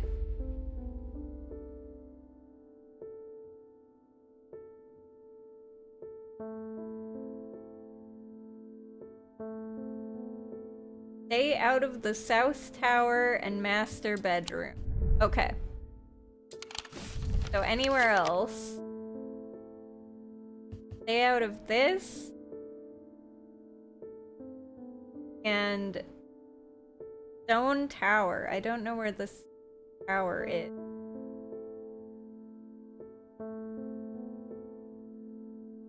Guessing courtyard is okay. Grand staircase spirals upward on both sides, flanked by portraits of noble faces with hollow eyes that seem to follow my every step.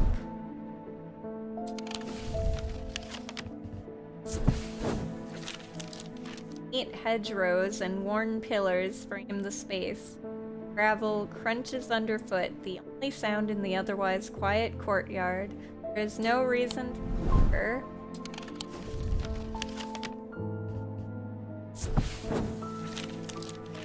The smells and sounds of cooking greet me as I enter the castle kitchens. Simmering stews and clinking pots, hard stairs make my presence conspicuous, so I leave them to it.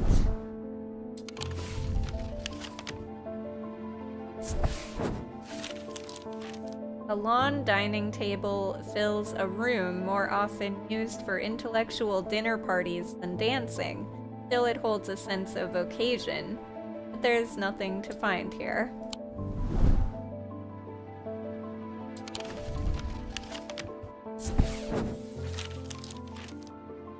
Potted plants line the edges, wren, Jacob's worth, and camphor among them. It's peaceful, save for the distant of birds, but it's time to move on.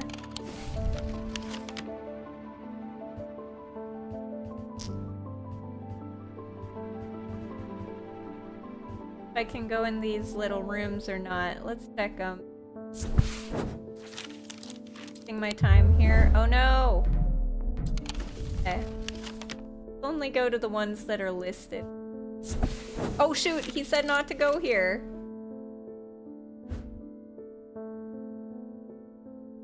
Oh no.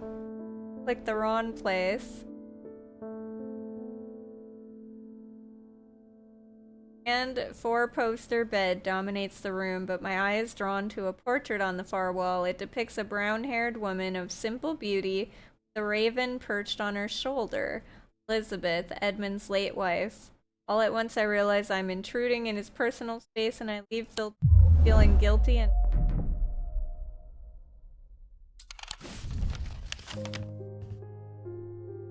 Well, late now. Piled up on a reading desk, I find books of mythology alongside bestiaries of the old world. You can learn a lot about a person's books they read.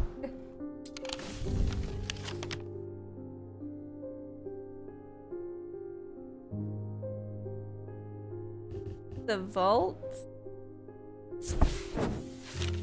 Vaults are blocked by a large iron door. It has no handle or keyhole, and it does not give the slightest when I push against it.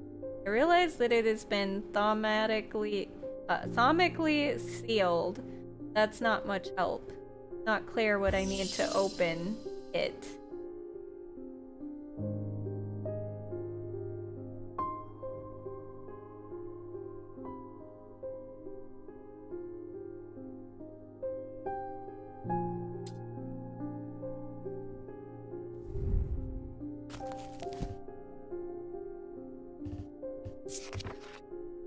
About lock. There's something with a lock or a key.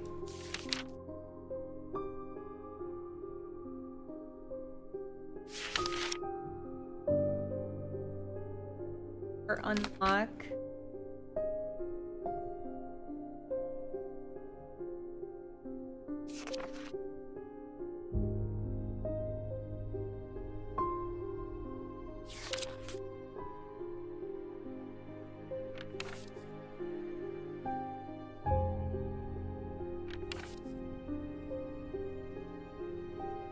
Seeing anything?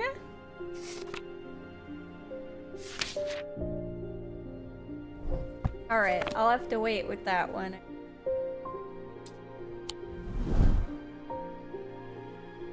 Might go back eventually.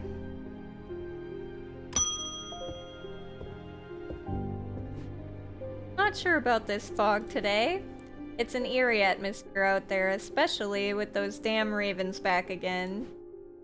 Usually fierce black dogs I have to worry about, not big black birds. Better off inside, I reckon.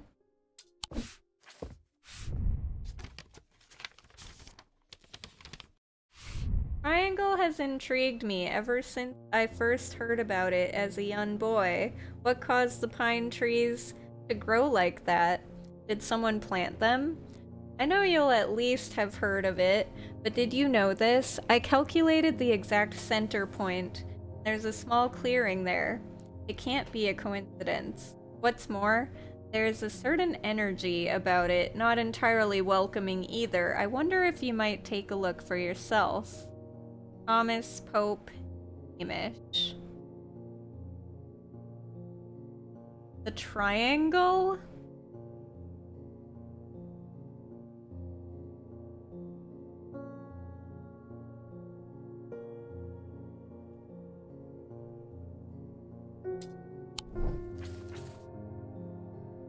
Triangle.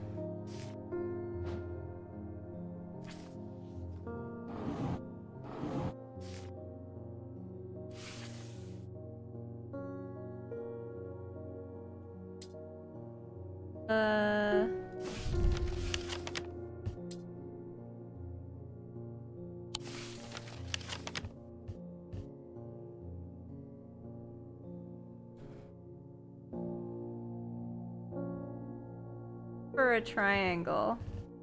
They talking about this? This is kind of a triangle.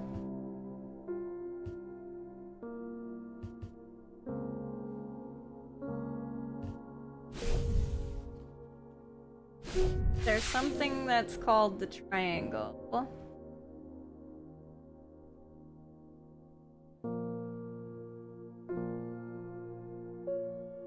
Anything called triangle. Thing with the word 3. Try? No.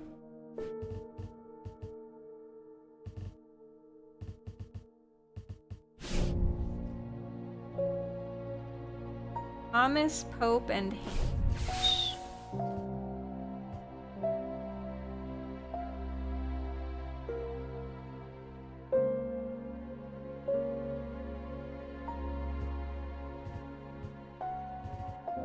What looks like a triangle on here?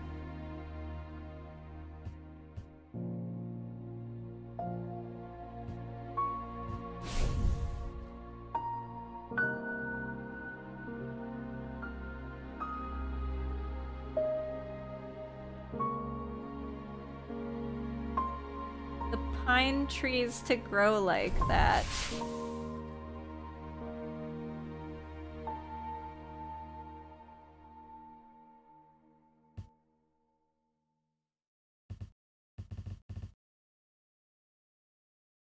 Was the... Oh! Here! Sure enough, as I approached the center of the curious triangular copse at the heart of Heathwood, I come across a clearing. A tree that has been split in two stands in the center. Sunlight breaks through, and I take a deep breath of cleansing pine and earth. Almost immediately, I am struck by a sense of ominous power, and my intuition tells me that there is something unusual here at the heart of the wood. I examine the broken tree and notice some strange markings carved into the trunk. Heart beating faster, I spot something else embedded in the wood. 3 pendants, arranged in a triangle shape. Nice! New stuff. Bronze and a green gemstone. Smooth and raised detailing. Okay. A bunch of symbols of like lots of something.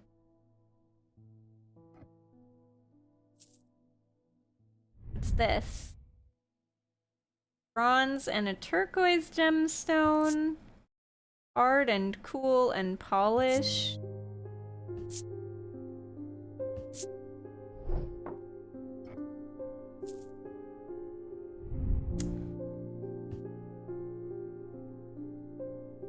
In. Weathered in. Doll. Alright, I'm gonna need to scooch these over here, I think.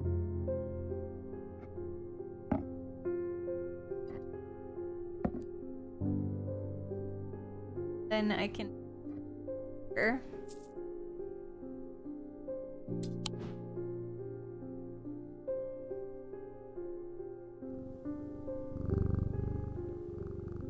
Okay, let's see. Who's this? Gus Foley. It has been many years since I've performed the rite of the red knives, but I can still remember every step.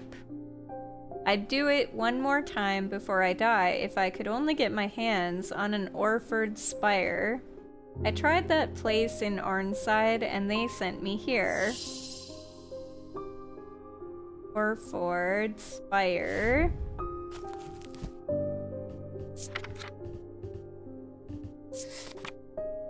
During the rite of the red knives, an Orford spire is fully submerged in goat's blood for 9 days and 9 nights. When performed correctly, the rite is said to impart vitality and clarity of thought, although perhaps not for the goat. Oh man, that's funny. Okay. Blood.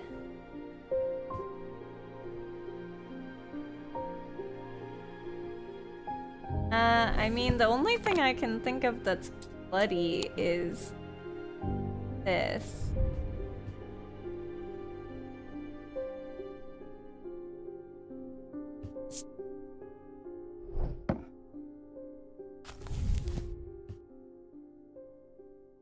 I'm gonna guess that.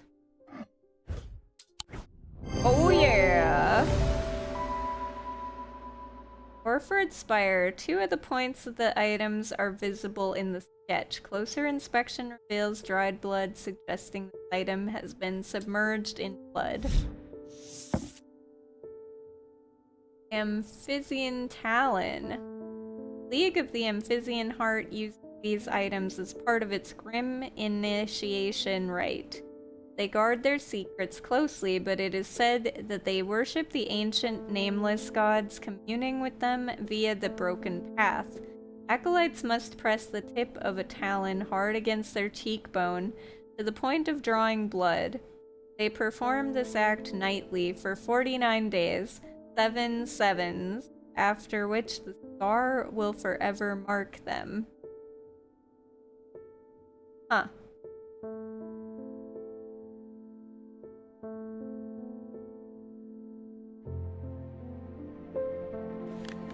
Interesting.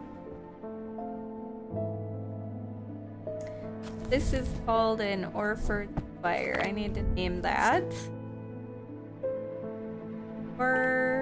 Word fire.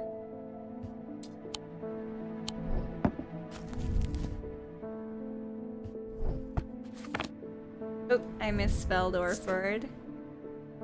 Not PH, it's F. Okay.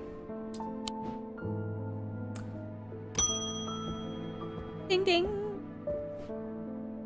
Need to go away for a few days again. The Order of the Black Veil will have the information I'm looking for. They seek to understand the world beyond death, drinking an elixir that sinks them into a deep trance. If I'm right, they may be able to shed some light on these events. The only problem is I burned that bridge long ago.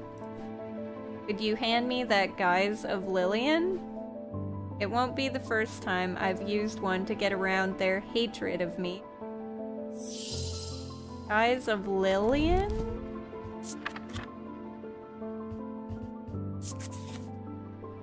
These items can allow the bearer to pass unrecognized. If used for any length of time, the wielder can begin to lose their sense of self. The remains of bygone creatures have been used in thaumaturgy for centuries, from petrified teeth and bones to trilobites, ammonites, and devil's toenails. The Guise of Lillian is one such item that makes use of this ancient source of power.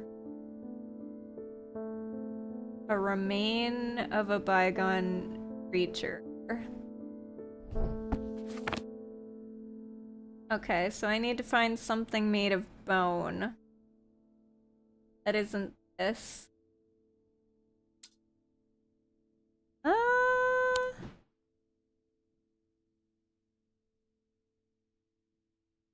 I mean, looks like there's bone in there, but I can't get. Oh wait, is it this?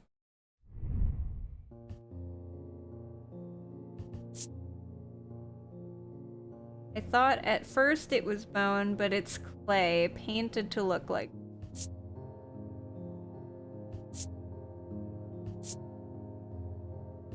So that can't be it.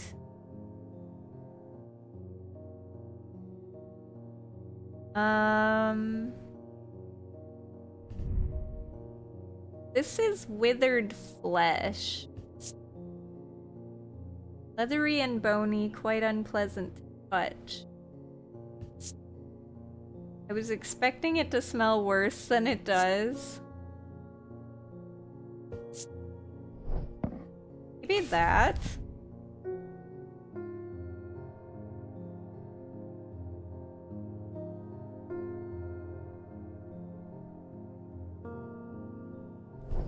I'll try this. Nope. Ooh. Is this made of bone? Nope. Bronze.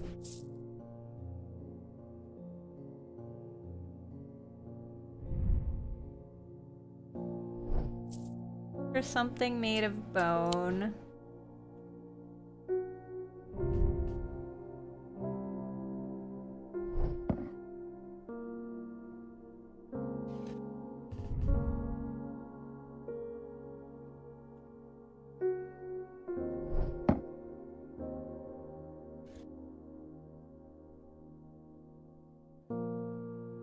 Get a bone? Clay.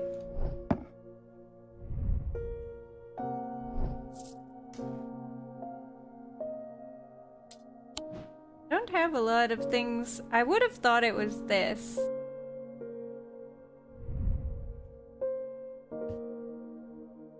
Dark blue gemstone.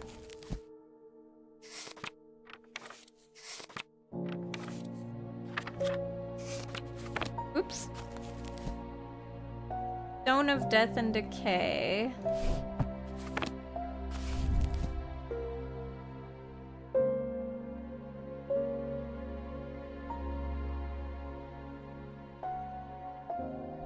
I can try it.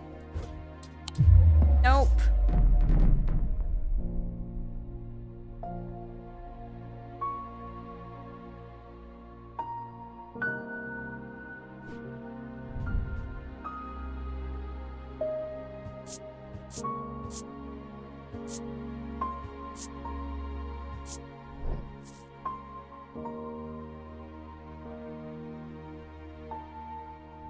What's this?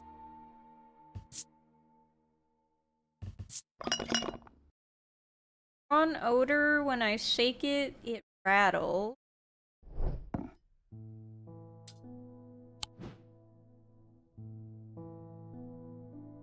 Oh, wait, this is a fossil, right? Appears to be a fossilized creature.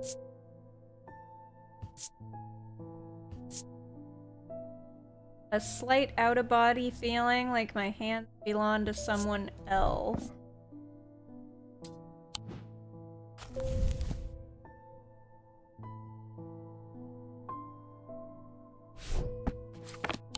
Try that. Aha! The item has an ammonite fossil embedded in it. Closer inspection reveals that it produces an out-of-body feeling. Tenebrin Cloak. Upon activation, a Tenebrin Cloak can create a sphere of enshrouding darkness that will cloak all within its reach. A single stone set in bronze gives power to these totems. Okay. This is the... This... Eyes of Lillian.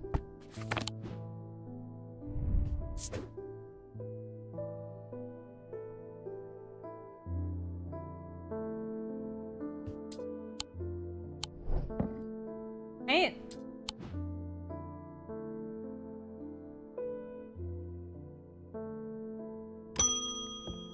I'm just gonna play until this day is done. Finish this day. Hello! Oh, is that a cat? My eyes may have completely gone now, but it's good to know that I still have my cat senses. I do hope I'm in the right place. My daughter told me about a shop that specializes in unusual items. My life's joy has always been painting. Without that in my life, I'm afraid I'm at a bit of a loss. I know that I will never see again, but is there anything in your collection that might help me paint again? I feel a little foolish for asking such a small thing, but to me it means everything. Ares Remnant or Spirit Eye?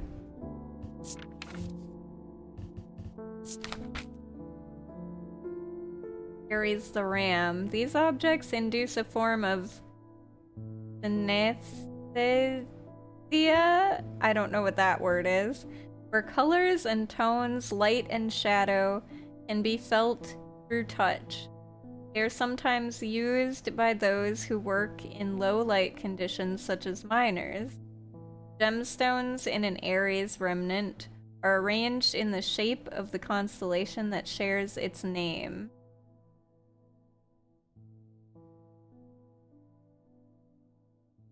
Okay, so I'm looking for this shape of gemstone. Oh, so it's this. Probably. What about the Spirit Eye?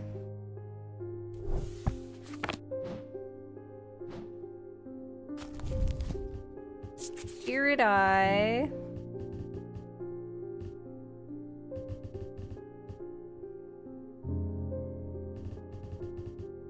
Thing for that, hold up.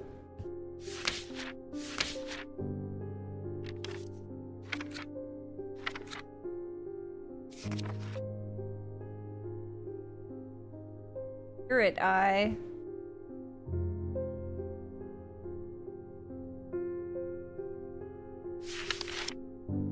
See anything for a Spirit Eye?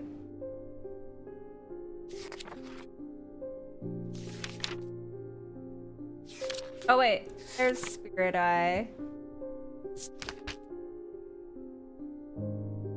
There are some who stay away from Spirit Eyes, believing them to be a window into a world that should not be seen, and others who deride their fear, as nothing more than superstition. It is not clear exactly what they do show. Another layer beneath the visible world, perhaps. A layer that requires something more than the traditional senses experience. They draw their power from the opposing symbols inscribed upon them.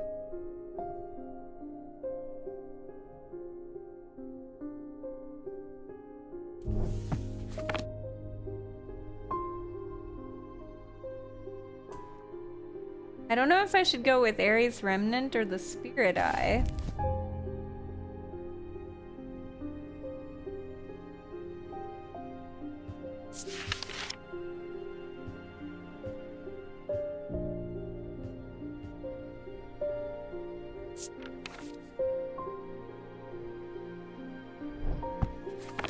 I'm gonna go with this one. Ares Remnant. Gemstones are arranged in the Aries constellation. Scythian charm. Older Scythian charms are carved out of wood, but the more powerful designs make use of the planetary metals. No two are identical. They are used by horticulturists to encourage stubborn plants to thrive. They change with the weather, usually quite cold, but warm and tingly to the touch while it is raining. Okay, so this was a Ares Remnant.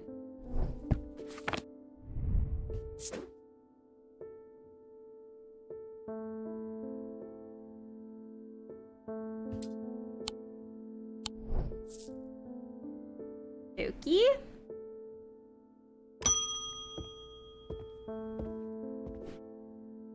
Those ravens have done for 3 more poor buggers. 2 of them up at Calgarth, and another fella, a fisherman. People are getting a bit panicky around here. Nothing natural about folk turning up with eyes all black like that. And now this fog, too. With the nights drawing in, and me working late, I refuse to walk down Holbrook Road without so much as a lantern. I had something nice and bright in mind.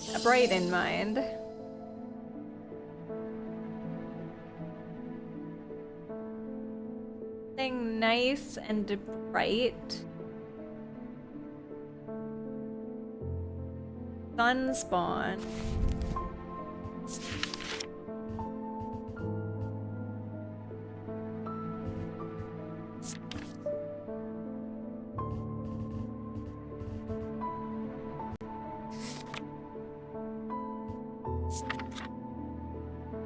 A sunbond is small and lightweight, designed to be carried discreetly and made of a non-precious metal of some kind, housing a gemstone of light. They carry the warmth and the light of the sun, a brightness that can pierce the darkest gloom.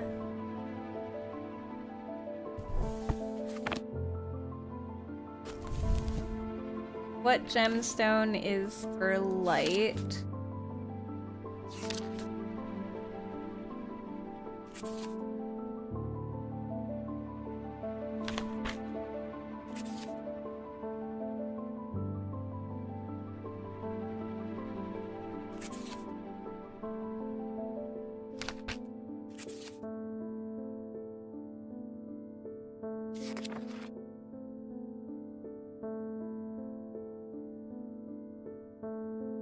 Umber?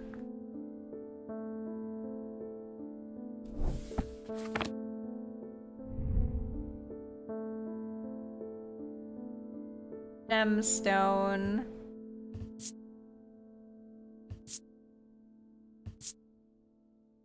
Feels warmer than expected.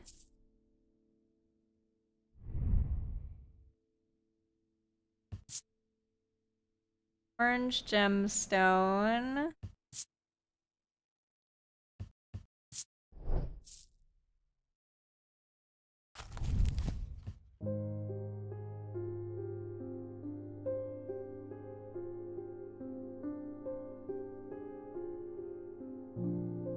carried discreetly, non-precious metal of some kind.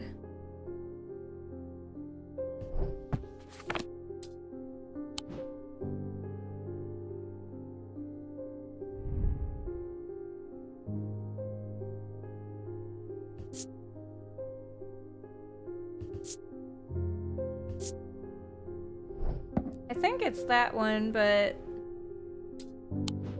doesn't say anything about light.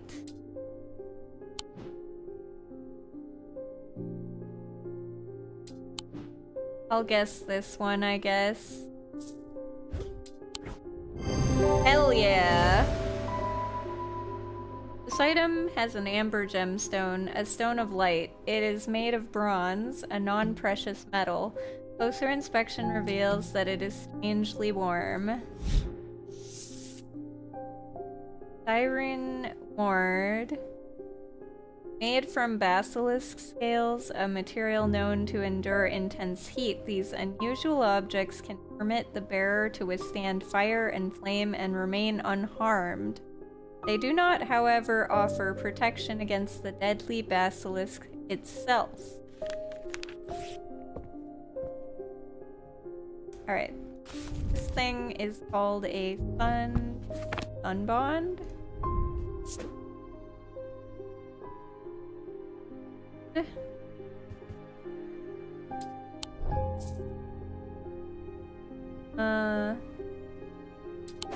What is this? Oh, this lady, the artist, Rebecca Rose. Rebecca's eyesight deteriorated very quickly several years ago, and now she is just barely able to distinguish dark and light. This affliction has robbed her of the thing that brought her the most joy in this world, painting, and yet it has not robbed her of her determination, or her kindness, or her love of life. When she learned of strange antiquities, and that it might hold a way to restore her sight, she was hesitant. She never did anything without careful consideration, but eventually her desire to paint again won over, and she decided the risk was worth taking. Okay. Sure. Audrey Bell. Bend your ear to the trees. Hold your palm out to the wind. The ravens can feel it. Can you? Something is stirring. I will need a Holgan Grimm in the coming days. Grimm. These eerie creations are worn by priests of Holgar in various rituals relating to death and the afterlife. Sacrament to ask for his protection. Wolfson's truth to seek his judgment. Path of the warrior to help the dead find their way.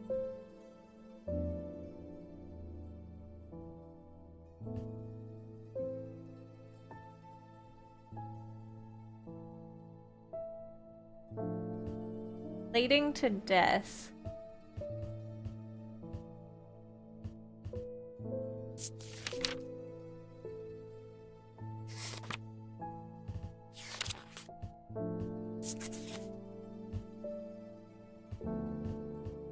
On's truth and path of warrior.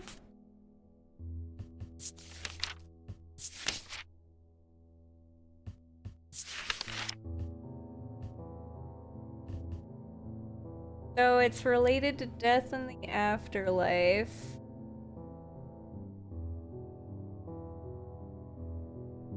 And maybe something with protection. What is the protection symbol again?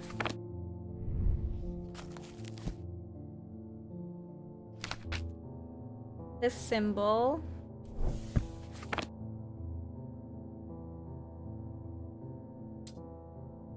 Okay.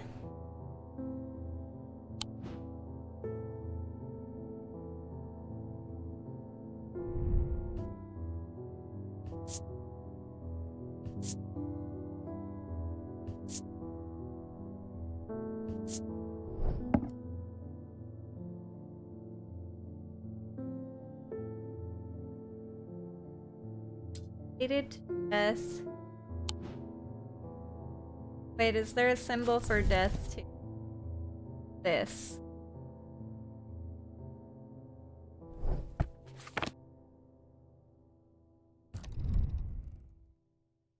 That.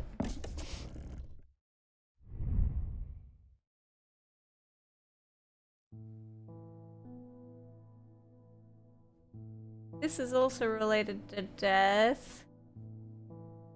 I don't see anything with protection. Sense of foreboding.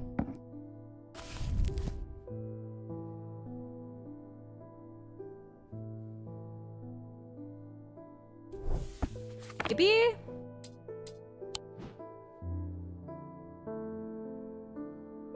Something worn by people, so let's try this. Nice. Mask is a eerie item that can be worn. The sketch shows a priest wearing the mask with their back to us. Using the index, we can find a sketch of Holgar, to whom the mask bears a striking resemblance. Gemstone is Vivianite, a stone of death. Lead heart. Oh, lead heart. These items depict the god Cernunnos in his non-human form. They are heavier than they look due to a core of lead hidden by a more modest exterior. They are said to kindle romantic interest, or sometimes given as wedding gifts.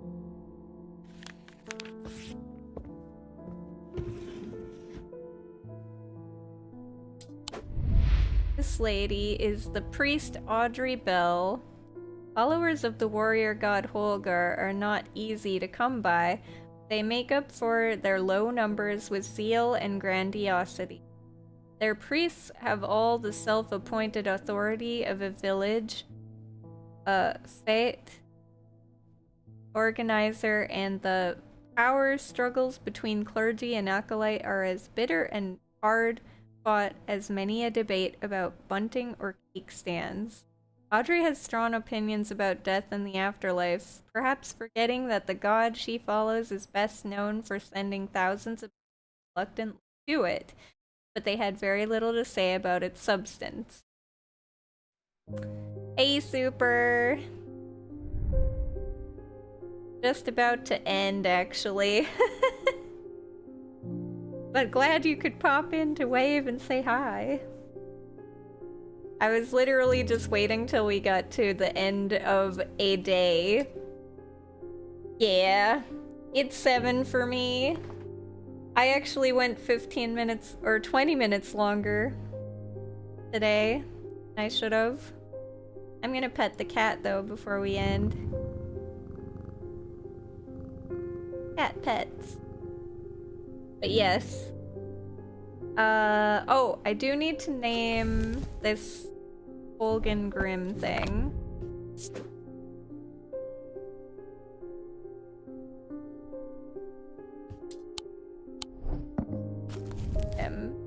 Perfect. And is there a way I can save? Or how to save? Or if it just automatically saves? Yeah, I just end the day and then it'll save. It'll save here. Inside was the reason they had toiled so hard. A small black casket. A very valuable small black casket. They knew enough not to open it, but perhaps too little to fully understand the danger it posed.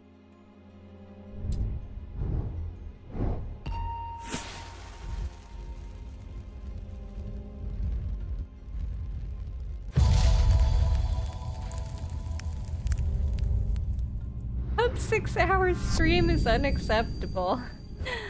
I'm trying to fix my sleep schedule. Up the stairs, left, then left again. Second on the right is where I spend each night.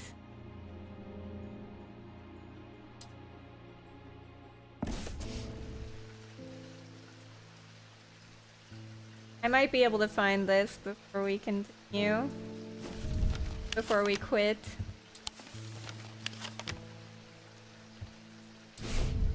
Up the stairs. Left. Then left again.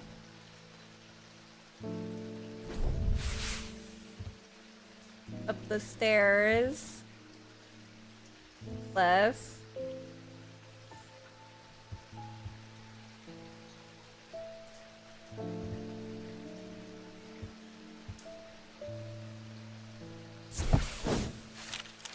Nope, that was wrong.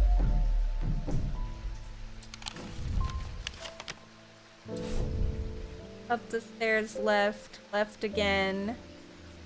Second on the right is where I spend each night. Stairs.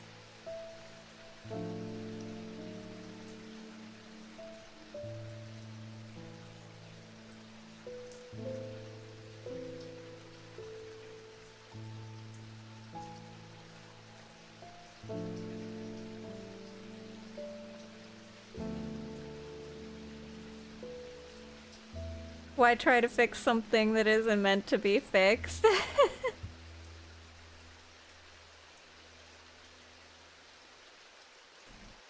Mystery alarm clock. Sure, we can do that before we quit. I guess we'll have to solve this next time. Just solve this tomorrow. Not sure how to save, so hopefully it saves, but for now, let me mute this real quickly, and then we will do that. Okay. How was stream? It was great! Let's wake everybody up, because I'm sure they all fell asleep. Newcomer of orange and white, you have been called forth to the summit of Mount Wanahakalugi. Thank you for the join follow. with us in the Welcome fraternal in, bonds of tankhood. Alright, let's We want you do in our this club, real kid. quick before we end the stream. So everyone get out your emotes! Yeah! Time to cat jam! And wake everyone up because they were all comfy and peaceful. Get the fuck out of bed, bitch, go! No more peace! Get up and get the guy go. Only cat jam! And waking up Time to wake up, bitch, get up! after everybody fell asleep and was all comfy. Get up! Get up! And bop. I love the emotes. Get up, get up! Alright, thank you for that. I appreciate you. Alright. Let me see. Hopefully this saves. In menu.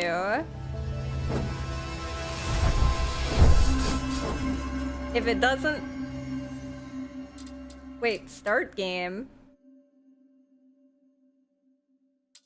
Well, hopefully it's saved! Hopefully it's saved, otherwise tomorrow we might be redoing everything very quickly. But for now, that is gonna be it, guys. Thank you so much, everyone who hung out today. Hope you guys enjoyed the stream. And let's see. As always, thank you for the raids, those of you who are new. I do have a Discord. I also have a YouTube channel. Also, I apologize. I don't know why Twitch was being weird today, but if Twitch is ever being weird, just check out my YouTube channel, and that is where you can watch. Usually, YouTube seems much better at being stable, so... Twitch had some weird hiccups today, but YouTube was fine. Alright guys, I love your butts. I'm gonna see you guys. Let me see if I can find someone to drop you all off at. Also, if you guys were on my YouTube channel, thank you for the lurks and the chilling and hanging. Appreciate y'all. I'm gonna drop you off at Pistol Shrimp, who is playing Subnautica. for the first time. For the first time. We're gonna go say hi to him. And I will see you guys all tomorrow for more of this game. Just a nice chill game, chill puzzle game before the weekend. Alright guys, I love your butts. I'll see you over at Pistols. Have a wonderful rest of your day and a wonderful rest of your week. And thank you to Cammy for the raid, and thank you guys for the resubs and the follows and the lurks. And just chilling with me. Bye bye!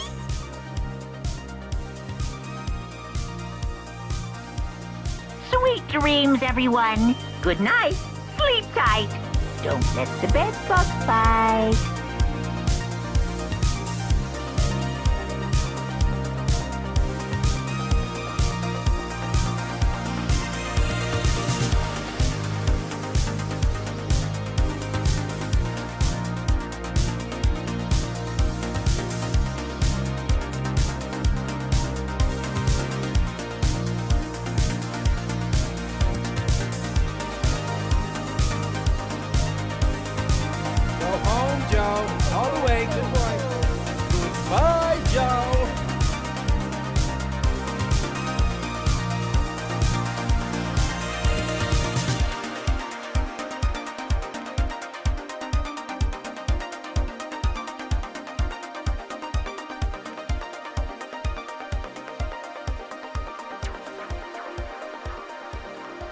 Some people fight it with devotion, some with gold and some with bourbon. Some like praying to the blue skies, some like putting on a disguise. But I prefer kick drums and red wine. I prefer kick drums and red wine. I prefer kick drums and red wine. I prefer kick drums and red wine.